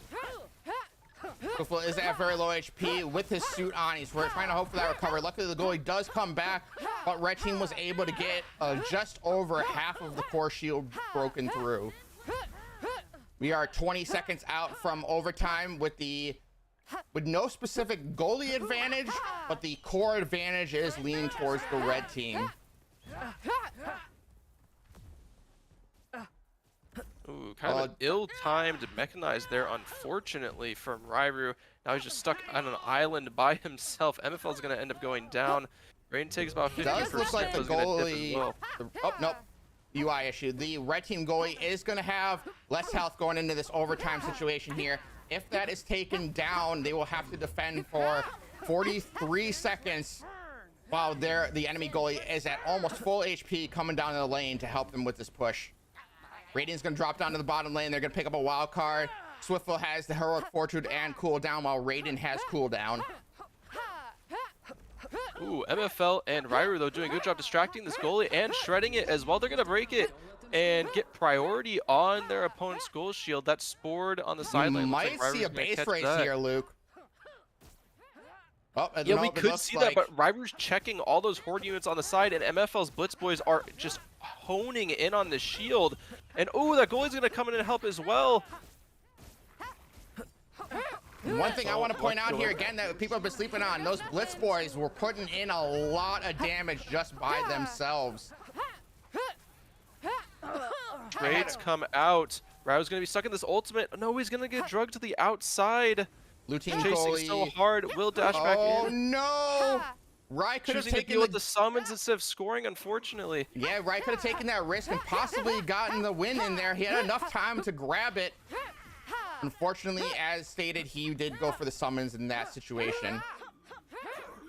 This is actually really great, though, because as long as MFL doesn't stall this goalie out, no, he will. So their goalie will not respawn and be able to take out the opposing goalie, which means that MFL and Rairu will have to work through it completely as they try to come. Oh, no, actually. Oh, they can take it. Oh, nope, that's going to come back up. Sorry, I'm trying to fix something real quick. Oh, MFL's, he's rushing, but Shady's tab screening. What's happening? Oh, he got it! Oh, shoot, MFL takes it. Sorry about that. We had a screen freeze issue, and Usurper, actually, I was just on the wrong screen. Yo, whoever was on the Play Wildcard account and didn't notice I was on the wrong screen that time, shame on you.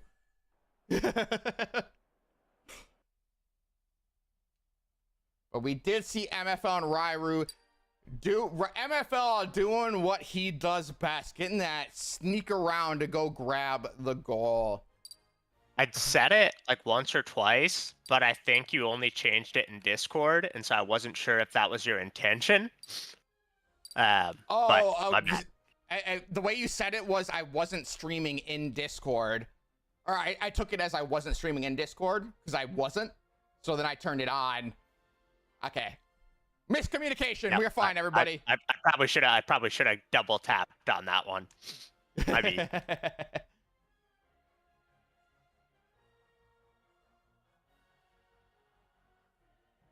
but hey, we got to see you locked in shoutcasting for a good minute there. In the zone. Fun little note for anyone. I know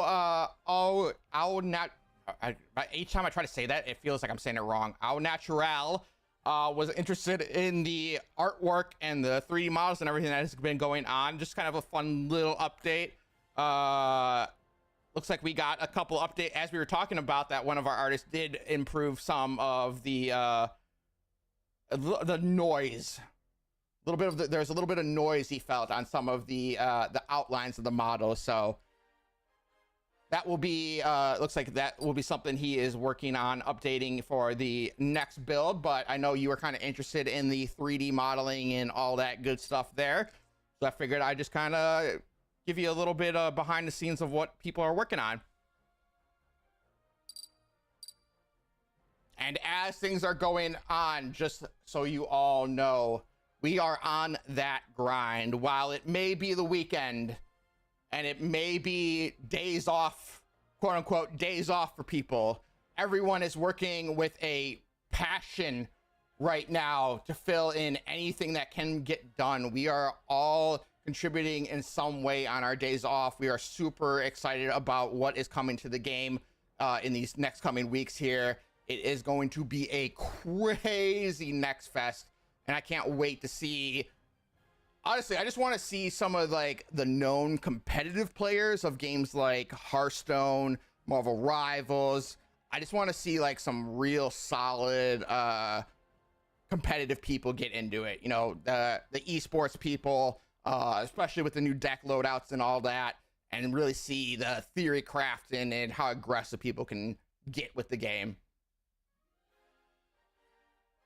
And as I mentioned before, a little bit of a teaser. You guys have seen the summons known as Lily and Gain. We are hard at work getting those going. So for those of you that are interested in a Gain, I will call a more of a field disruptor. He is also very good at wave clearing, as well at, or not as well. And then for His role Lily, as a controller. If that thank you. matters. Thank you. Controller is the terminology that the people smarter than me understand. And that is Brad, by the way, for those of you that do not know when that voice just randomly pops in, that is Brad, the lead designer of the game. He has been hard at work putting in all the card information, all the hookups and everything for making sure everything's working. We've been bug fixing and all that good stuff. We also have Brent here in chat who does a wicked amount of the back end support, as well as the feature implementation, especially of which you guys will be seeing in the new update. So you want to give any of those two guys some shout outs. Those are what you'll be looking for from their side of things. Of course, we do have the art team. You guys may have seen Woody, who put out a video for Infernus, as well as some additional people that I won't name drop yet because I'm not sure about their levels of privacy.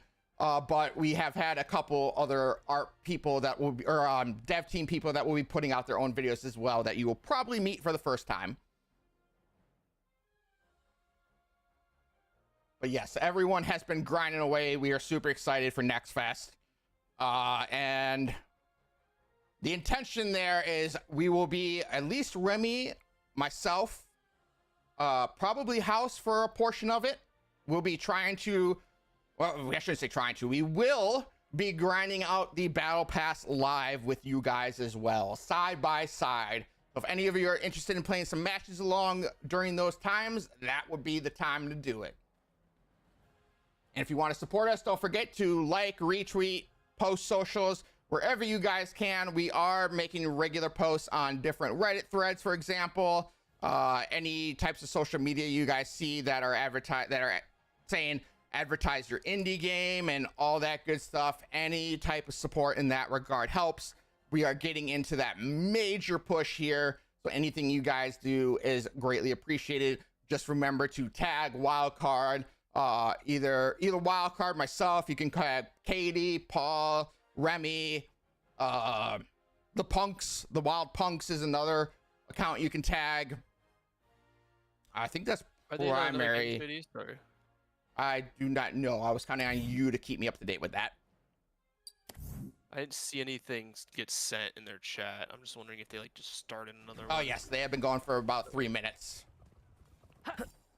Alrighty, so again, we have Raiden and Swiftful and MFL and Rairu. Correct me if I am wrong here, Titus. Is this the finals for today? Yes, the winner of this will be going 3-0 in the tournament and will be the winner of it. Solid. We don't have a top cut today because there were less than 8 teams playing, so we are going based strictly off of Swiss rounds. Got you. But MFL chasing down Raiden. They're both hippity hopping down the lane. That looked kind of silly. Kind of reminded me of I can't remember the name of the song, but it's a meme video of people dancing in a line. So that was kind of entertaining to see. We do have cooldown reduction both on Swiffle and Raiden. So they are double stacked and able to use their abilities quite more frequently here, which you do not love to see on someone like Ragna and Neva. I mean, really, any of the champions. I should be more specific there. Any champion with cooldown reduction is a pain in the butt. Yeah.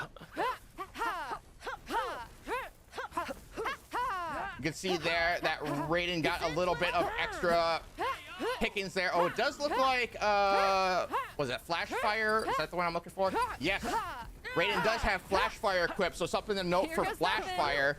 Similar to just the general fire damage going on where it stops your healing, Flash Fire actually causes a very low tick ignite base. I think it covers almost the entirety of the arena.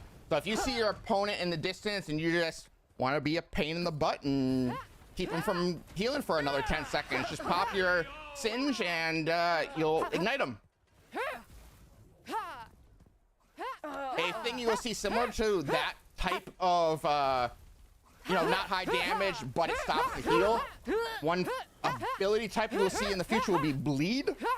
So what that does is in similar regards, it's not high damage, but it does prevent regeneration for a longer period of time. Claws out.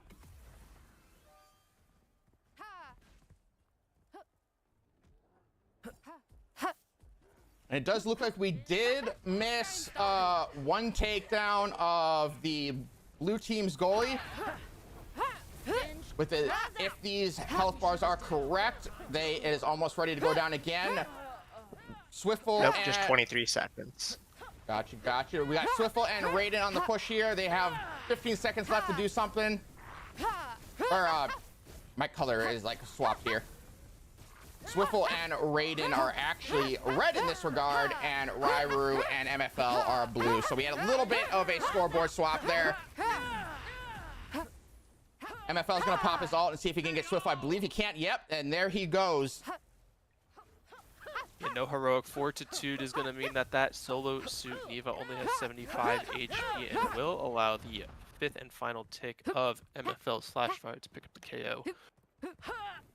So one of the another teaser of an upcoming ability type or usage is one of Brad's favorite things that he says is an auto include in his deck, and that is Cleanse. Now, what does Cleanse do? Well, right there, as you guys saw, or just a couple of seconds ago with Swiftful dying to the burn damage, Cleanse will remove any type of negative status effect on the champion, or let's just say champion and summons. Yeah, I think fire poison, time dilation. I think those are the 3 in the game right now.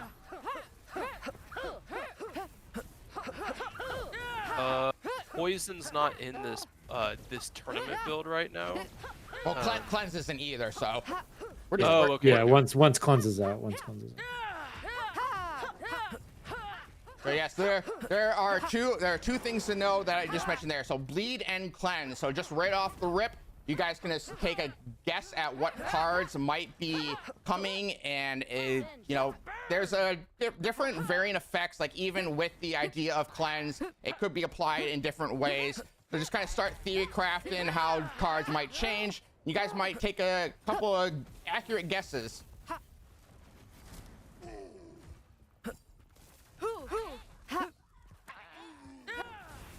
It is definitely, I will make a, I will say Cleanse was one of those things when we were first originally testing it. At the cost it was to use Cleanse sometimes, it was, I was not on Brad's side of its usefulness yet. However, as time goes on and you realize the amount of burn damage you can take, it is very helpful. And then with the addition of poison, poison is probably going to frustrate you as well, because that will be reducing the amount of damage you do to the enemy. So again, Cleanse will be very helpful.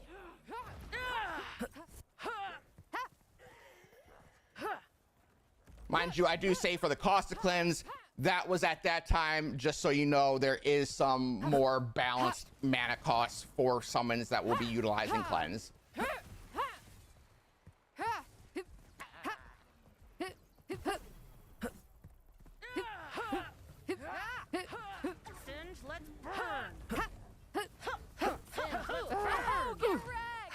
And it looks like they both activate.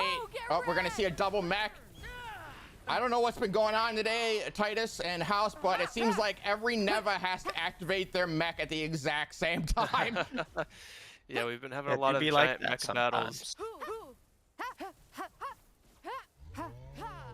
We got about a little over 30 seconds before we hit into overtime. We are having we were about to have a no-suit Neva battle down there, but unfortunately, both of them got their suits back. Swiffle ended up losing that fight to MFL. I've been really hoping for a no-suit Neva brawl today. Unfortunately, regeneration of the suit has been against me. Yeah, we got 10 seconds left till overtime hits. You're gonna have to be careful if you're MFL and Ryru, because overtime is gonna hit in 5 seconds and you just took their goalie down, which means that there's a high possibility your goalie actually makes it over to the other side and will get KO'd upon your opponent's goalie respawning. Though, if they can pick up one of these opponents, they might be able to destroy it before it matters. MFL super hard chasing here. Oh my did goodness. you see that He bait baited so and hard, switch? but Ryru gets his. Okay, so Core will get cracked here. Oh my goodness, Swiffle's weak. They could take here and win. Is this game 3 or which game? Oh my gosh, this is game 2. MFL and Ryru 2-0 Raiden and Swiffle to take the tournament. Dang, yeah. You know, I don't want to play favorites, but let's just say I think there's a handful of us on the team that are excited to see that turn out. Ooh boy, but you know we definitely have to give props to Swiffle. That juke he did at the end there, unfortunately did not help him get that elimination he was going for on, I believe it was Raiden who was on the goal at the time. But it was a very impressive use of his dodge while venting. It was pretty cool to see MFL get bamboozled a little bit there.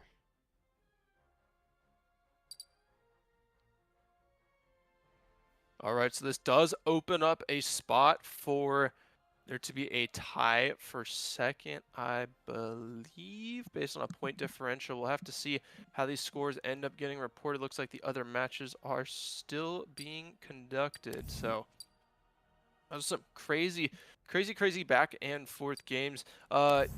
I guess I could pose this question to Shady, since you were mainly casting that. You saw MFL going for that opposing goalie a lot. How do you kind of balance that with making sure that you're also playing safe? We saw him get taken out by the goalie quite a few times in that match. For someone like MFL specifically, he likes to dive so much, and based on it's almost like, because the other way people have been playing, especially frequently, where they understand the concept of overtime, the having to protect your goal, and how like the goalie can reset it. They play in this manner of like this tug of war more frequently, and I think that's why we see a lot of the the games going in overtime. But MFL just keeps sticking to a standard of, I'm just gonna dive your goalie. If you have a problem with that, come kill me. And I don't think MFL likes to switch up the tactics once he has locked it in. And it seems to play in his favor a lot of the times, because like I said, after some of these people have been playing the game so many times against essentially the same people, right? So everyone kind of gets what they're doing, but you have that one outlier who is playing differently than the others are. And I think that's what MFL's strength is currently. I do not think in a wider player base it will be as consistent as he can get away with currently, especially with some of the match changes as well coming in Alpha 7. But I see again, in terms of MFL, he does seem like he's out of place a lot of the time, because he is committed to that push. The way I've been trying to look at it recently is being more aware of the minuscule second difference you can get. What I mean by that is the like, if you have around 4 seconds left, or I want to say it's actually about 7 seconds left on your timer, somewhere around there for the goalie to respawn, you're most likely okay to just leave it unless there is suddenly like a bunch of summons that just suddenly spawn on the goalie or on the core out of nowhere. But around the 7-second-ish mark is where you can safely run away from the goal and not expect them to take it. It's like a might be the difference between like an esports player playing like a shooter, right, Luke? That millisecond delay difference between the clicks of both people headshotting each other. So that delayed reaction of responding to go and click the goal to take it or hold R to take it, that thought delay is where I'm hitting like around the 7-second mark is when you're like, okay, I think most people will not have the reaction speed to take it in that limited time. I mean, that's something for our competitors to work on is potentially learning timers and learning timings. That's a big thing we've seen today, at least, is people setting up for wildcard fights and stuff like that.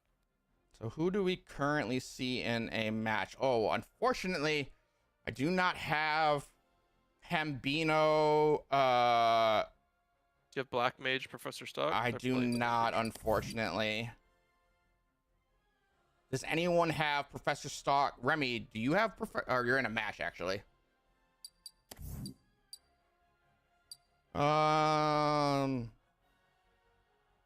Who is he playing? Do I know who they're playing with? I do not. Oh, that's right, because I did just see them recently. I should get them added. Oh, they did not generate on my list. Unfortunate. Are they the last two groups?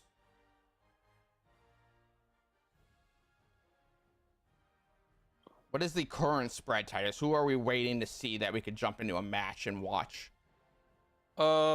So, due to our tiebreaker rules, we may end up playing a round robin best of what?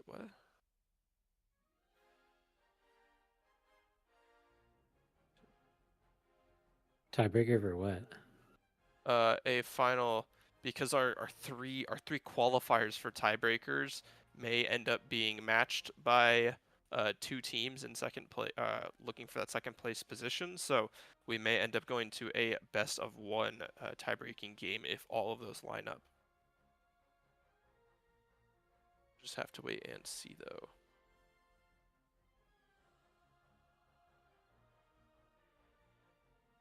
Are you saying to make sure that you have a clear second, third, and fourth place? Yes.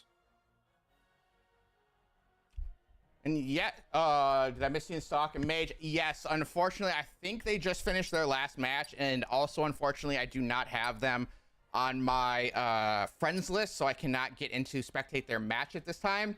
I will make sure I have that for next weekend, where I'm hoping they're going to participate next week as well. Oh,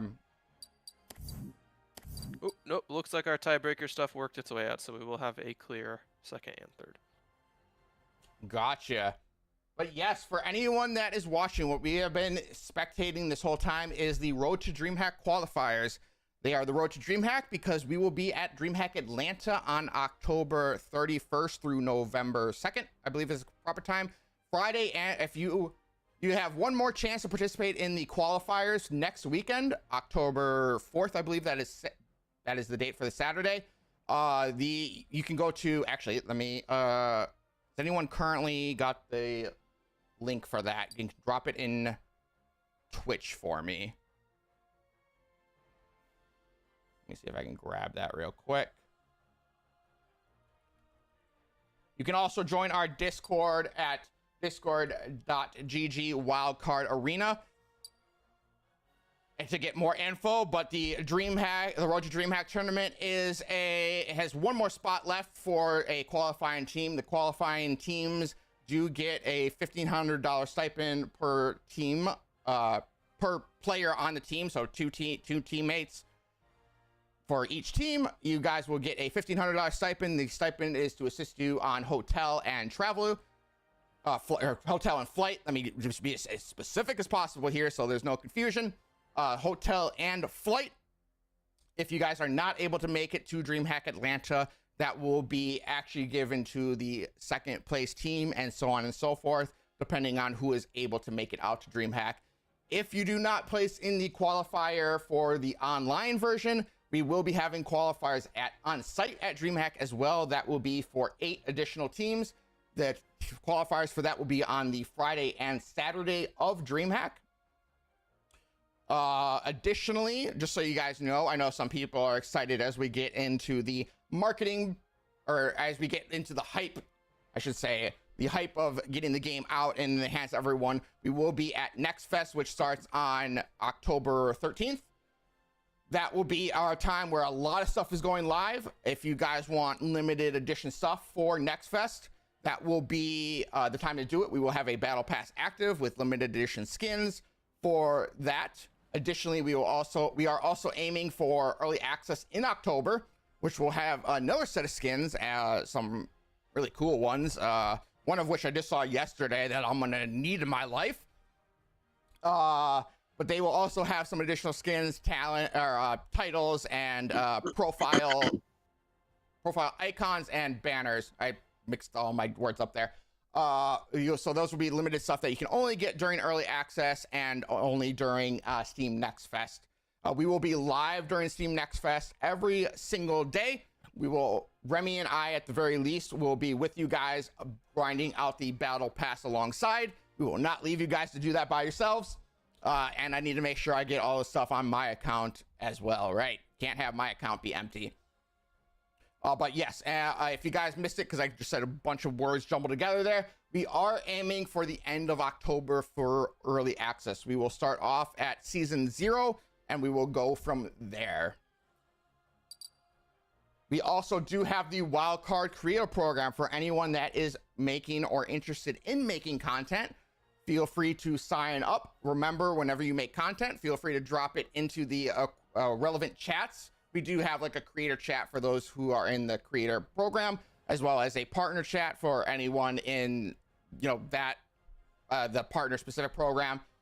Remember to always tag Wildcard. I believe on all socials we are Play Wildcard. I can get you the creator program link. One moment, please.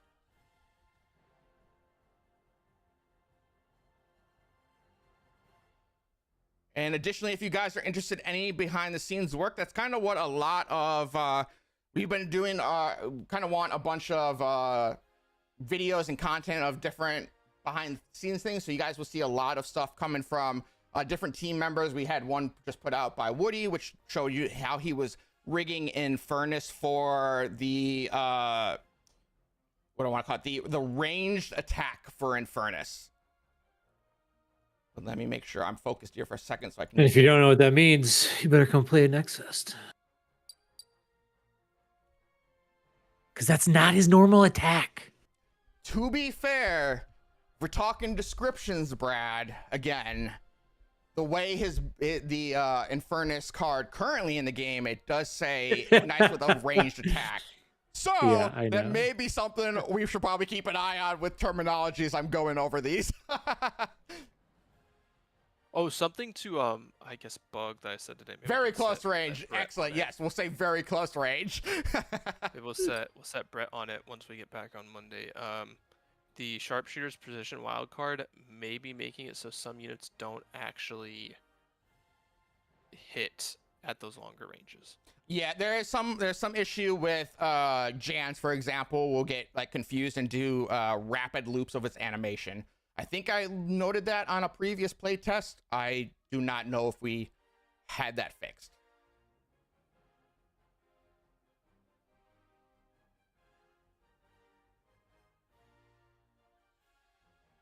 No, I don't think so. Good to know there.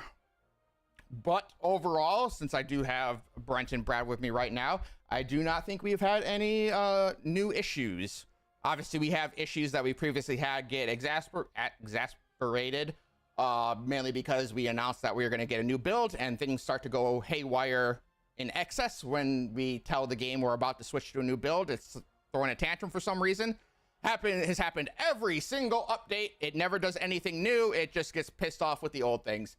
Luckily, a lot I shouldn't say a lot, all of that has been fixed, and we will be seeing a very interesting new build. Mind you, we are still in alpha in regards to the next fest. There may be additional bugs. New systems are coming online.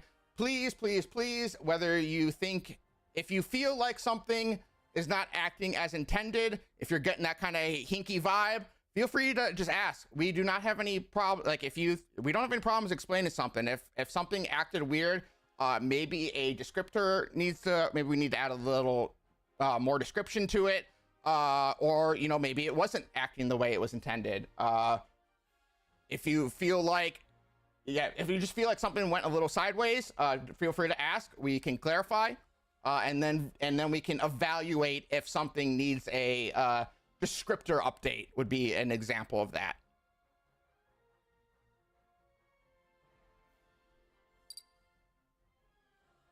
But we saw some excellent matches today.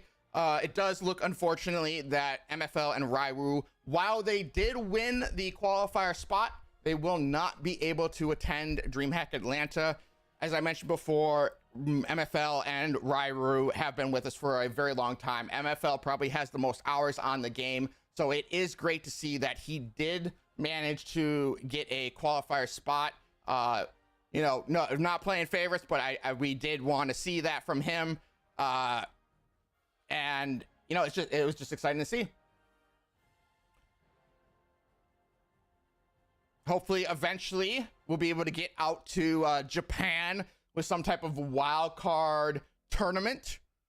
I don't know what we could schedule something for over in the only one I know of recently was the Tokyo Game Show. I do not know what other type of major gaming events Japan has, but we're always interested.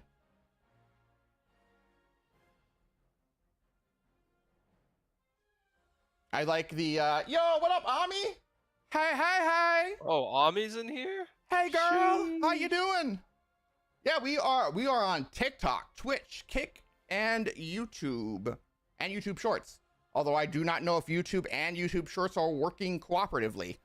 I need to figure out the verification on that. If you want to see my smiling face, I have my camera on the other platforms because unfortunately I cannot use my camera for TikTok's studio at the same time as I am for the other platforms.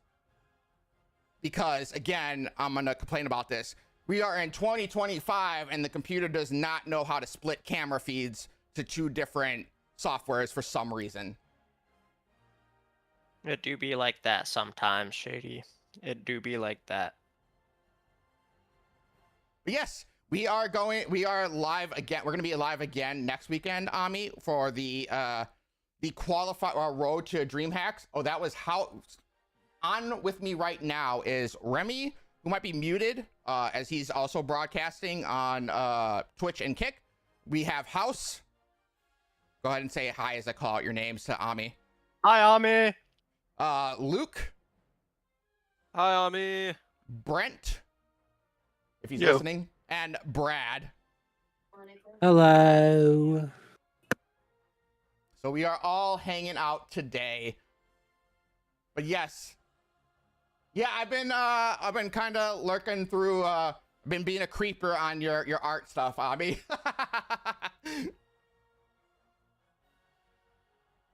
I've been watching some of that. Some of it ended up in my feed today and I was like, "Oh yeah, I forgot." So I've been catching up a little bit on what you've been working on there. But yes, we are live on Saturdays right now. We are going to be live all of next fest as well. But we have our next Road to Dreamhack qualifiers next weekend, which we will be shoutcasting matches again. Hopefully I can get everyone added so we can shoutcast every match. And then additionally, we will be at Dreamhack Atlanta with a wicked booth with wicked competition around us. So it is super exciting. Alpha 7 is going to be crazy.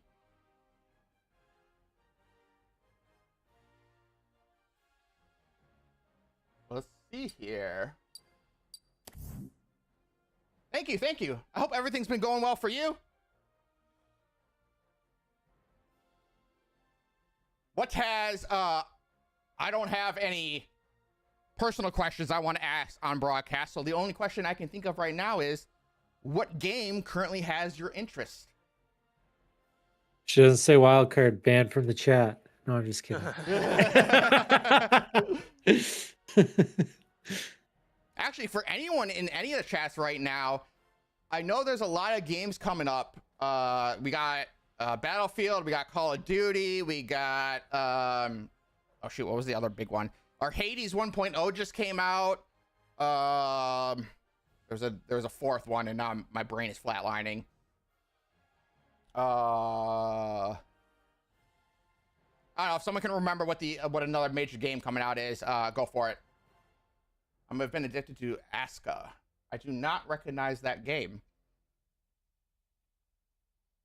But yes, I am. I only play 3 games, unless I get an RPG kick. When I get an RPG kick, I am super addicted to whatever RPG. The last one I was addicted to, funny enough, it's been a while, was Dishonored 2.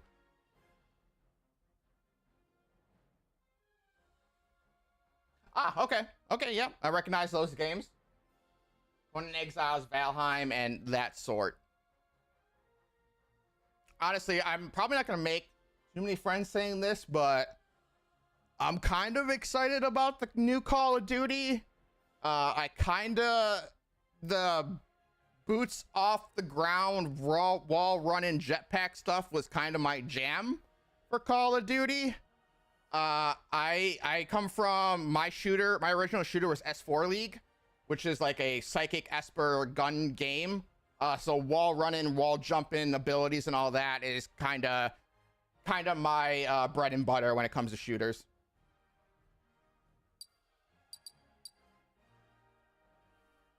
But let's see here. Luke has been asking our winners today some questions here. So the first one was, what was the best gameplay moment you had today? Rairu says, I said it was definitely scoring that goal in the final match. 6-7 was really strong, so that made it even better.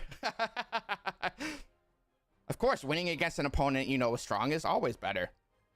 MFL was, the strategy of launching an attack with a large group has proven to be effective. We were fortunate to have excellent partners who worked well together. So Rairu was about scoring, MFL was about strategy and teamwork. Question 2. Did you guys prioritize getting the wild card more than pushing the opponent's goalie, or did you prioritize pushing the opponent's goalie over getting the wild card? Why did you choose to make that decision? Rairu says, I always keep the wild card in mind, but when I have a lot of monster summoned, I focus on pushing the goalie instead. MFL is, my goal is to beat the goalkeeper, but I also want to work together with Rairu. And as we said after the match summary, as I was ranting a little way after Luke's question there, that's exactly how we look at MFL. He just wants to beat the goalie. His opponent is not the enemy champions, it is the goalie. I don't know if the goalie like pooped in his cereal for weeks on end, but apparently he has a strong vendetta against the goalie. All right, and then Luke is asking one more final question, and then we'll let them go to bed. Again, they are in Japan. Luke, what time is it in Japan again? Rairu told me it was 6 a.m. where they are right now. So it is 6 a.m. and they have been here for the last, technically at least 4 hours. Yeah. So at least 4 hours. So they have, they are kind of going on, like, if they didn't take a nap yesterday, they're going on a near 24-hour stint almost. Yeah, they're plus 14 hours on us right now in Central Time US. And the question asked was, what was the hardest part of today for you? Could be from any match you played today. Rairu says, I really struggled when 6-7 built a factory. Since it was behind the goalie, it was really hard to destroy. That is where we normally see the factory meta does get built, is behind the goalie, because it does provide that protection. We saw, I'm flatlining on names. I need an extra person behind the scenes that takes notes for me. But we did see that one team that was building on the ramp for their assemblers, but they did kind of dominate that positioning for a hot minute. So it was very interesting to see that they decided to place their factory there.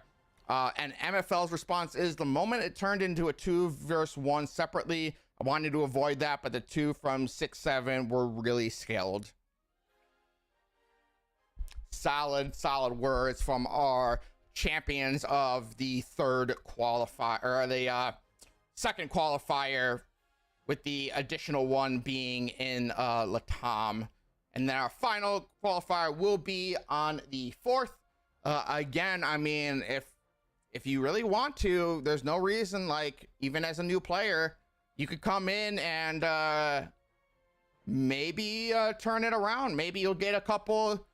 We've got some solid.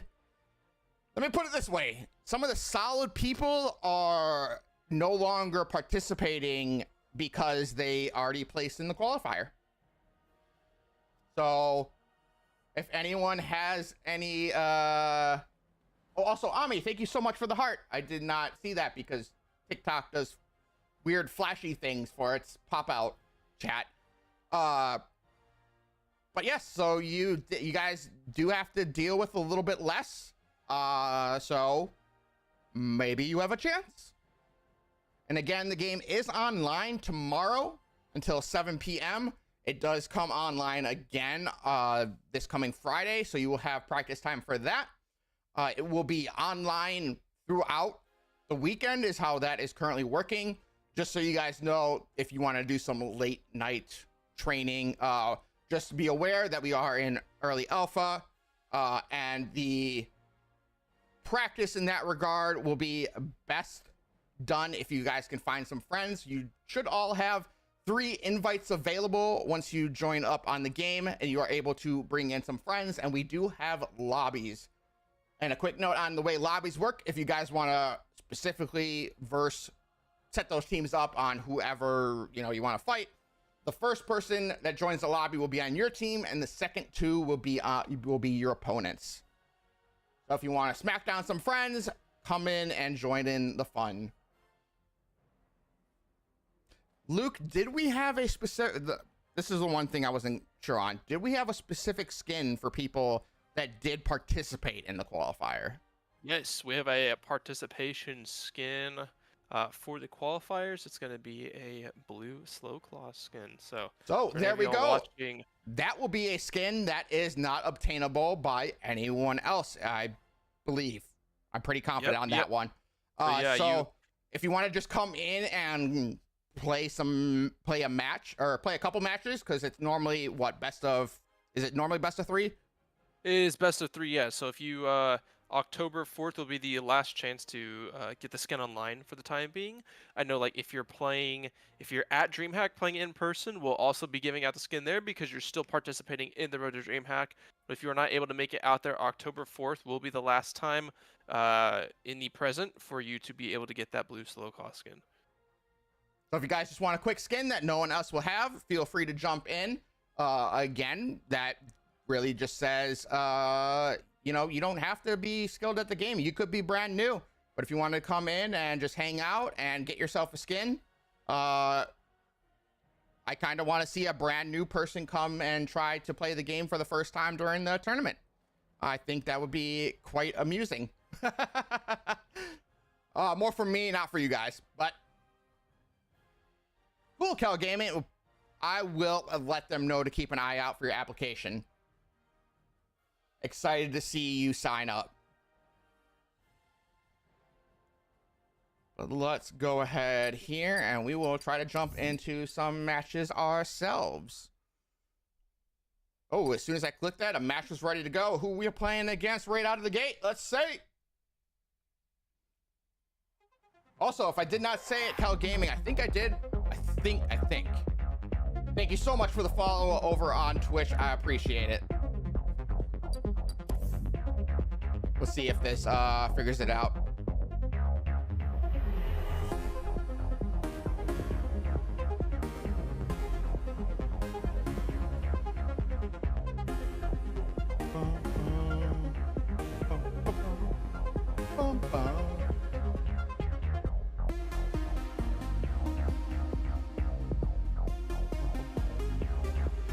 Actually, you know what? Brad. Would anyone be upset if I booted up Dev and just showed the home menu, you think? Oh no, Brad left me!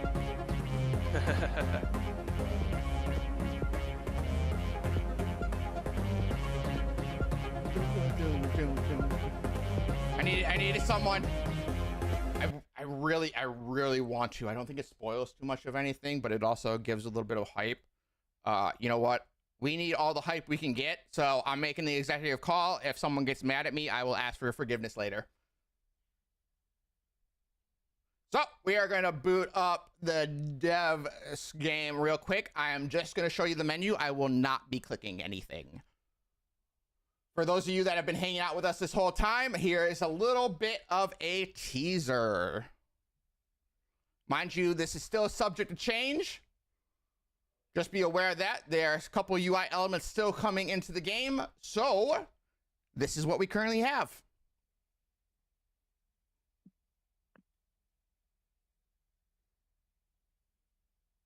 We will share. I will also screen share it in Discord real quick so you guys can see it for a moment as well.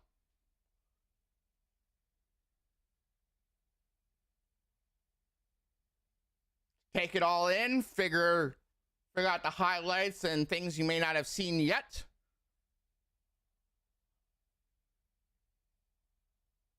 Give you guys a minute here, and then we will go back to the regular game.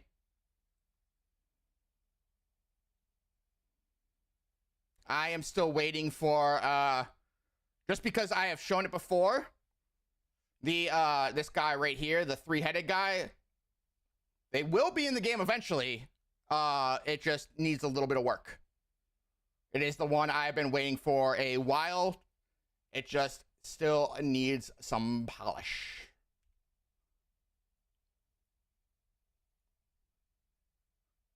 But I can safely say that because you guys have seen that specific card in a bunch of marketing material. So it exists. It just needs to be finished getting its chrome finish.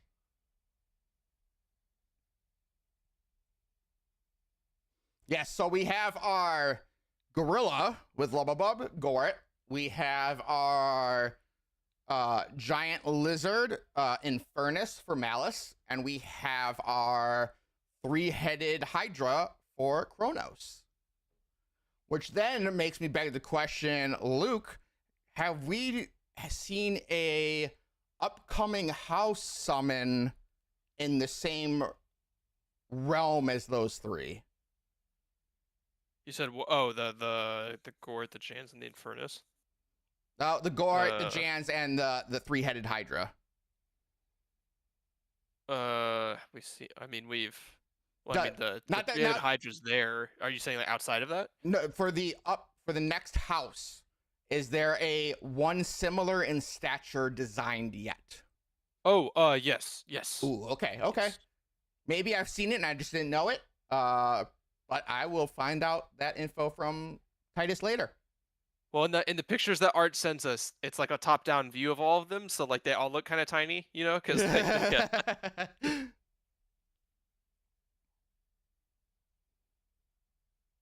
But yes, that is exciting to know. It's very. I mean, all the ones I am waiting for.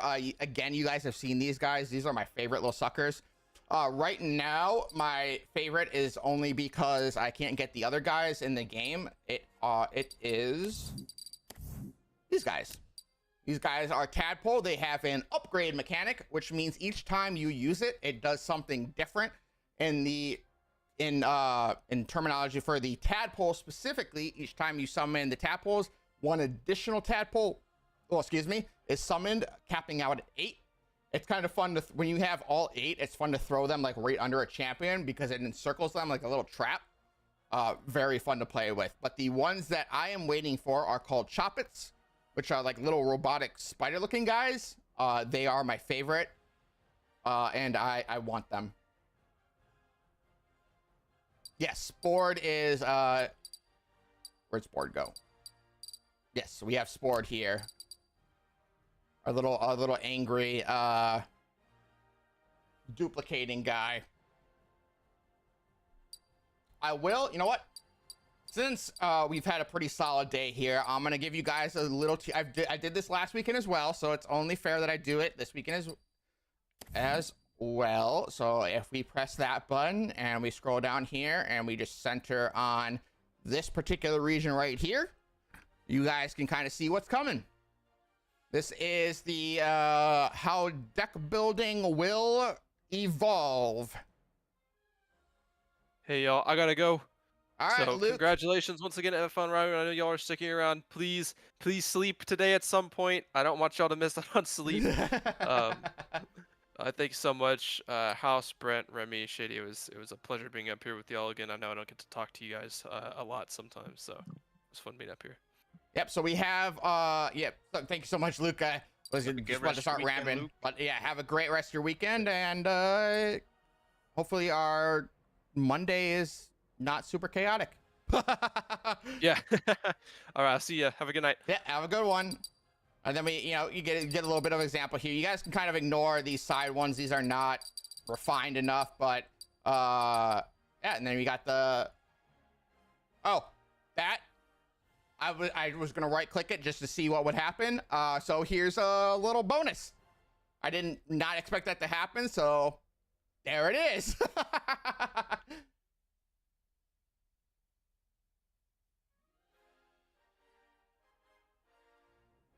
See, is there another one I can get away with? We can take a quick look at. Nope, that one isn't hooked up. The reason why I wanted to show this one is because technically, he is in game. He is just not available for use to everyone outside of Locke. So Locke's Ultimate actually has this guy in it. So that is why you guys see you see that one. Also, something I wanted to show real quick that I only just noticed. House Remy. I don't know if you guys have looked at a slow claws like model, but its legs are crazier looking than I thought. I did not know it was like these thin metal pieces attached to its legs. It looks crazier when you can actually stare it down. Sorry, I'm mid-game. I'm not looking at your screen. Oh yeah, no Me worries. and Hunter are playing Toriano and Valencia. No worries. Locked in.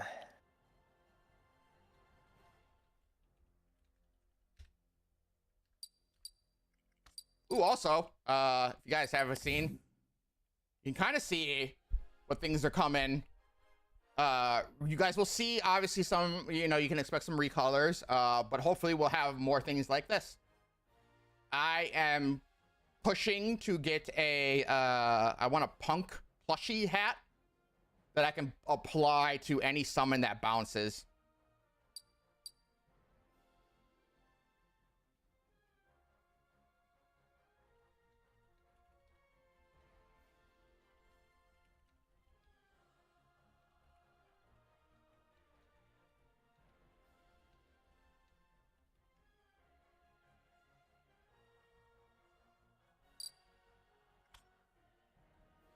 But alrighty, let's try to get into some matches here. Also, for anyone that has been checking out the store, you can see there, just let you know that store is getting a wicked overhaul. That is no longer even remotely representative of the final product.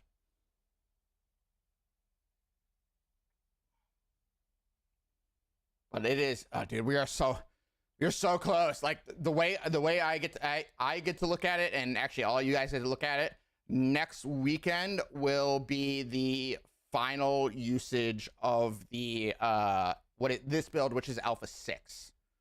It'll be the final build, final usage of Alpha 6. Because after that week, we have the time during that window to finalize any small things we might need, and then we'll be going to the next fest. Not next weekend, the weekend after that. So the next fest will be or not that weekend. We won't be online for that weekend because let me collect my thoughts here so everyone can understand. We have this weekend, we have next weekend. The weekend after that, we will not be online for that weekend, because that coming Monday is when Next Fest starts, and that is when everyone gets to get in on that build. So what is that? Two weekends leading into the Monday.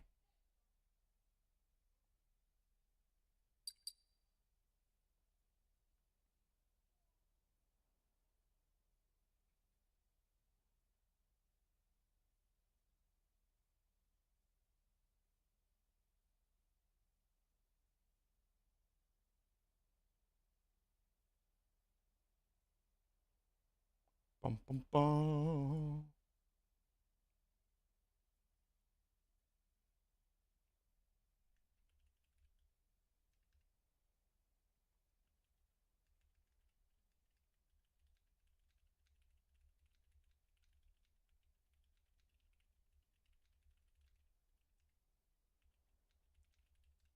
Sorry, sending some messages there.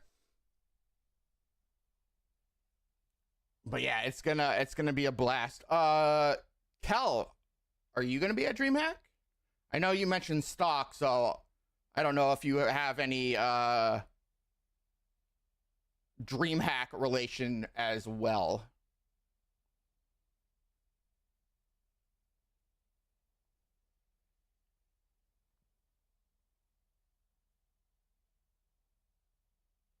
Gotcha. I mean, fair.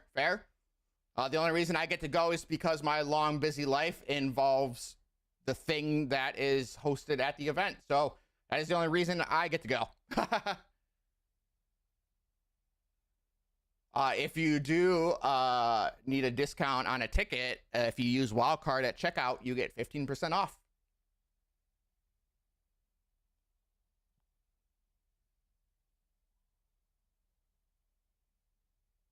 Yes, and thank you so much for hanging out. It's obviously great to have chatters, but luckily I have the accompanying voices in my head of everyone here in Discord with me as well. But yes, it's going to be very exciting to see. I hope to see hundreds of MFL. Bro. Why are you still awake? House. Hey, grind doesn't stop, man. Respect.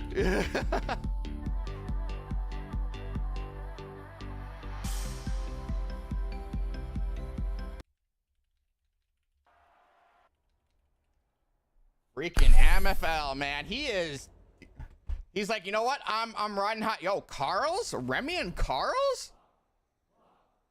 Yeah, Carl's is in chat. Is Carl's in Remy's chat? Yeah. Ah. Okay. Yeah, everyone just naming themselves MFL, so mess with me.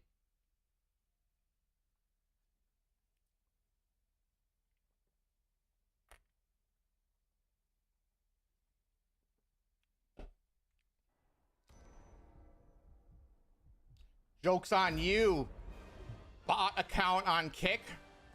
I am not tired of streaming to zero. Because again, I have people talking in my ear in Discord that can distract me enough. Oh, I've not actually, hold up. I've not actually played a game today while standing at my desk, so this is kind of messing with me a little bit. I gotta figure this out.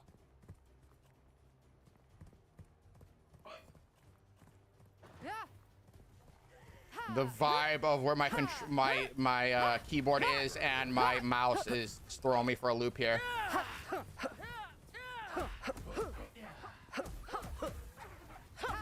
Yeah, it's funny. We had we named ourselves after the what's the word? I'm gonna die. We named ourselves after the co-founders and went around stomping people in the game, which was kind of fun.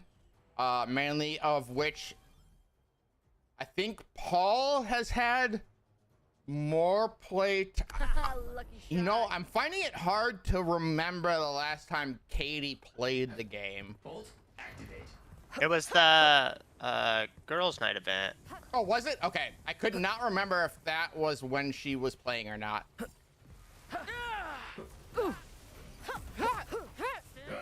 but I'm still waiting for the family brawl. I'm gonna keep, if I say it enough and get enough of you guys hyped about it to start bugging Katie and Paul about it, I can get my what we'll call the Bettner brawl, where it's husband and wife each pick a child to be their teammate, and we see how that goes.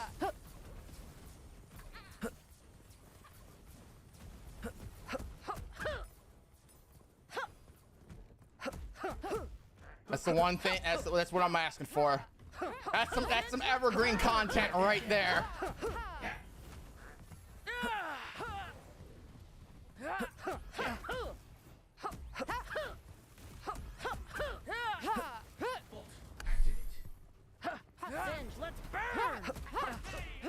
Ooh, I don't actually think I should have gotten that kill. I'm gonna be honest with you guys. I think he took a beefy amount of unintended damage. Okay, well we're definitely gonna kill Remy. Get him! Get him! Get him! Go MFL! Nice! Let's go! MFL's like, dude, I'm on a high right now. I ain't losing. My turtles are better than your turtle. They're so tanky. Also, something to know about Shell Shock here. While it is reloading, it takes 50% less damage. That's why it was a pain in the butt to kill there. And this unit has Blitz, so the reason why it's flat out ignoring me is because Blitz makes them target the goalie.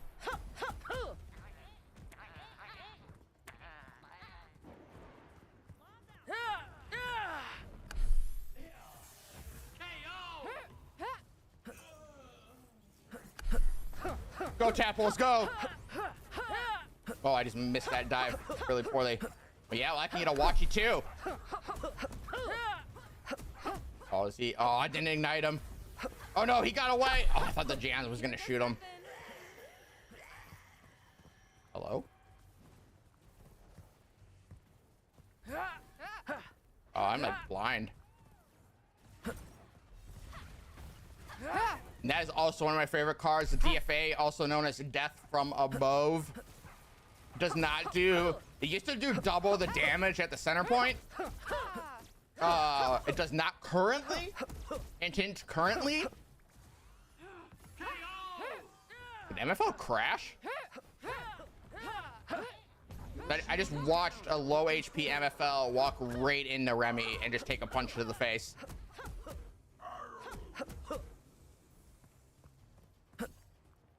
I think that's the indication that MFL needs a nap.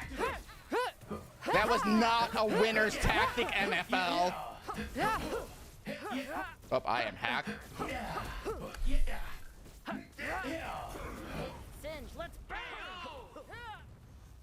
Ooh, that's gonna get him. And done. Called it. When you don't even have to chase the enemy.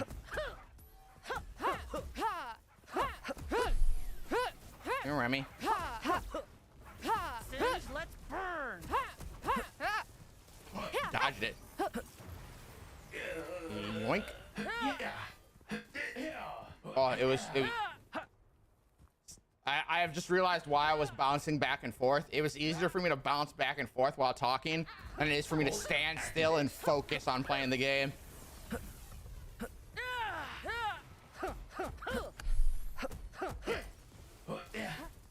Oh, Remy. No Remy. No Remy. What? Bro. Bro. Bro. Oh my God.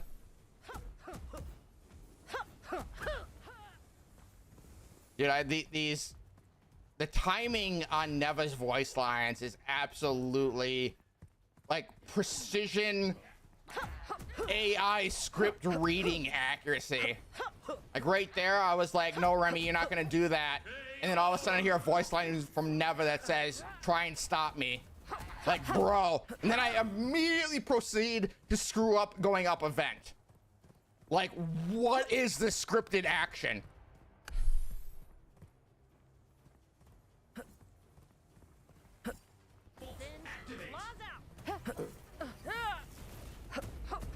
Oh my God. I would have gotten my ult from that, and he intercepted the dive kick, bro. Uh-oh.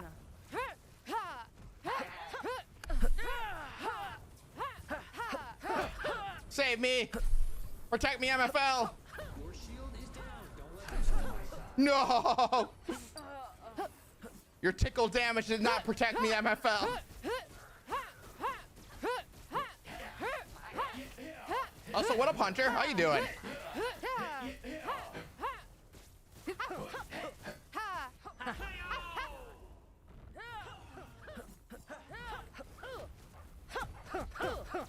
All right. I can't let MFL go to bed on a loss. Oh, you kidding me, bro? Hello? Come on, Shady. Oh no! Don't let that lump push you No! back. Don't let that lump push you back. Bro! Uh-oh. I'm stuck. I'm bouncing. Bro!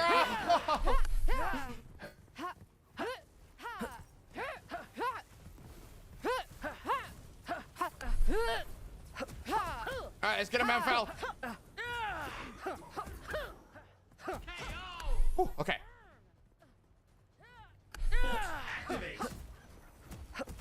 Uh-oh. No!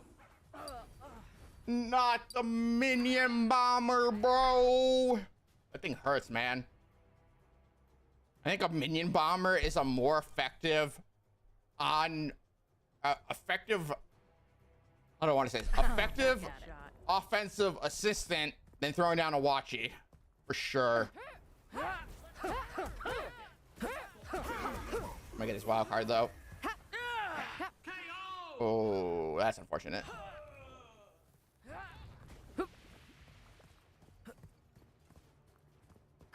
Hell yeah, Cal. Looking forward to seeing what content you create.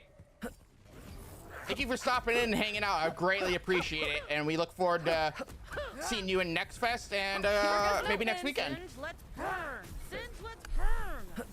Singe, claws out. Singe, let's burn. Biscuit for the biscuit. Uh-oh.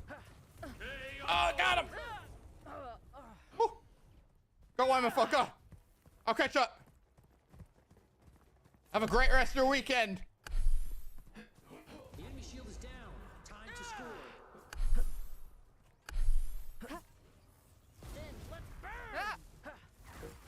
Oh my god, Remy and his freaking well-timed hack.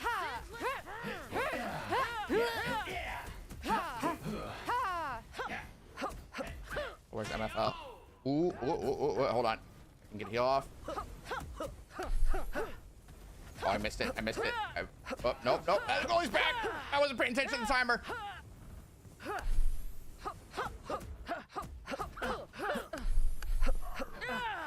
Oh, no, I missed. I whiffed. No, not the dead eye. Bro, save me. Oh no, I missed the dive kick. Whew. Whew. That was close. Whew.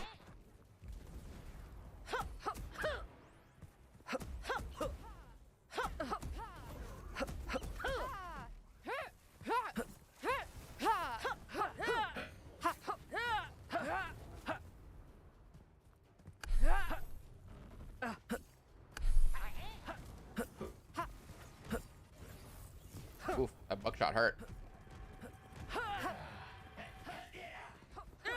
Come in, MFL, don't die! No, the MFL. Oh no, the Remy. Uh-oh. Risk it for the biscuit. Nope, that was utterly oof. I made a bad play. Did not get that fire damage off. Oh, wait.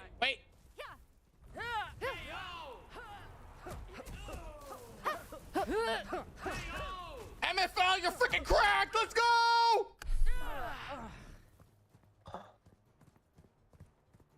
Holy bejesus.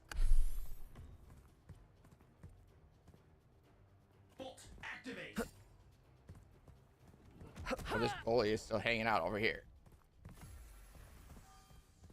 All right, that's fine.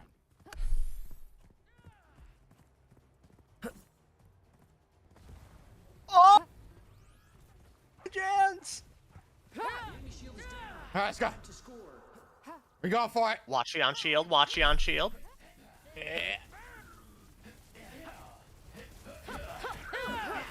Watch out for the wave clear.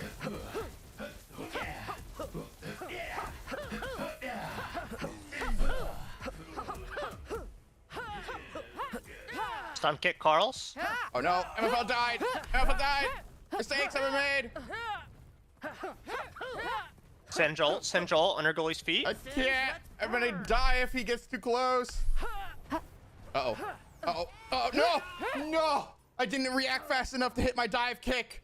My intention was to stun and hit the DFA. No! Your shield is down. Don't let them score. Oh.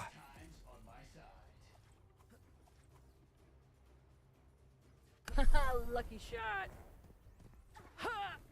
Singe, claws out. Singe, claws out. Oh, what a... Uh-oh, uh-oh, uh-oh, uh-oh, oh, no, no, no!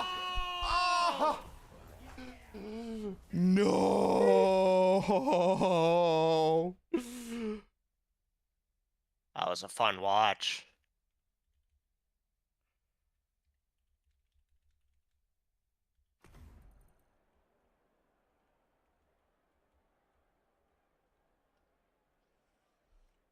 God damn you, Remy. I got stuck. I think what happened at the end there was because I committed to the dive kick, that like fraction of a second that had me commit to like the animation was what kept me from getting close enough to Remy there. Oh man. And I think we got hit by, I think I got hit by a Pocus too. Oh, that feels bad, man. That feels bad.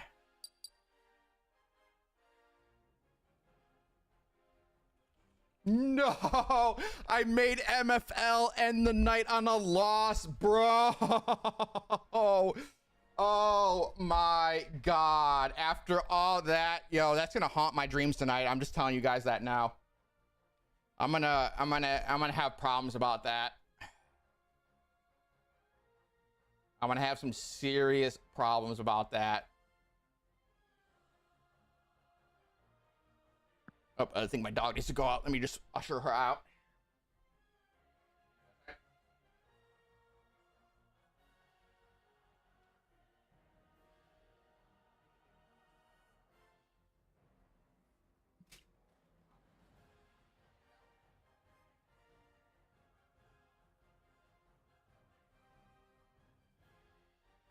Yeah.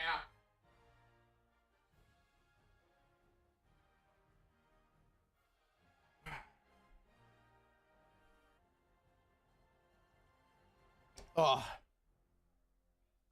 I did forget.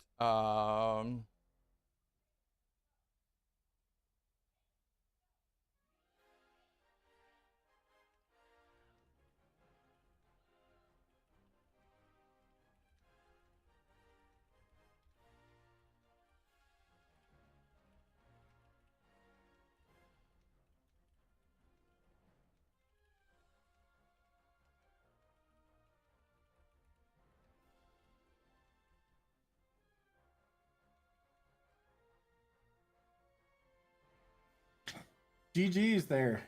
Dude, I think we probably could have defended that. I think I got hit by a Pocus after committing to attacking Carl's, and then I didn't have enough reach to get you.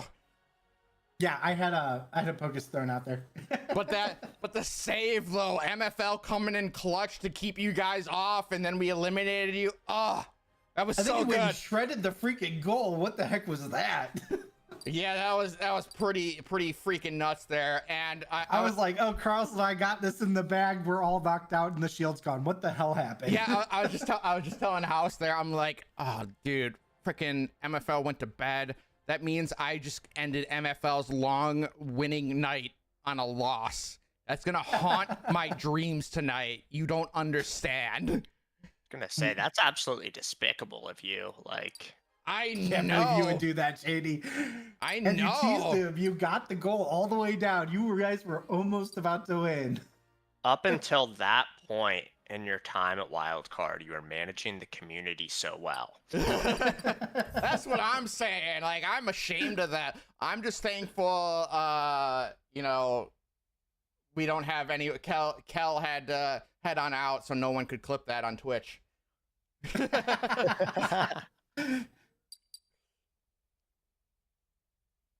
But yeah, I think, I mean,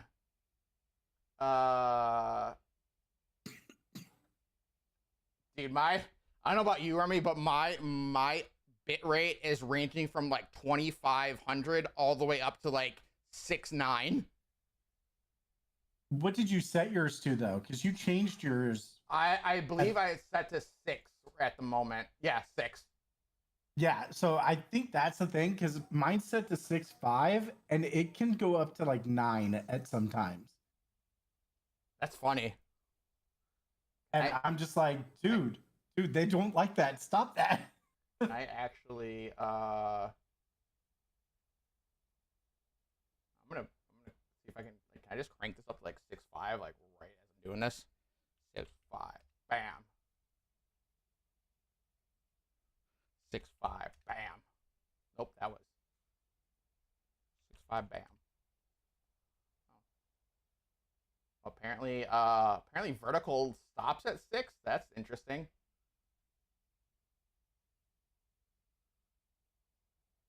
Yeah, I'm wondering. I gotta try a stream. I gotta try a stream with maybe my Wi-Fi will actually be better because it goes into my. So I'm pretty sure I installed a PCIe specific wireless adapter that I had lying around that was actually pretty good.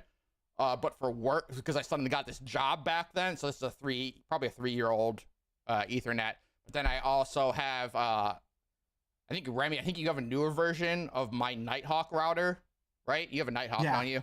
Yeah, I think you have a newer version of the one I have. Yeah, I got the one that could push, I think 2.5 per port. Damn, son. I also wonder if maybe if I plug directly into the router, that might be better than plugging directly in the modem, which I would doubt. I think if I understand technology, make sense at all. Yeah, like the modem's the direct connection to your internet. But then so there's also additional. Also, ChatGPT was like, maybe your cable just sucks, and I'm like, I mean, if there's no other options.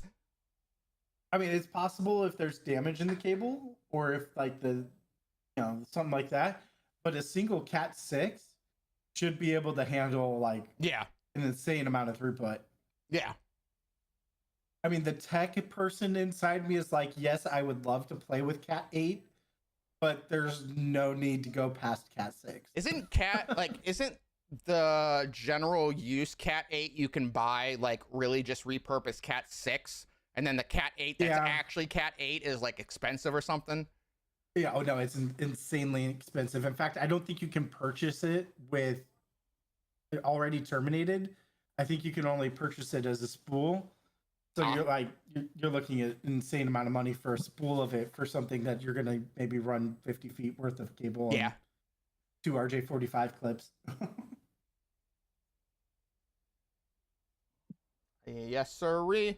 But how's your since you've been muted most of this time, Remy? How's chat looking for over you? It looked like you had Carlos in your chat. How's everything been going?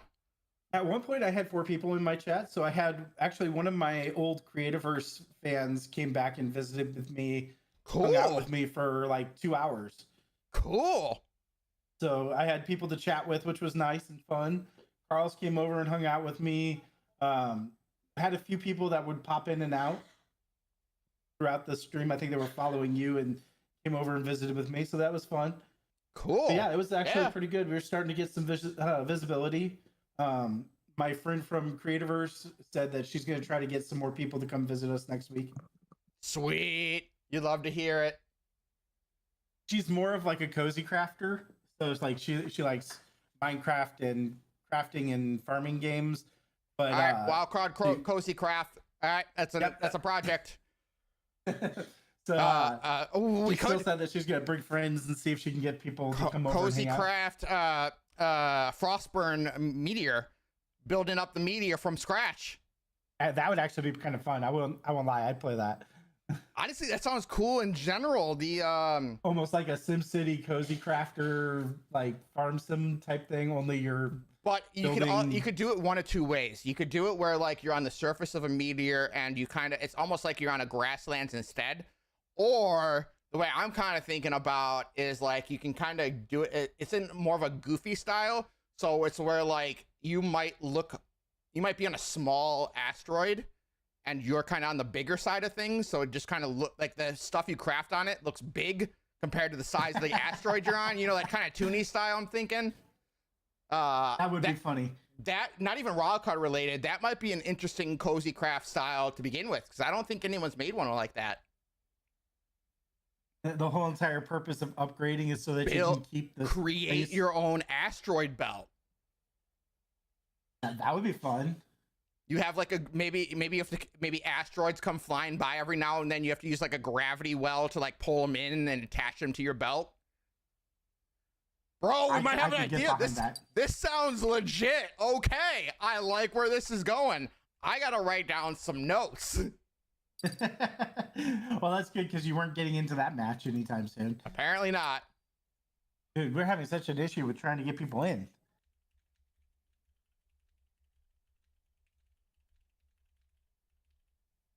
I just want y'all to play. Isn't that much to ask?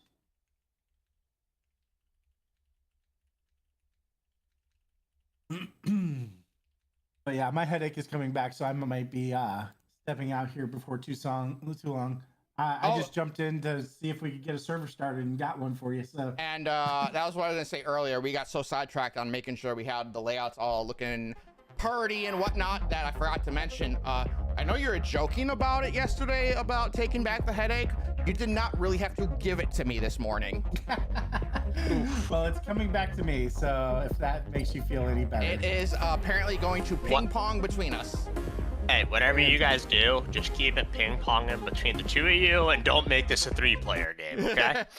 We don't need to make this a special acai bowl. We don't need to make this a pain triangle.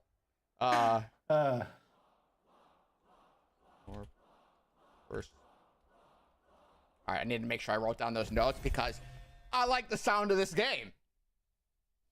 I think it could be a very valid game. What would be fun is you could have visitors and they could be different types of aliens or whatever that would come and like do trades and get rare items off. There's no way we wouldn't do that.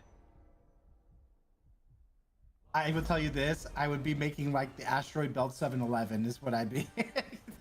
That would be my aim. There are so many different, like, funny enough, I don't play cozy games, but when I think about like if I had the customization to build or act in a role-playing manner in most scenarios, I would legitimately have an alchemist shop out in a swamp. Like that's like how I would do it.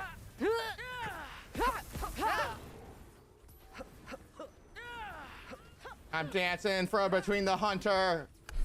Oh no. Oh, I tried. Oh wait, it didn't kind of work. Woo! Oh, I'm stuck. I'm stuck. You gotta heal. Oh. House was trying to be all slick here and ended up hopping on the shield for a bit. Lucky Hunter didn't react fast enough because I almost I got stuck to the ground there for a moment. Oh no, Remy! I'm too far away. No. No, stay off me. Defend the Remy. Oh. Let's go. Oh, I grumped your Infernus. No, body block. Oh, no. Body block. Body block. No. I couldn't get it. That was amazing timing with that Infernus though, because you summoned that Infernus right about the same time I summoned a Grump, and the Grump ended up getting the Infernus. Yeah, it's just like, what do I have that is a big wall that a house cannot pass through?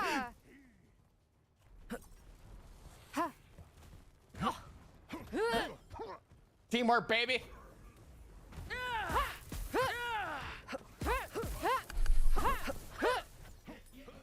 We need a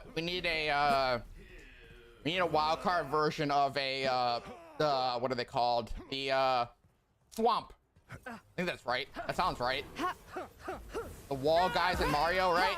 They're thwomps. Oh yeah, the Great ones that DFA. drop on you. It was such a casual DFA 2 house, I didn't even react to it. Let's burn! I was too focused on my thwomps.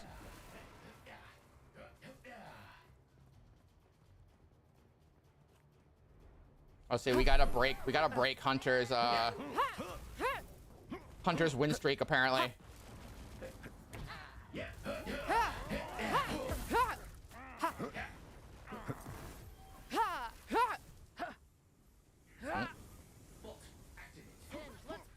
I have nothing helpful in my hand at the moment. That is the best I can do.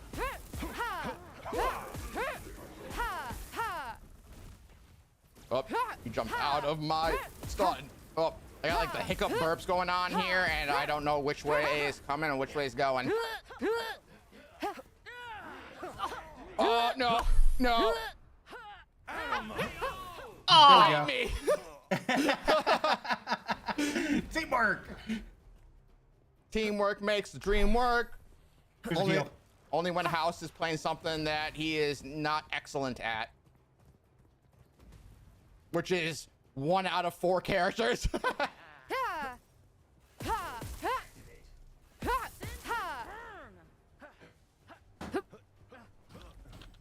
Oh, the heck? Oh, I wasted it apparently. That's fantastic. That Got is. myself in a bad spot there with that because I thought I had a skill that I didn't. It was on cooldown, and then I ended up wasting it. I'm pretty sure that is not the card that I wanted to throw, but. I've been noticing that as well. That happens to me every now and then. But I've already given that bug to Oh no! Brad. See, so. see, I used all my brain power for that moment, Hunter. I was like, okay, if I hack now while they're reloading, that means nothing to me. I gotta wait till they're just about finished so I can get maximum value. So that was my brain power utilization for the day.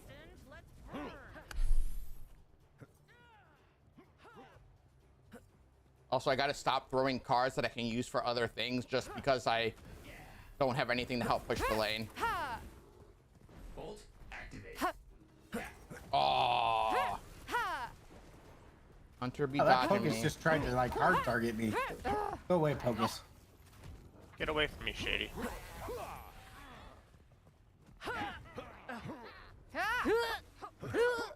Freaking Pocus! Hold on, Hunter, I gotta deal with this Pocus out of vent. Dude, why are your shell shocks still over here?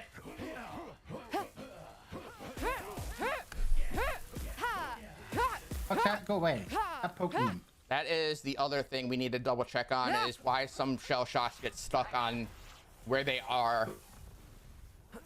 Yeah, it's not fair. There's some weird targeting thing that keeps them from moving.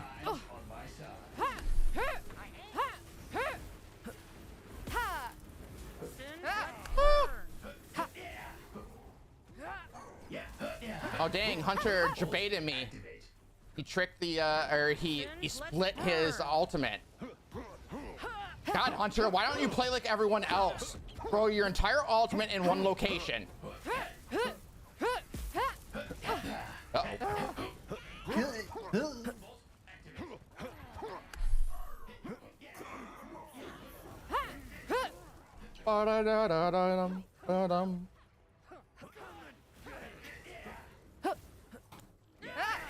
Oh, that worked?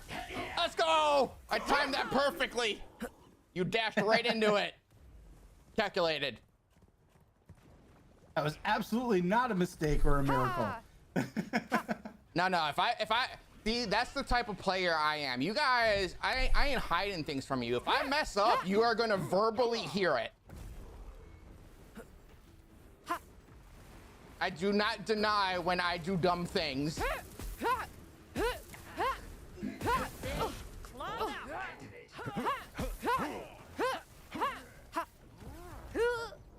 Oh no, the buckshot died. House is juggling me. He juggled me.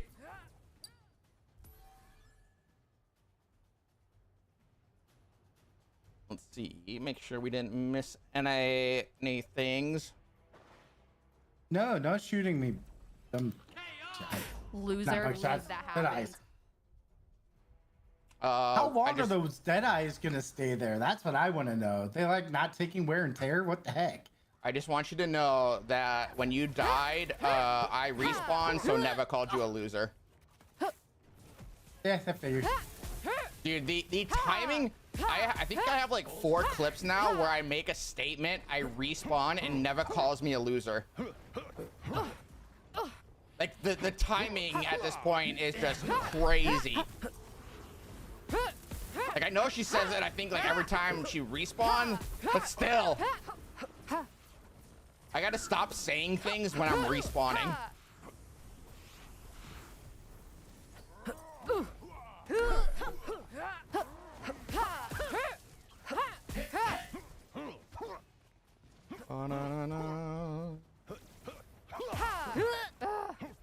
Excuse me, sir, I'm killing your beacon.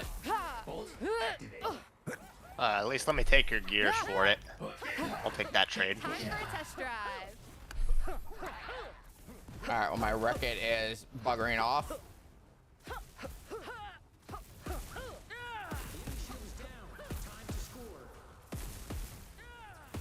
Go, Wreck-It, go! Go, Wreck-It, go! Have a grump.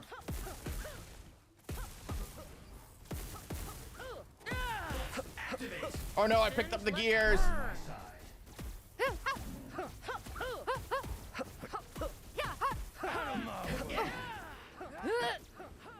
Flee! Oh, that's not good. Commit! Nope, don't commit. Oh no, it's a Pocus! That immediately took. Oh, thank you so much, Pocus. You actually. Oh, nope, nope, nope, nope. Bolt activate. Aha! They have a whole lot of stuff. Protect me! I should have thrown down the Infernus I had the mana for. Singe, let's burn. Poor decision making. Remy, did you see my Slack message earlier about TikTok? About TikTok programs. No. I mean, I saw a link to something, but I wasn't able to look at it. Well, right off of the top of your head, do you know if anyone has looked into like being a dev on TikTok for advertising the game as like part of one of the programs? I can almost guarantee you no. Okay, I will look into that tomorrow, and I will try to get you a. I think I'm gonna be out Monday. So there's a thing that completely skipped my wife's and my mind. Her family's coming down. We're only, I think, gonna be like like an hour away. I think I just have to drive down to Orlando. But I can either stay there or come back and then have to go pick them up. So kind of trying to figure out how I want to do that. Bolt activate. It is a Monday, so normally I can get away with stuff. So I'm probably gonna do extra work tomorrow. I think that's how I will do that. Sounds good. Just let everyone know that you're gonna be like on the road type of a thing. Yeah. So that's what I'll do tomorrow. I'll write up how to handle that. I think we can also apply as a for ownership of the game on Twitch. So we need to do that as well. So I will get all that. Oh, I got KO'd by a Pocus, apparently. They're gonna get it. I was shredded the shield. I was trying to avoid dying so I could drop a DFA on them, but apparently I got sniped by a Pocus. Unfortunately, I couldn't let you guys break Hunter streak. All right, I need to sit down finally. Okay. Oh, my legs! You were standing while you were playing? Yeah. I've been standing for like the last 4 hours. Oh wow. I need to you have like a shifting, standing, sitting desk. Yeah. Like you can shift the height. I needed a good justification to use it, because if I try to do it and I'm not talking to people, I focus too much on it and it bothers me. So as long as I can be am distracted. going to head out so I can take care of this headache. Cool. We Sounds good. will try to keep going for just that last hour. All right. Take care. I have what the heck?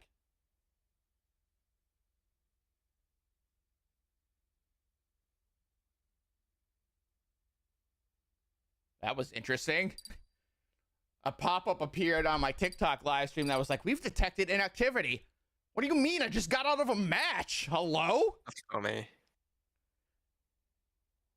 It's like the stream is still streaming. I'm still talking. The audio's still going through, all that jazz. Like, you dirty liar. You dirty liar.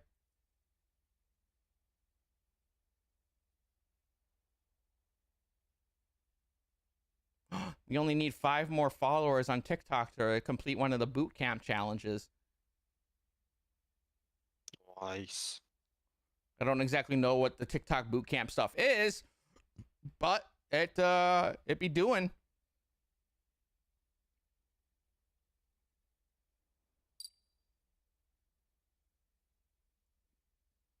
Hello, Start Bar?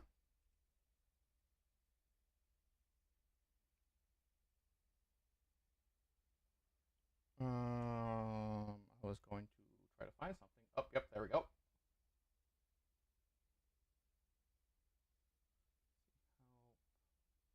Where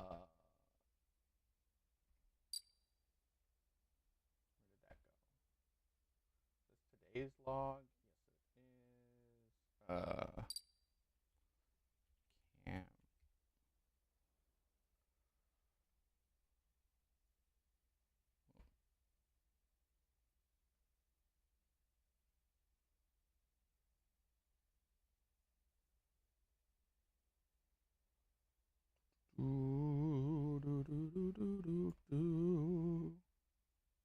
Oh, nope. Save as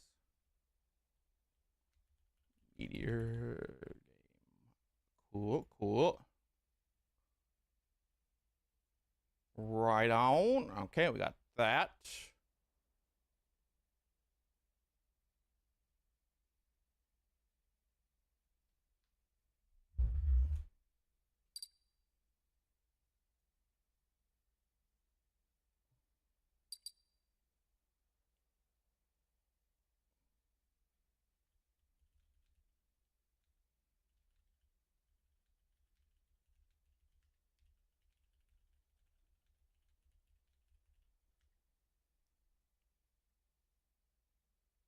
All right, we also see.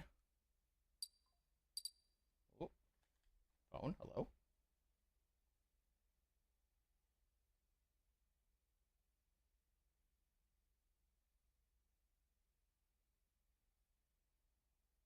Dun, dun.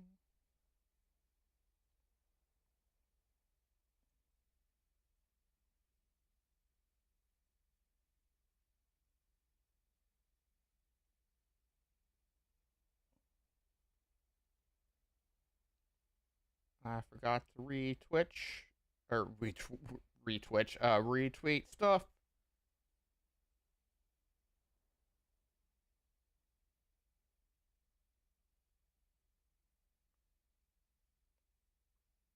And I didn't realize how many people are concerned for their safety for TwitchCon, man. I've been seeing a lot of that recently.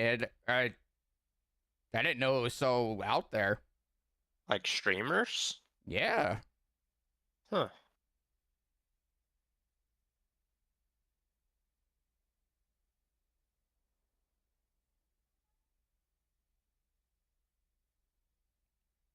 That is interesting. Ooh, Twitch is testing a pause your subscription feature. Interesting.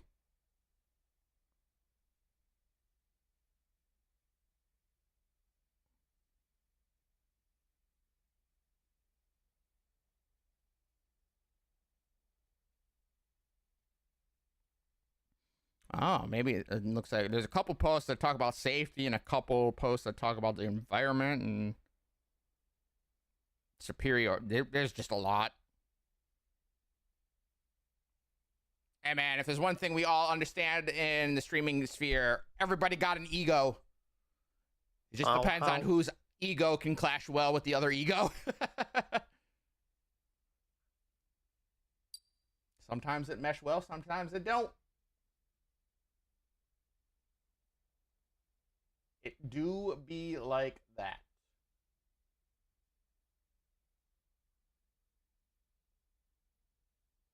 Oh, there we go. Yeah, I already chose.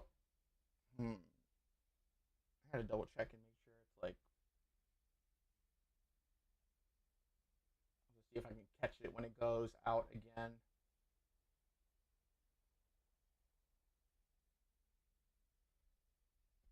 You queued up, House? Yep. All right, let me double check.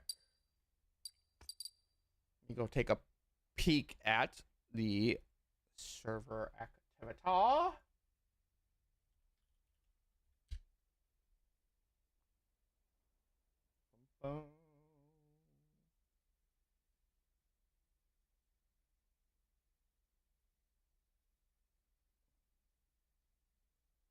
Yeah, it's definitely looking like a quiet.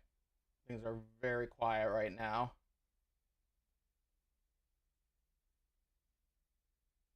Just failed re-queuing.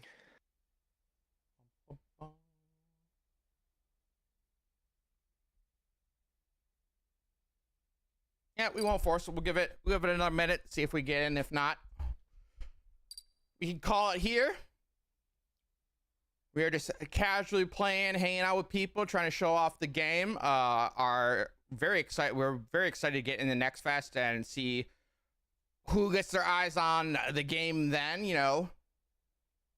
We understand that it's not easy for everyone to currently find us, so it'll be nice to get that push from next fest.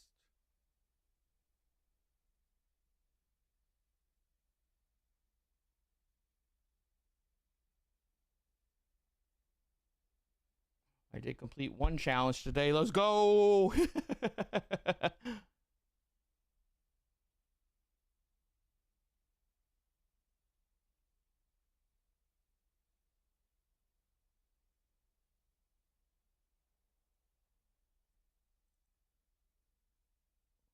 What's this? I'm gonna click buttons in my TikTok studio.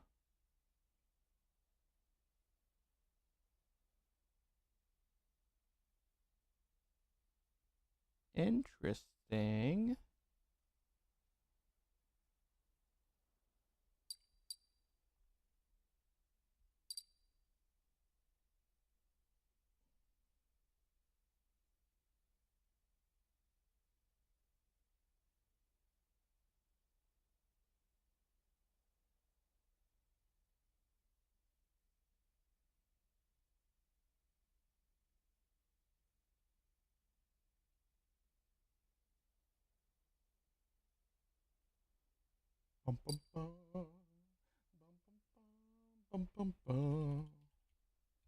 I have no idea why Beauty and the Beast music just got stuck in my head. I have not seen that movie in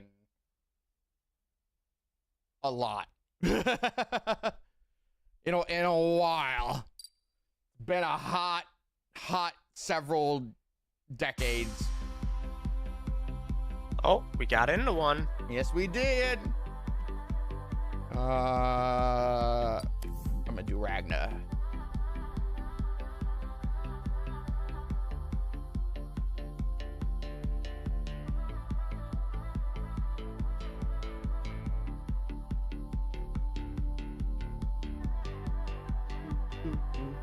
Yosha Kage. That is a name I do not recognize. Cool. I am with Bobkin, so maybe he got on. Yeah, Bobkin now streaming.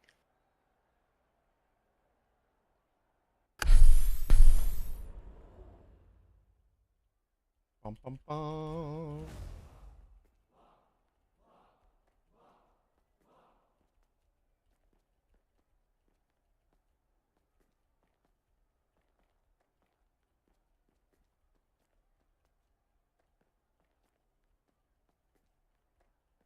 They see me spinning, and he don't remember that he can press ready. It didn't show up in his UI. Yeah, that's kind of what I figured. It do be like that fairly frequently for the people that we know. I wonder if there is some weird interference with game capture. I don't know. All right, here you go, House. Here's your breakfast. I'm gonna let Bob can charge his ult if he wants it. Yo, what up, Carl? I see you typing. What up, Carls? Singe, let's burn. How you doing today? How's everything been going? I popped in a couple times on Cheese doing the speedrun charity stuff. I think that was a week ago. About a week ago. Time has been kind of blurring together. Oh, I did not get that heal off. Unfortunate.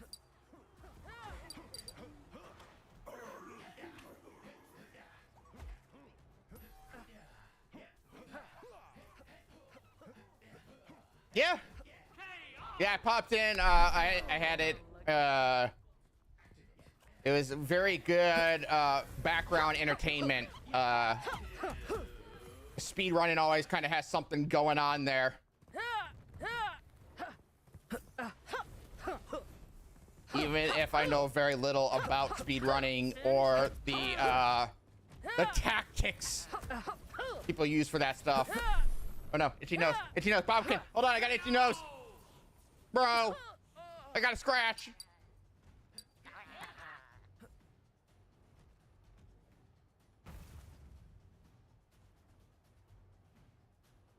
Yeah, definitely trying to work my way into showing up to as many of our partners as possible outside you guys playing our games, you know.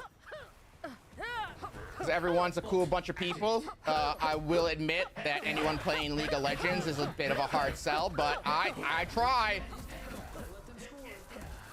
Uh-oh. He got me with the tickle. Got me with the fire tickle.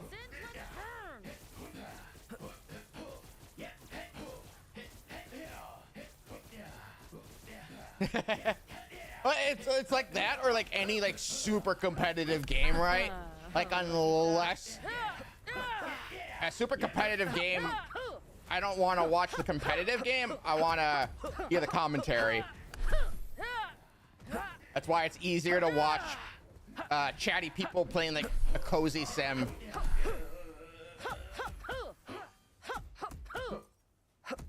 I ain't competitive enough to watch you lock in.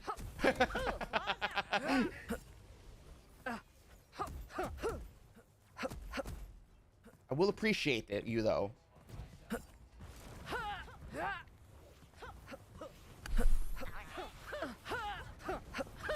Singe, let's burn. Ooh, nice ult, Shady. Double kill. Oh, my teammate abandoned me? Cool.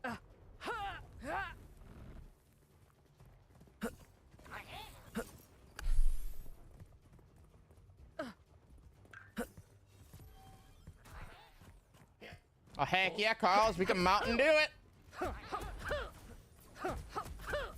We'll be going for about, I think a little under an hour right now.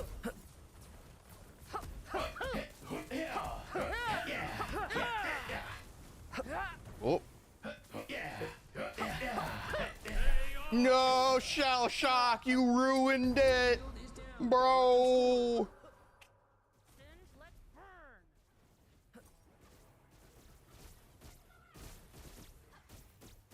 And yeah, Carlos, you haven't been around in a hot minute, so if you didn't know, we are actually going to be participating in the Steam Next Fest coming up on the 13th.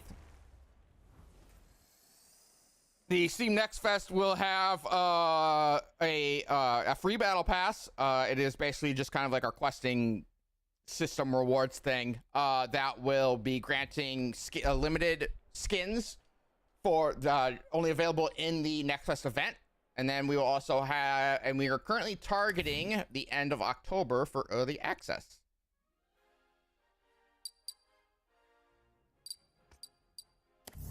Oh, I forgot I was going to invite you. I almost queued up again. Invite to party. Let's do it. Hold on, do you want to match? I think we can match. Hold up. Boom. Boom. All right, we're matching. Twinsies. Bum, bum, bum.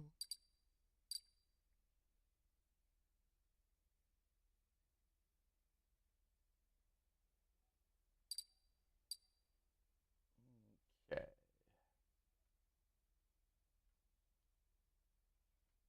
Oh my, oh, excuse me.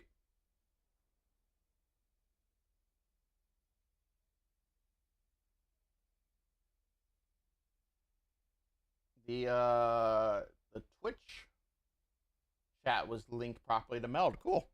Love to see it. A couple small updates. I can't remember what it was off the top of my head. Hold on.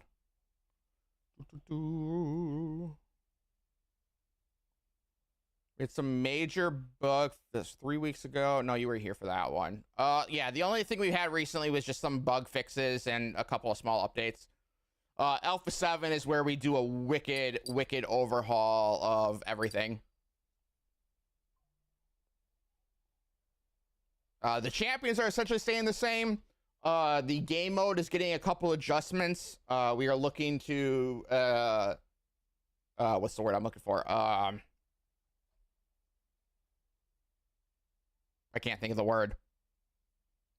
When you are trying to prevent something from reoccurring regularly.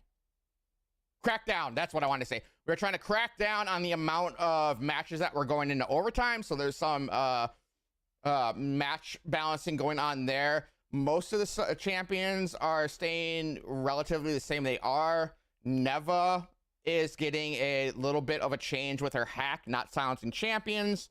Her sidekick, or the things she can print, are actually all going to have partner, which is a new tag we'll be adding in the game where anything with partner follows the champion, which is very cool for Watchy. Watchy definitely will have one of the partner tags. And just the whole, that whole system of cards that I'm pretty sure you already know about, Carls, will be going live for the Next Fest build. With a bunch of UI updates, shop updates, the cards, and we are working on getting Lily and Gain in a good state to come out sooner rather than later.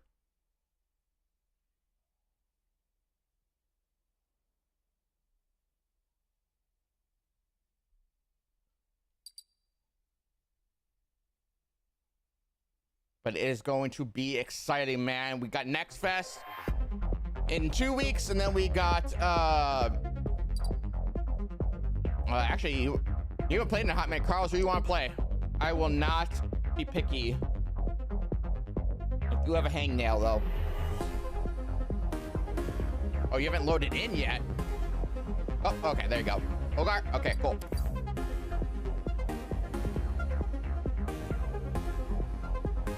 Oh.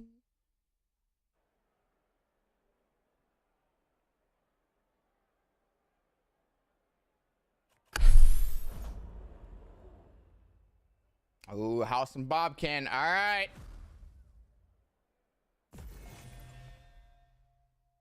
I'm confident in my now that I'm playing with Carl's, I gotta like focus a little bit. I am confident in my ability to lock down Bobkin when I am focused. It is House we need to worry about.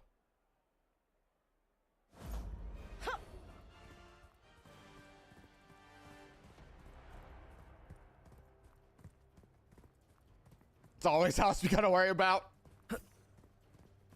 You know it.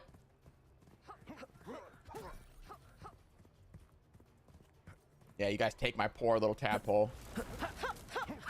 Oh, is that how you want to do it? What? Want to do it that way?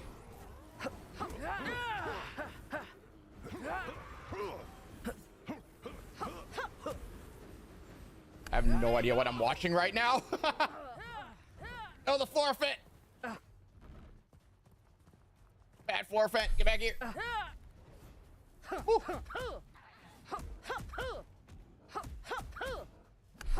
Oh man, that had a lot of time to charge.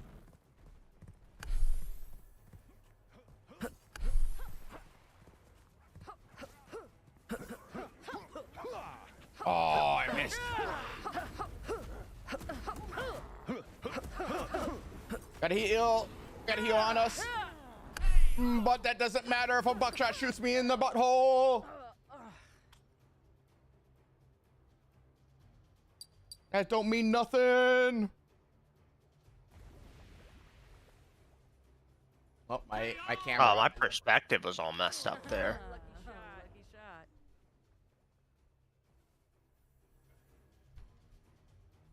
All right, does not look like my camera actually turns off when it breaks, but it is doing some shenanigans there. Where did it, hello? All right, sorry about that, Carlos.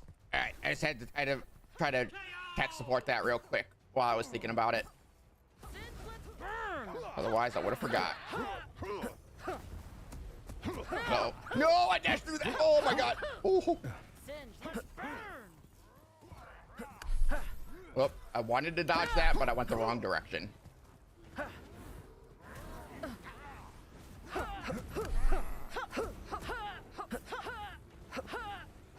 Oh no! Watchy, get him! Get him, Watchy! Believe in you, Carlos. Get that jump.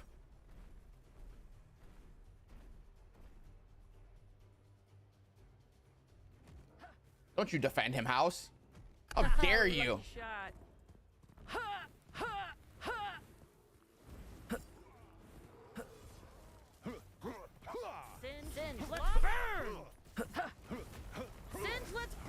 Oh no, he fell! I knocked him down!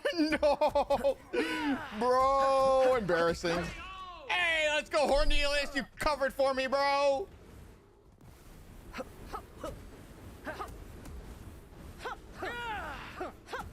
Slap fight! Whoa. Ooh.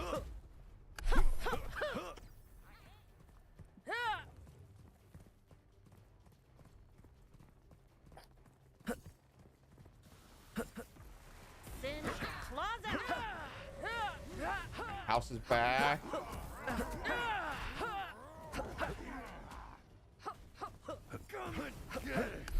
Oh, hello. Woo. No, the taunt. How did you guys predict that you would need a taunt? I have no mana. Woo. Okay, we got clear. We're to one. Alright, so I'm throwing down a heal on you.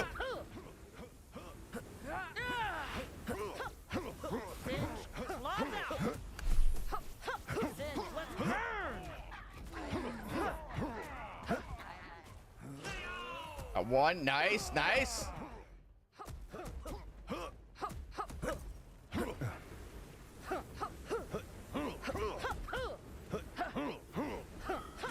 Woo! There was a lot going on in that moment. Are you coming for me, bro? I need you guys to stop it with these dead eyes. Oh God, itchy nose again!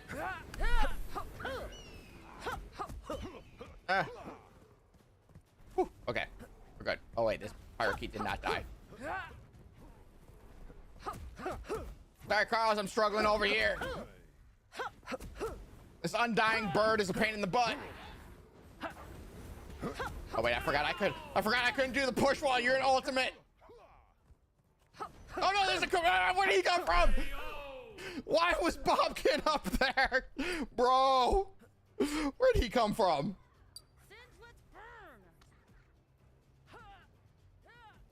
I wasn't ready. Oh. Lucky shot. Oh wait, floor feint. Up. Carlos, that was a great log Zuka to prevent the knockback right there. Oh wait, floor feint isn't dead. I'm risking it. I'm risking it. Whew. That's the best I could do, Carlos. I got one tick off.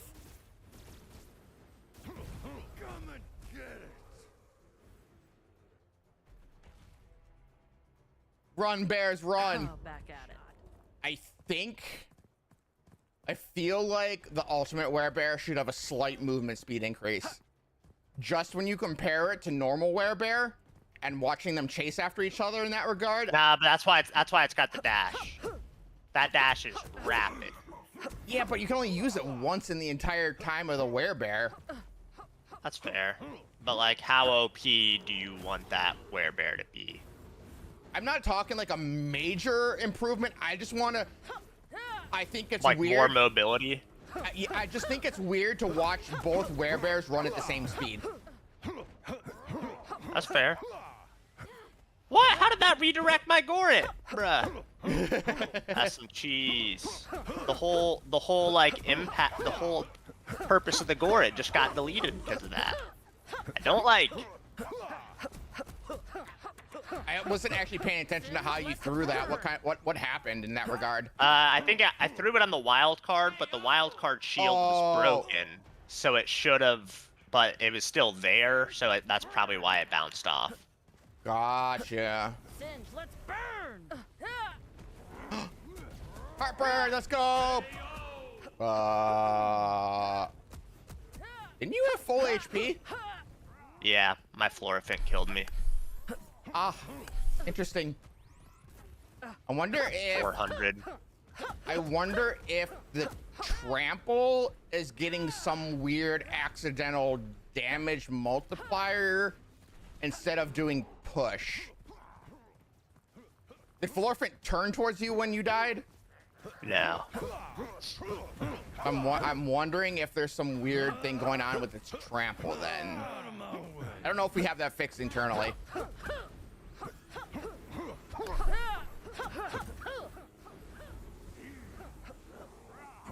Oh, there's Bobkin doing weird sneaky things again.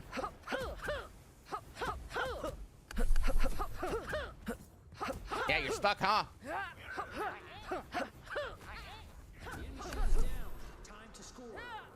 Alright, I got him. We're going in. We're gonna try to kill this. Oh, okay. Never mind. We're not gonna kill this beacon. House is gonna defend it.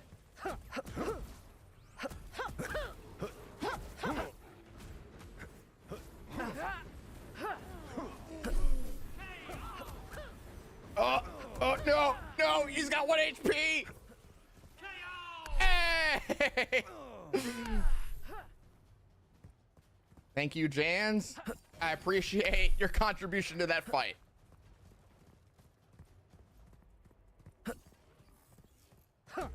God, with the door closed and headphones on, I heard that wicked thonk that was clearly my daughter falling off of something. Singe, claws out.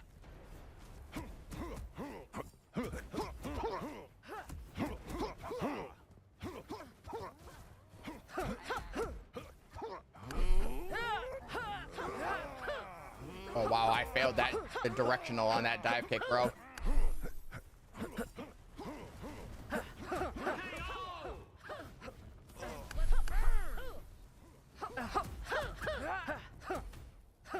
No! Let's go, Bobkin. He hit me with the dive kick, bro. I got robbed. I should have survived that.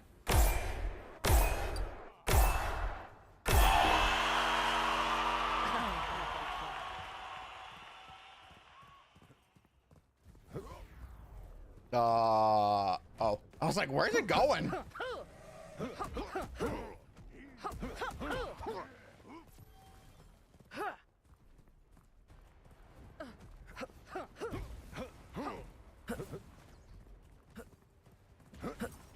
Oh, that is not the card I wanted to throw, but I'll take it.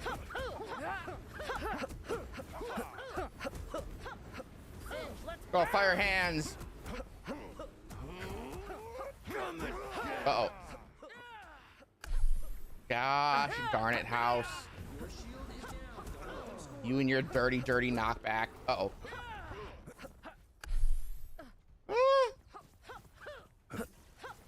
Leave me alone, house. No, that's a buckshot. Oh my god. I'm riding the struggle bus. Alright, I got the fire off of Bobkin. Trying not to, Uh-oh. Get out! Sick 'em! Uh-oh. The enemy shield is down. Time to score. Run!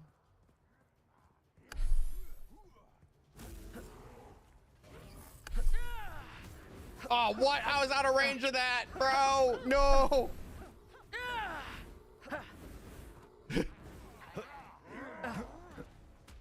Oh, I will survive. No, You sure about that, Shady? No. You sure about that? I didn't know. I wouldn't be so sure about that. That's some bull. I don't even care that Carl's got that trade. That's as soon as you said I will survive, I said no, he will not. He will not survive. Not up in here. Lucky shot. Praise be. Don't let them score. I will survive. Hey. Your shield is down. Don't let them score. Oh, I just tried to take my own shield or my own core because my brain flatlined there. Singe, claws out.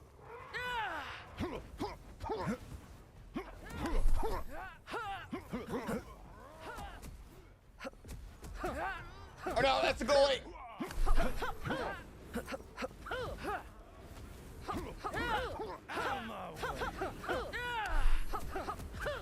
No, Carl, you gotta. Oh no, the Deadeye.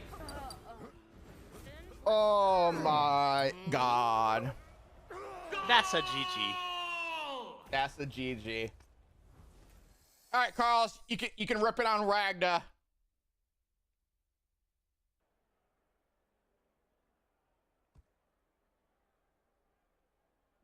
I'm gonna build a lock deck real quick so I have something a little more solid than what I have.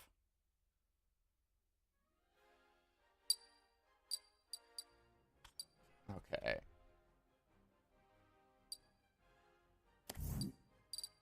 Now you got it. We in the last 30 minutes. So let me try something a little different here. I'm gonna run and grab a water since we're gonna have some time. Let's see. Want you, and you. For sure. Gotta grab a lump. We're gonna do a short fuse instead of a watchy.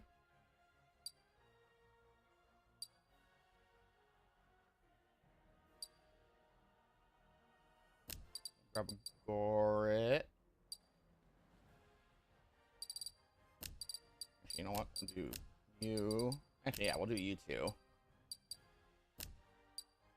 You know what? No, we're gonna do.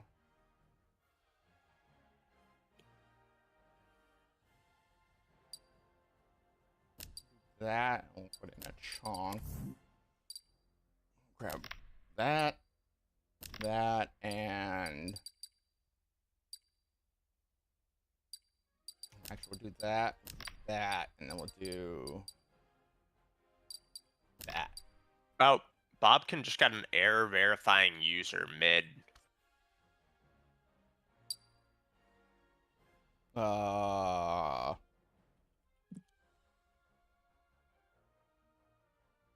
I walked away to go get a water. I came back and he's on entering game, but error verifying user. That's weird. Let me see. Can you tell him that I'm gonna look at it real quick? Yeah.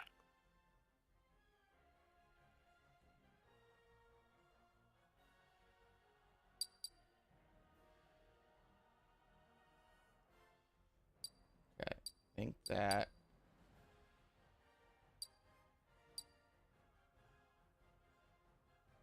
That.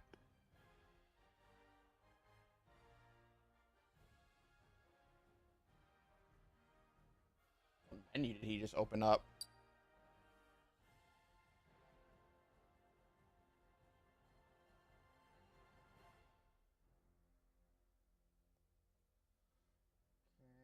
I hate how slow this. Sorry, Carlos. Trying to fix this real quick.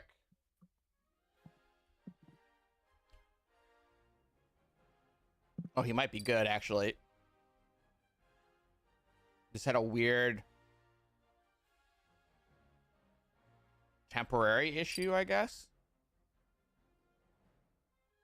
Oh, yep, okay. All right, he's good. All right, we're queuing up. Do I have the same banner? Oh, I do not. I can't be a perfect match with Carl's. That's a bummer.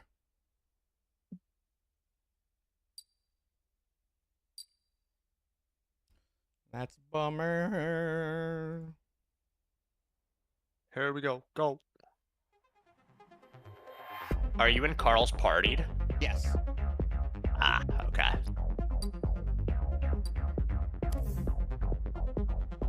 I'll run a mirror with you. Shady, you running lock? Yes. Lock and Ragna.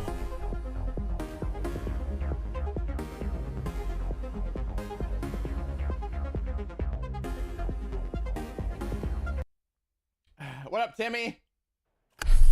I forgot what I was talking about where you said I was sure you could avoid it.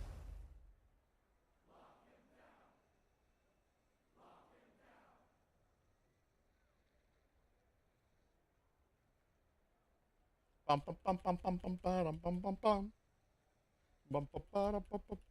Okay, so I clearly see the UI on Carl's screen right now. So clearly he just doesn't want to put, or not Carl's. I was gonna say Bobkin, but it was Carl's that didn't ready up. I see it too. But it was Carl's that didn't ready up. I was confused. Oh, we are straight up running a mirror match. Got it. Let's do it. Oh, yeah. Gotcha. Dude, why does it feel like it's been a decade since I was on this map? FR. All right, Carlos, I'm gonna throw down a heal just to overheal us a bit. I may or may not have just tried to dive kick.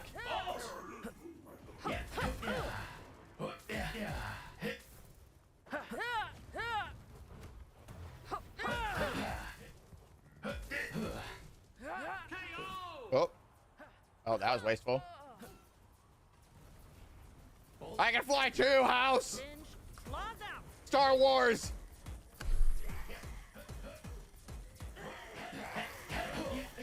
I don't have anything. Wait, hold on, I have a heal.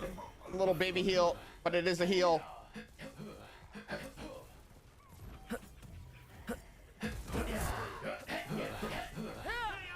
Hey! The AoE got you. Let's go. All right, let's see if this was a big brain strategy here. So we're gonna do that. And then we're gonna do that.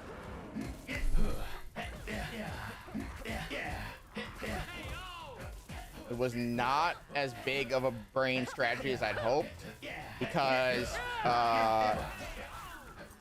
the whatchamacallit, the Blitz boys had a little bit of a dirt moment and did not attack as effectively as I thought they would.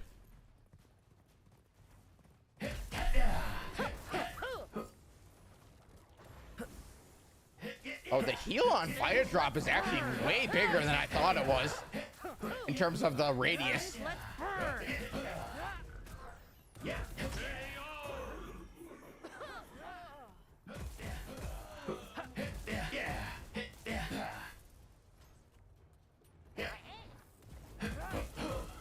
I'm gonna drop down there and help you with wild card.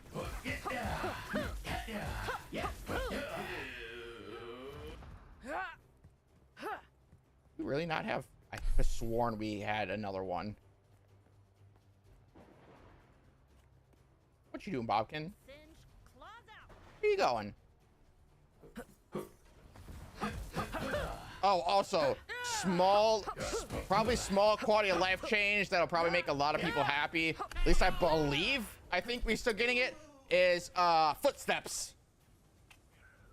It may not help much because lock floats, but I don't think all the footsteps are currently added for champions in this version.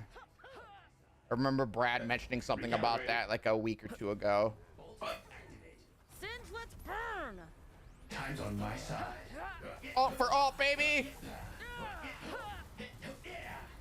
Singe, let's burn.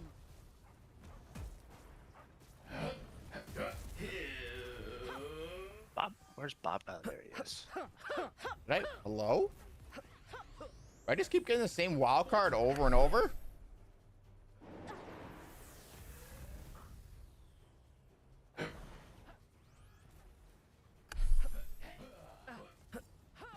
We're gonna do that, and then we're gonna do that.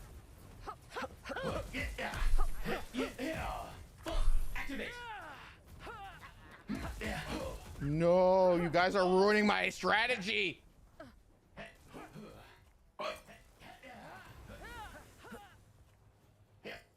away, house. Go away, house. Go away, house. Singe, claws out.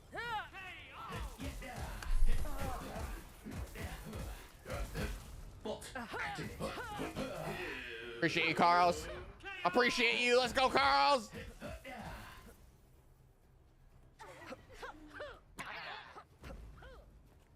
How we do? I'm coming. We're gonna tickle this guy. Why did he target me? Time to score.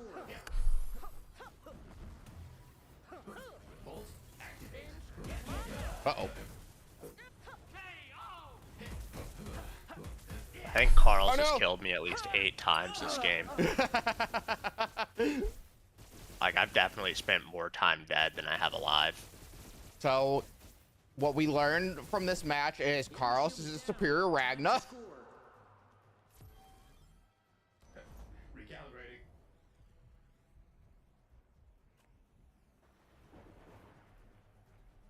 I think we also learned Locke needs at least a 50 HP health buff.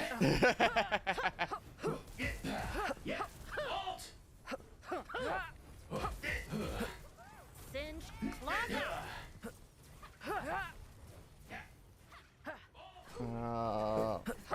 Whoop, I did not mean to. Oh, wait. Did I mean to do that? Debatably. From your house. From your house. Oh my god, I can't aim. Oh my god, I can't aim. Oh my god, the goalie. Bolt activate. Damn. Damn. Wait. Singe, claws out. Where is Bob? He was respawning. Oh no, that's a freaking short fuse. Bro. Run away.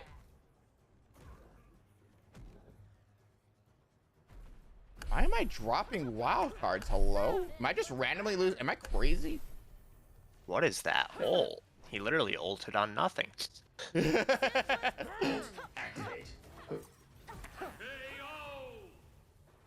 Oh, this. Hold on. I gotta heal Carlos. Right there. I got you, boo. I got you, boo. Singe, let's burn.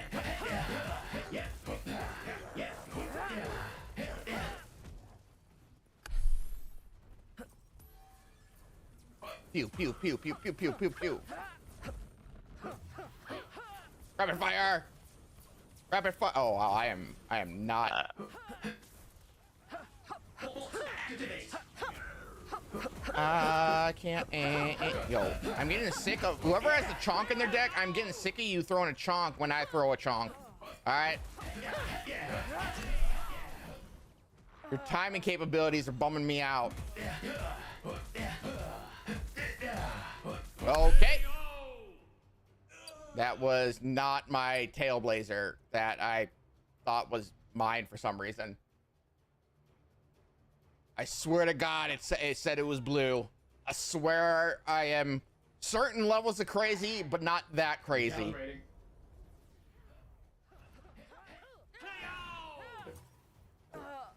Ooh, nice. I just threw a Vita Drop at Bobkin like it was gonna do something.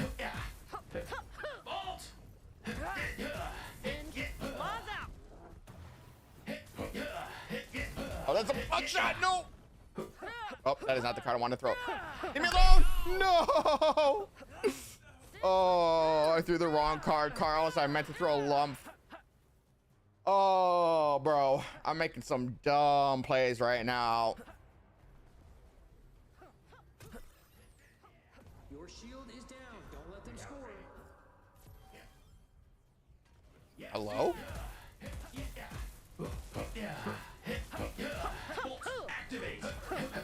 Oh, that is not the card I wanted to throw either.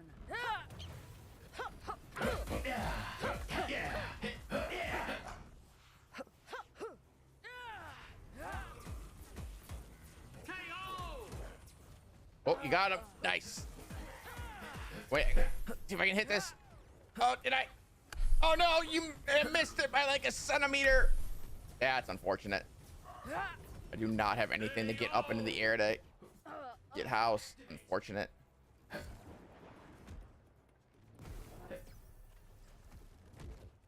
It's you! You're the one with the chunk! It is. I am.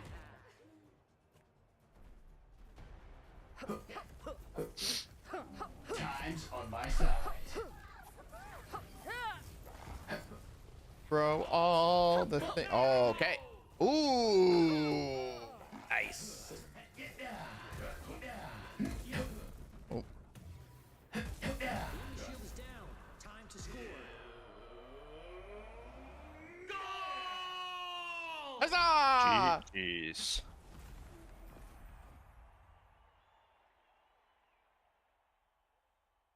Yo, don't say anything about a speed, Carls. Lock is at a perfect speed.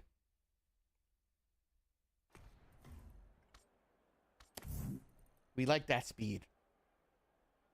We need a speedy boy. I don't think his speed needs touched. I think that's the one thing that would make him viable at 250.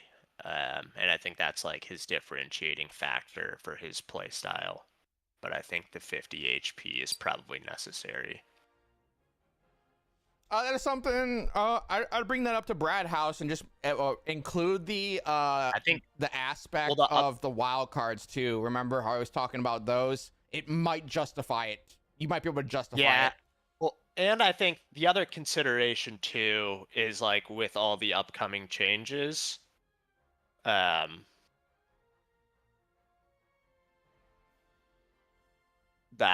could also make it necessary or not necessary for Alpha 7.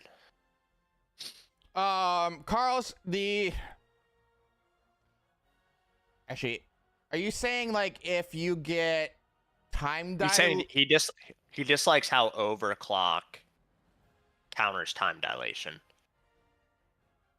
That will most likely not change.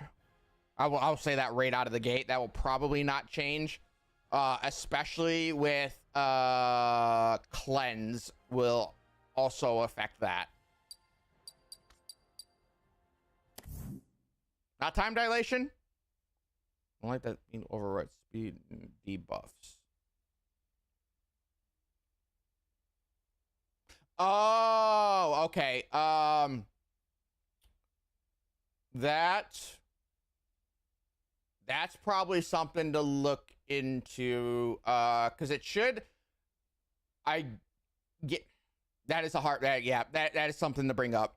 I don't want to make any assumptions based on how that should be working, but that is a good call out. Thank you. I do not know which way to lean in terms of how that should be working, but now I understand what you're saying now.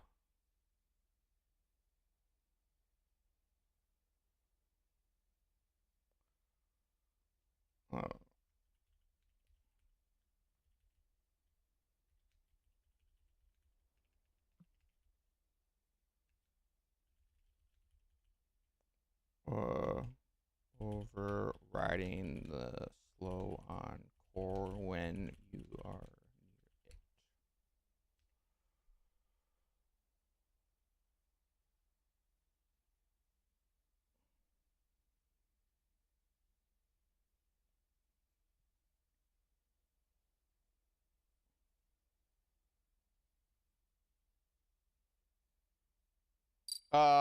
maybe we broke it. If you want to restart real quick, we would both restart.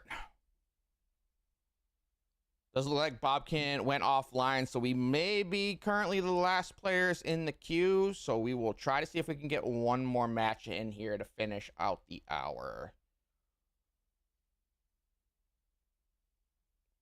Oh, I can't wait to heat up dinner. I'm hungry too. I've been drinking the same Ghost, which is probably bad for my teeth, for the last 6 hours. So that was probably a misplay on my part, but like multiple cans of it, or the same can? I don't think that's necessarily bad for your teeth. I feel like you're probably just dehydrated in general. Well, I did make sure to have water nearby. Okay. I did play that smart. I also front loaded with water because I had a migraine, so I knew I was going to be in a bad spot if I did not hydrate.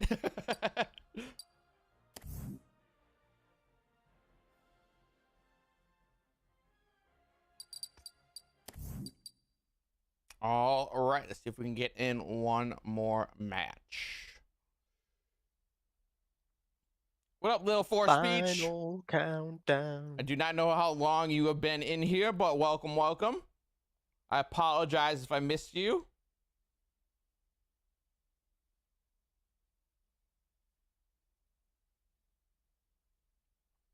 Apparently, I have 8 days and 5 hours to complete one more challenge for something on TikTok. Oh, I am going to grab a lock again. We got a match. I am with someone who I do not recognize, so what is you guys name? Can have some fun with this one. Rod, playing a default deck. That is that's a name. So you guys will we'll set the over under at 4.5 minutes. Oh man, I'll take it slow because obviously we don't want what happened to me earlier, where I think you guys went too hard and scared off the new guy.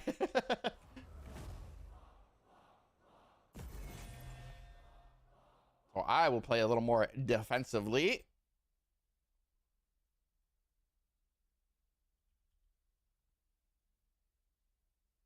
Also, Timmy, thank you so much for joining us over on TikTok. I do not know how TikTok works in terms of giving that feed to people or helping pushing it. So I appreciate your assistance in giving us some viewership over there.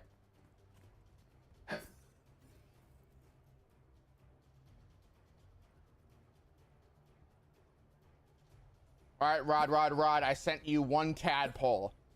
Please respond.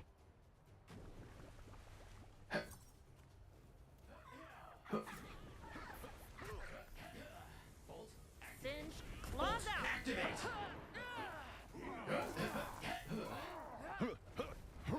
I accidentally dodged that. I did not intend to actually dodge that.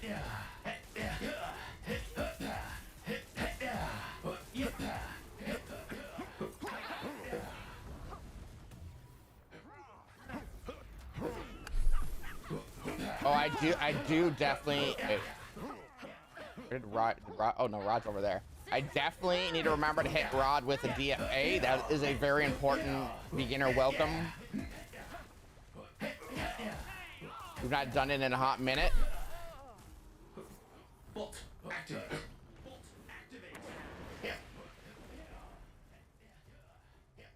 I also kind of want to get him eliminated by 2 tadpoles. That would make my day as well.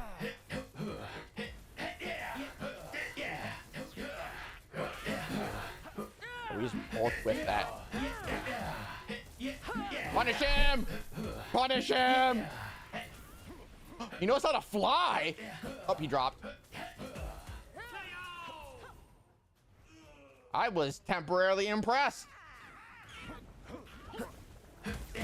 Had he stayed up there and retreated, that would have been impressive.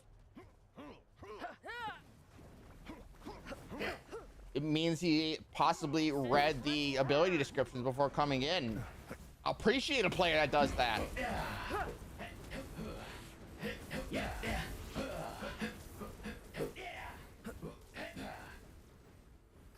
Oh my God! The thought process there was that I was getting out of range of the buckshot, so I didn't think I needed to dodge it. So instead, I just watched an arrow come up my butt. Recalibrating. Nice.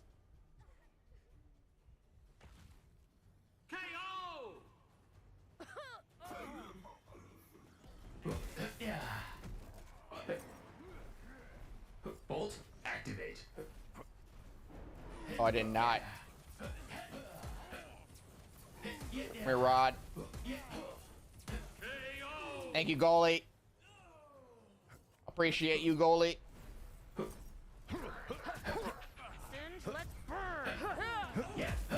I 100% did not dash through all those summons thinking I was Ragna again.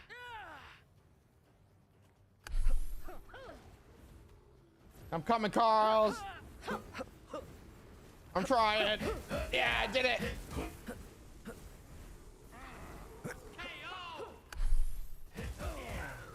I got the heal off. Time's on my side. Oh, he's ulting. Let's go. Up. Up. That's not when you yell, let's go.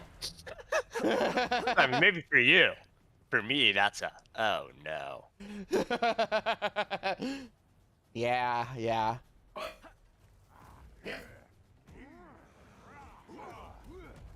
Look, man, I have very low standards. I just hope all new players press every button.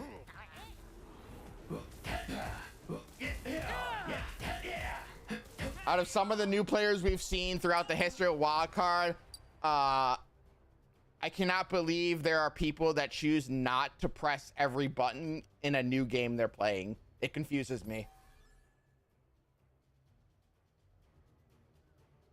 Recalibrating.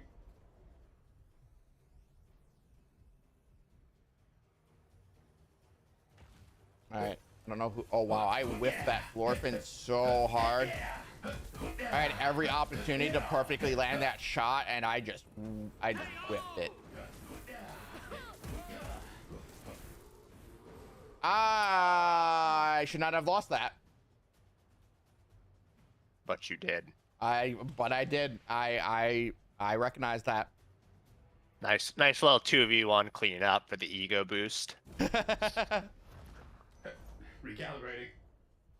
You guys will remember that as the day that you almost both killed me. Activate. Almost being the keyword.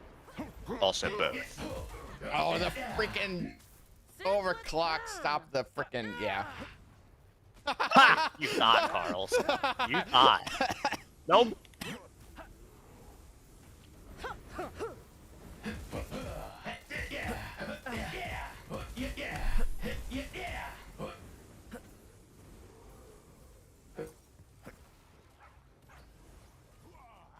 Ah! Oh no, you lost your teammate. All right. What's a teammate? The guy who pressed Q to kill himself. Oh yeah, he quit. Like he straight up left the game. Yep. Time's on my side. We're going for the full push. We're ending this. It would help if I actually attacked the goal. I mean, took you guys long enough for a 2v1. Sheesh. All right. So I finally got a win against House. It just required him not having a teammate. Hey, frame it.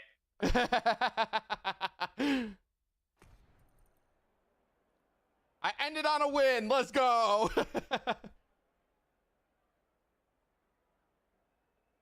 Yeah, it was in relation specifically, Carlos, to watching the two werebears chase each other.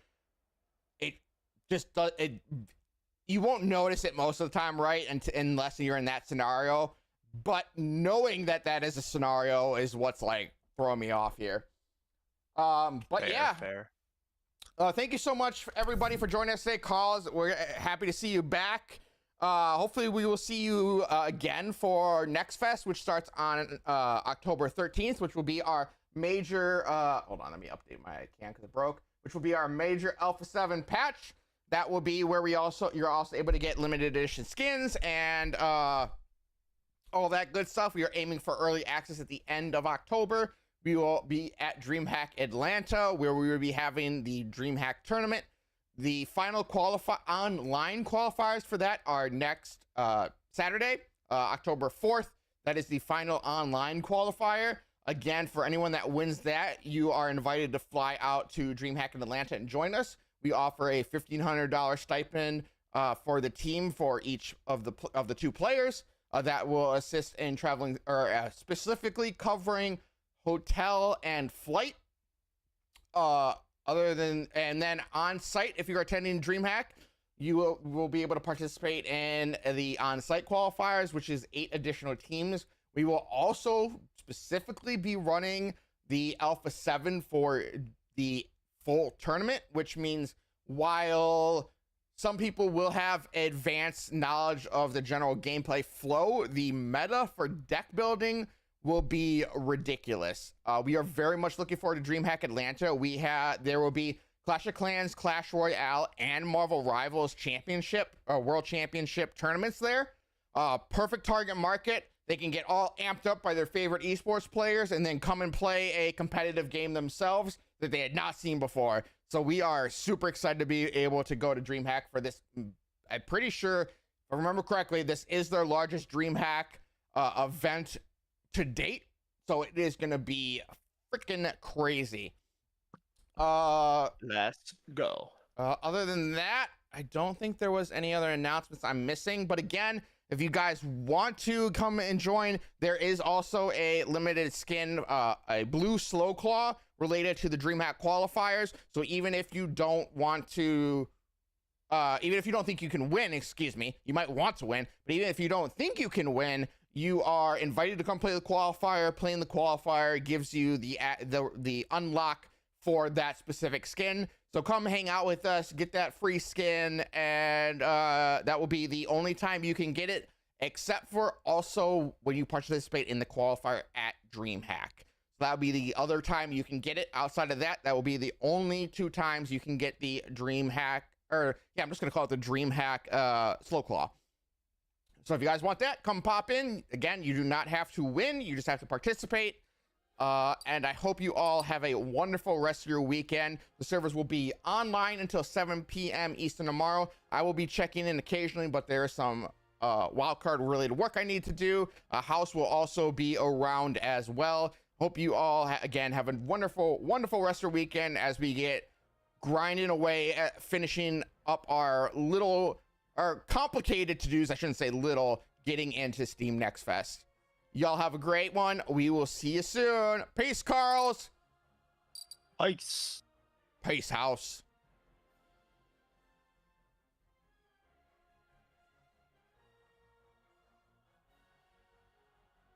Oh, and peace, Timmy, as well. Sorry about that, Timmy. I forgot you were also on one of the other platforms. Peace, Timmy.